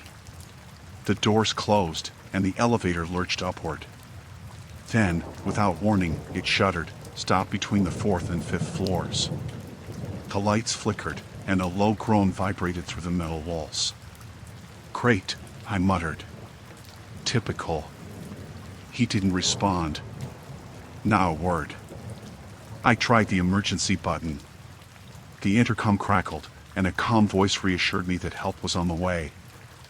I exhaled, trying to calm myself, but the man simply stood there, silent, immovable. After 15 minutes, the elevator jerked and resumed its ascent. I pressed my button again, thinking perhaps it had been a random glitch. The doors opened, and I stepped out only to find the same man waiting in the corner of the 11th floor elevator lobby. I froze. He hadn't moved a step since I left the elevator. I told myself I must be imagining it, that the building was busy and he had taken the same elevator. But the look in his stance, intentional, patient, made my stomach twist. Over the next week, it happened repeatedly. Every time I took the elevator, he appeared. Sometimes he was already there, standing silently, a shadow in the corner. Other times, I would enter alone, press the button, and just as the doors closed, there he was, as if materializing. I tried taking the stairs, ignoring him, waiting for moments when the elevators were empty. But even then, the doors would open to reveal him, eyes fixed on me, unreadable. My colleagues noticed my avoidance. Some joked, but I couldn't explain it. Every rational explanation I tried, coincidence, prank, my imagination crumbled in the face of inevitability. One evening, the elevator stopped abruptly again, this time between floors 7 and 8. My phone had no signal. I pounded the wall, calling for help. He leaned slightly closer, but still said nothing. My pulse raced. The air felt heavier, charged, as if the confined space amplified his presence. I tried to sidestep him, to make space between us, but the elevator felt impossibly small. The lights flickered, and for a moment, I swore his shadow stretched across the walls, longer than it should have been. The intercom crackled again, but the voice sounded distant, distorted. The elevator shuddered once more, and I grabbed the rail, trying to steady my nerves. He didn't move. Didn't blink. Didn't breathe, or at least, I couldn't hear it. Every instinct screamed that I was no longer in a normal situation. I was trapped. And he was waiting. The following day, I stayed late, hoping the building would empty, that I could avoid him entirely. I pressed the elevator button cautiously, ears straining. The doors slid open. Alone. Relief washed over me. I pressed my floor. The elevator lurched and stopped between floors again. My chest tightened. He appeared. No warning, no sound. Just there, a presence that made the metal walls feel like a cage. I yelled. No response. I pressed the emergency button, shaking, desperate. The intercom crackled, and then, silence. Minutes stretched into eternity. My hands trembled on the railing. I tried talking, reasoning with him, pleading even. But he didn't speak. His gaze, though never turning to me directly, felt like it pierced my mind, a silent assertion that he controlled the space, this time, and me. When the elevator finally lurched and resumed its ascent, I felt an overwhelming relief, though it was hollow. The doors opened on my floor, and I bolted, ignoring the lobby, ignoring the building. I didn't stop running until I was outside, gasping in the cool night air, lights from the city casting long shadows that felt safer than the confined metal box. I considered quitting, moving, anything to escape this relentless presence. But the inevitability was inescapable. The next morning, I returned, hoping the absence of the man would restore my sense of normalcy. But as I stepped into the elevator, pressed the button for my floor, I felt it before the doors closed. A shadow in the corner. Silent. Patient. Waiting. I pressed the emergency button, ready to scream, but the doors closed. The lights flickered. The elevator shuddered and stopped. I knew then there would be no escape, only the repeated, inevitable cycle. Every ride, every ascent, every floor was another chance to confront him, another chance to realize the futility of rationality in the face of something patient, immovable, and utterly silent. I survived. I exited each time, trembling, but I know eventually one ride will end differently. The man never speaks.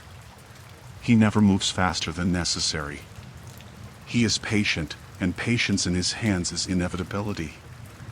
And one day, the elevator doors will close, and I will not return. It began on a Thursday morning, the kind of day where nothing seemed extraordinary. The sun struggled through a thin layer of clouds, casting a pale, diffused light over the street. I had just returned from my routine walk to the corner cafe and approached my mailbox, keys in hand, expecting the usual stack of bills, flyers, and the occasional junk mail. I froze. A single envelope, unmarked and starkly white, sat at the bottom of the box. No return address. No stamp. Just the envelope. I picked it up, feeling the weight shift in my hands. The paper was smooth, cold, and unyielding, as if it carried some secret I was not meant to know. Inside, a photograph. It was of me. Taken just yesterday, I could tell. I was at the corner cafe, sitting at my usual table, hunched over my laptop.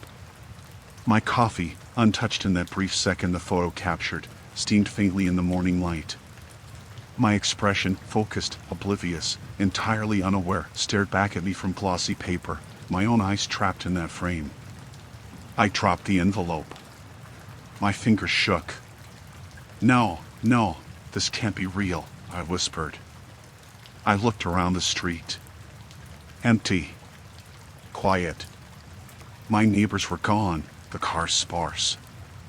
Nothing to indicate anyone had been watching. And yet, there it was. Proof that someone had observed me. I shoved the photo into my coat pocket and rushed inside, locking the door behind me. I checked the security cameras I had installed at the front of my building, but nothing. No one loitering. No one suspicious. Just the ordinary street, empty and indifferent. I tried rational explanations. Maybe a promotional photographer, a passerby snapping pictures for social media? Maybe a coincidence. But the angle, the proximity, it wasn't accidental. Whoever had taken this photo had been close. Too close. And they had waited, patient, until I had left, until the perfect moment. The next morning, I found another envelope in my mailbox. This time, it contained a photograph of me leaving the building. My coat buttoned, backpack slung over one shoulder, walking down the street. The edges of the photo were slightly damp, suggesting it had been delivered very recently. I hadn't even checked the mail yet. Panic started to gnaw at me. I avoided the mailbox, but the envelopes continued. Every day, sometimes twice a day, they appeared. Each one more invasive than the last, at the cafe, walking past the park, even sitting at my desk by the window. I began to notice subtle signs in my environment, the reflection of movement in shop windows when no one else was there, shadows lingering just beyond the periphery of my vision. My anxiety grew with every envelope, every photograph. I stopped leaving the apartment when possible. I avoided the streets. I became hyper-aware, paranoid, calculating every step. One evening, I stayed up late, peering through the blinds. I wanted to catch them, to see the person who had invaded my privacy so thoroughly. Hours passed. The streets were empty. Rain began to fall, dripping steadily onto the pavement, reflecting the city lights. Then I saw movement. A figure, crouched beneath the awning of the building across the street, just beyond the reach of streetlight. Still. Patient. Watching. I froze, breath hitching. I couldn't see a face, couldn't see details. But I knew. I knew that was the person who had been leaving the envelopes, who had been tracking me with silent, meticulous attention. I considered calling the police. I even did, explaining the situation, but without evidence, without the person in the act, it sounded insane. I had photographs, yes, but how could I prove someone had followed me, taken them, and delivered them without ever being seen? Days passed in a haze of dread.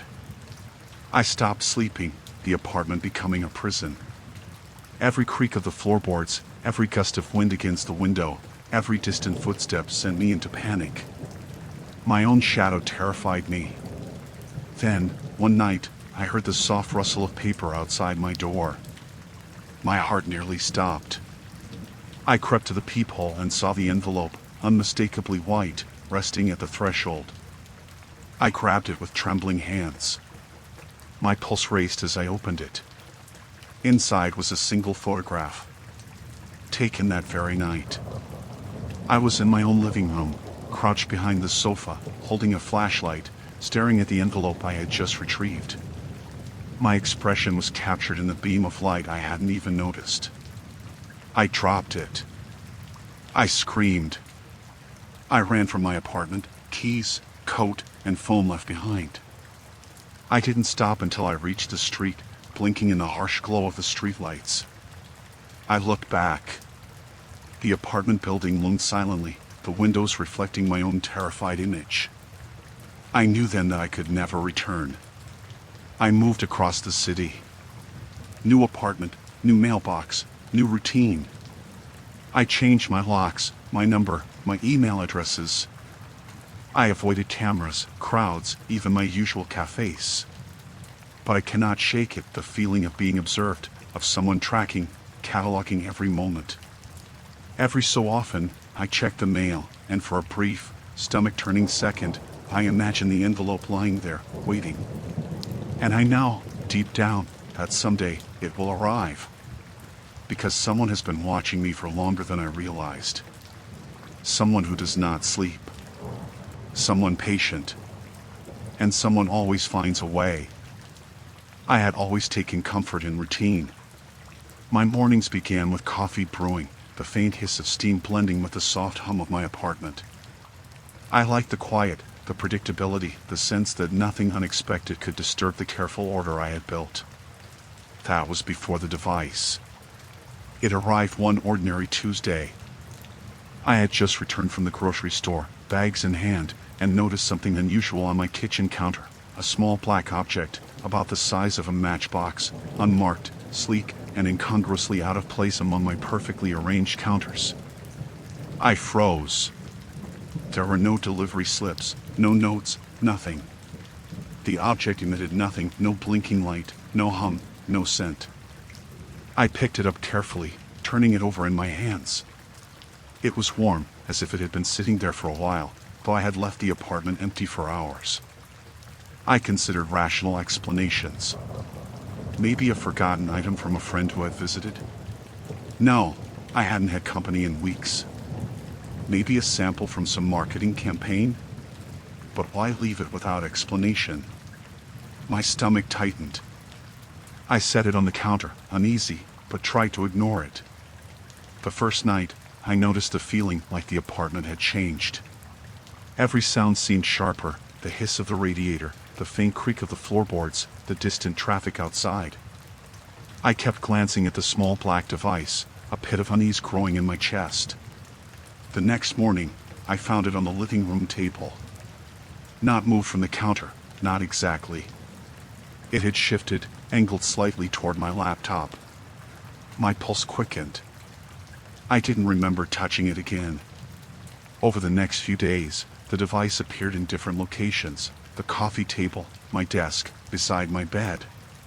Always small, unmarked, and impossible to ignore. My rational mind tried to insist it was coincidence, that perhaps I had absent-mindedly moved it, but the pattern was undeniable. Someone or something was manipulating my space. I began examining it, looking for buttons, seams, anything that indicated functionality. Nothing. No ports, no lights, no openings. And yet, every time I returned home, it seemed to be observing me, oriented as if aware of where I would sit, or I would place my things. Sleep became a challenge. I couldn't shake the feeling that every action, every word, every movement was recorded. I imagined the device transmitting to some unknown observer, cataloging my routines, my habits. I stopped talking on the phone. I stopped leaving windows open. Even brushing my teeth became a cautious ritual. One night, after returning from a late shift at work, I saw it again, this time on the couch, facing me. I had been careful, vigilant, but it had somehow moved while I was gone.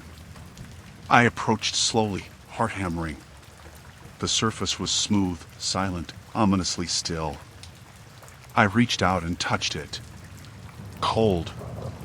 Inhuman.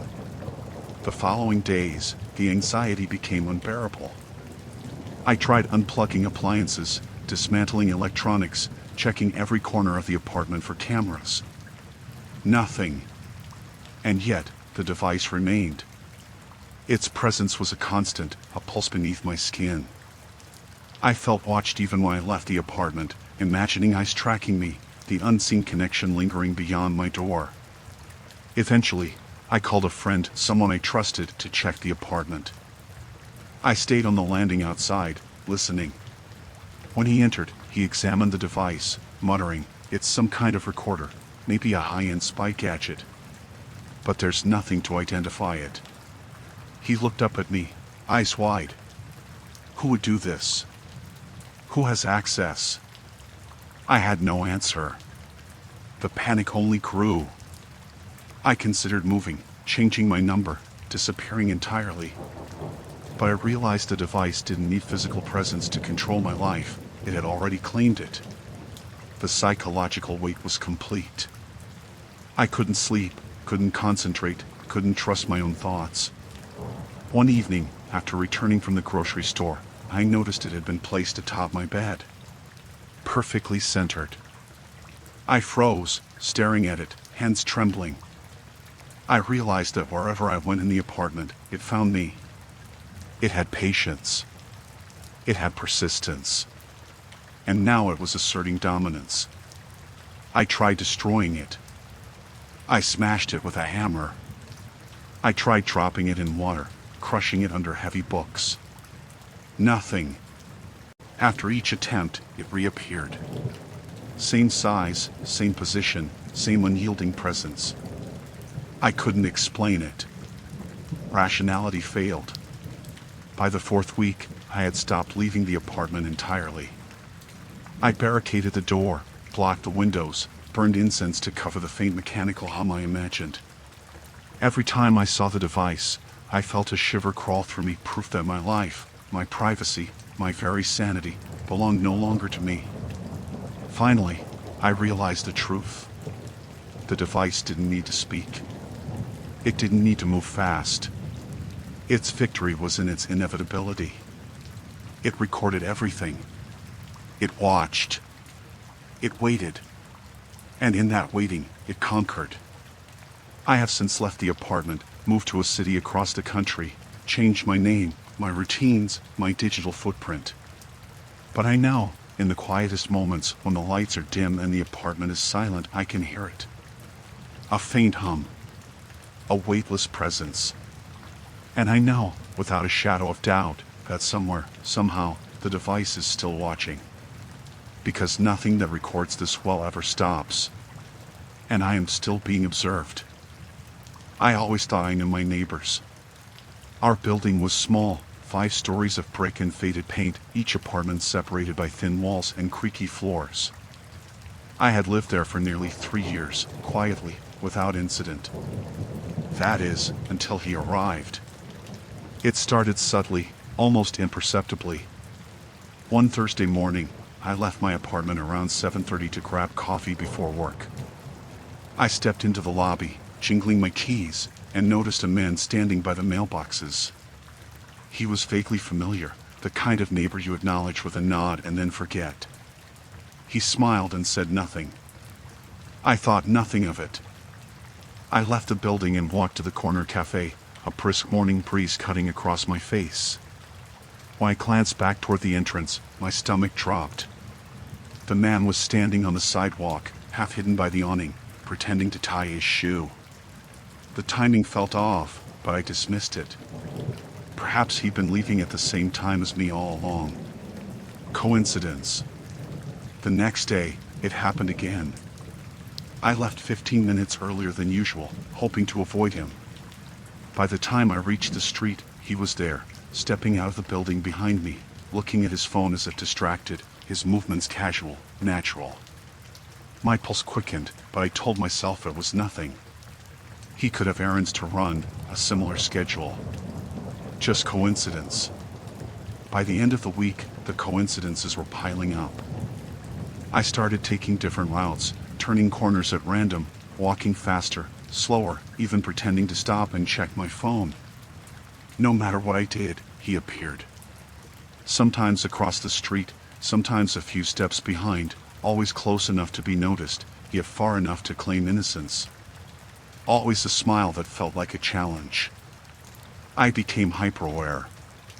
My mornings, my walks, even my grocery trips became exercises in paranoia. I noticed things I had never paid attention to before, the sound of his shoes on the pavement, the faint scrape of keys in his hand, the rhythm of his breathing when he paused to tie his shoe. Every move felt deliberate, calculated.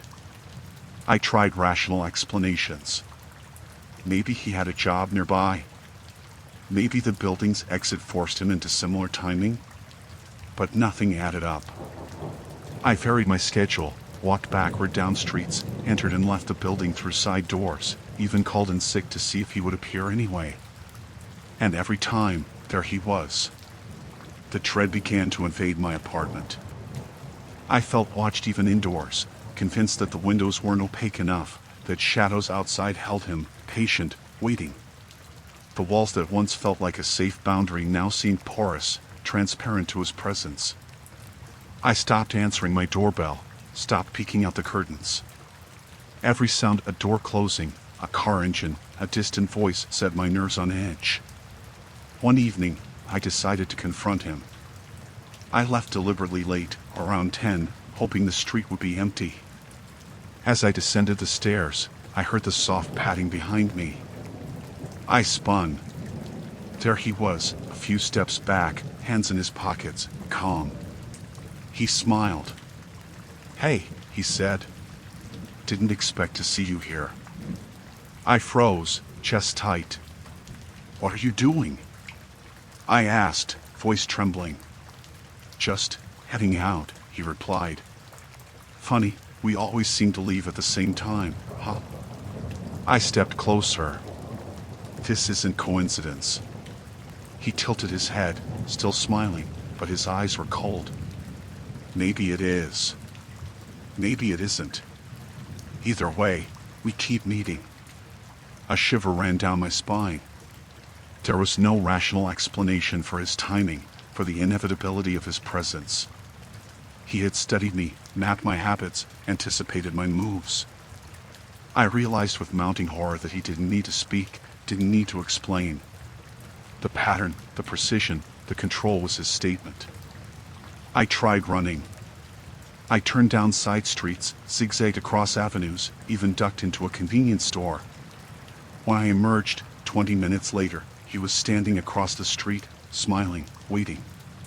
He never chased me, never spoke, but the implication was clear. He knew me. He always would. I contacted the police, explained the situation. They came to take a report, questioned him briefly. He claimed ignorance, called it funny coincidences, the perfect innocent facade. Without hard evidence, there was nothing they could do. I was left alone with my fear, my routine shattered. The weeks that followed were a nightmare of vigilance. I moved at irregular hours, changed my walking routes, even altered work shifts. He adapted immediately. I saw him in cafes I never frequented, at bus stops I had never used, sometimes casually in the background of streets I thought I had cleared. One night, I decided there was only one solution: escape entirely. I packed a bag, left my apartment, and drove miles out of the city, booking into a hotel in an unfamiliar town. I slept fitfully, windows closed, doors locked, the sensation of being watched never leaving me. The next morning, exhausted, I ventured outside to get breakfast. I turned the corner, and there he was, standing on the sidewalk, casually, as if he had always belonged there. The same smile, the same hands in pockets posture. And in that instant, I realized the truth: distance, movement, schedules, none of it mattered. He had studied me too well, anticipated too much. I was a map he had memorized, a pattern he could always find. I fled again, driving through unfamiliar towns, taking random turns, staying in motels off the main roads. Every time I slowed, every time I paused, I imagined him there, smiling, patient, inevitable.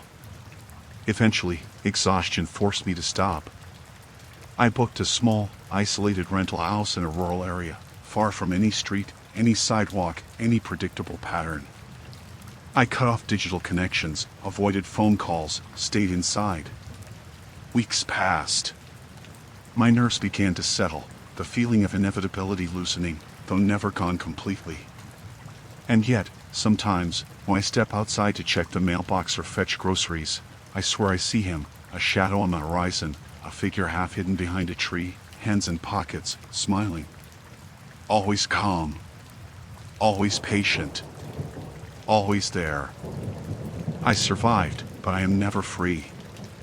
I will never be free. The lesson is clear. Some people do not require coincidence.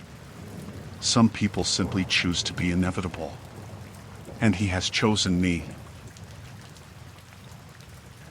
I had finished my shift at the hospital around 2 in the morning, exhausted and craving the quiet of my tiny apartment.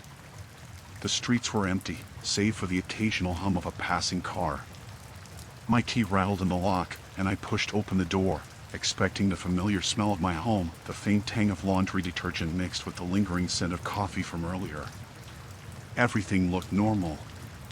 The living room was dimly lit by the streetlight outside, shadows stretching across the furniture like slow-moving creatures.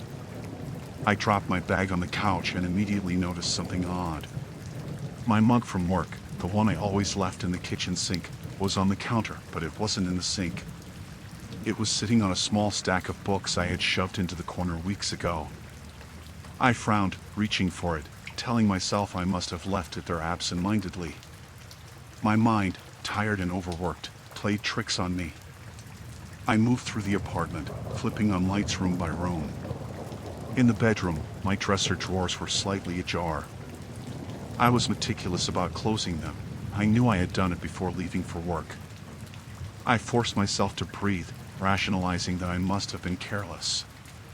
I turned on the bathroom light and froze. My toothbrush was missing from its holder. I frowned, checking the cabinet and the shower shelf. Nothing. My heart rate quickened. I had been living alone for years. There was no logical explanation for these small disturbances. I tried to shake it off as paranoia. I set my bag down on the kitchen counter and started making tea, listening to the quiet hum of the refrigerator.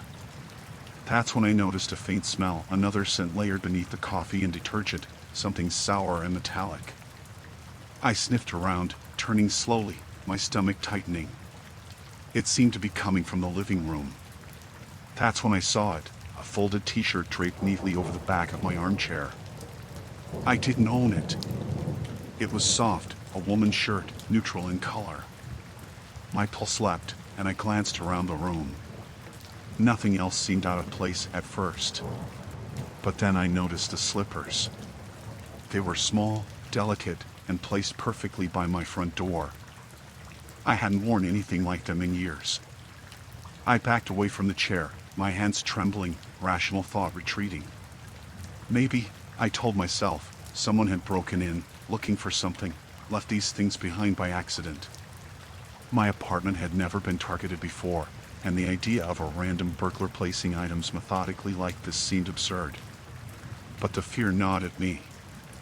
I decided to check the apartment thoroughly, room by room, grabbing a heavy kitchen knife for comfort. Everything looked normal, yet every shadow seemed heavier, the faint metallic smell stronger. My bedroom closet door creaked. I told myself it was the wind the apartment sometimes shifted in strange ways, but I felt compelled to look. I opened the closet door slowly. My heart sank. The floor was clean, yet in the back corner, barely noticeable, was a small blanket folded neatly. Beside it, a backpack I had never seen. The backpack was zipped closed, but I could tell it was full. My rational mind argued it must be a leftover from a delivery or a forgotten friend's bag, but I lived alone. Nobody had a key. I backed out of the closet, feeling the walls close in. My thoughts raced. Someone had been living here. Weeks. Maybe longer.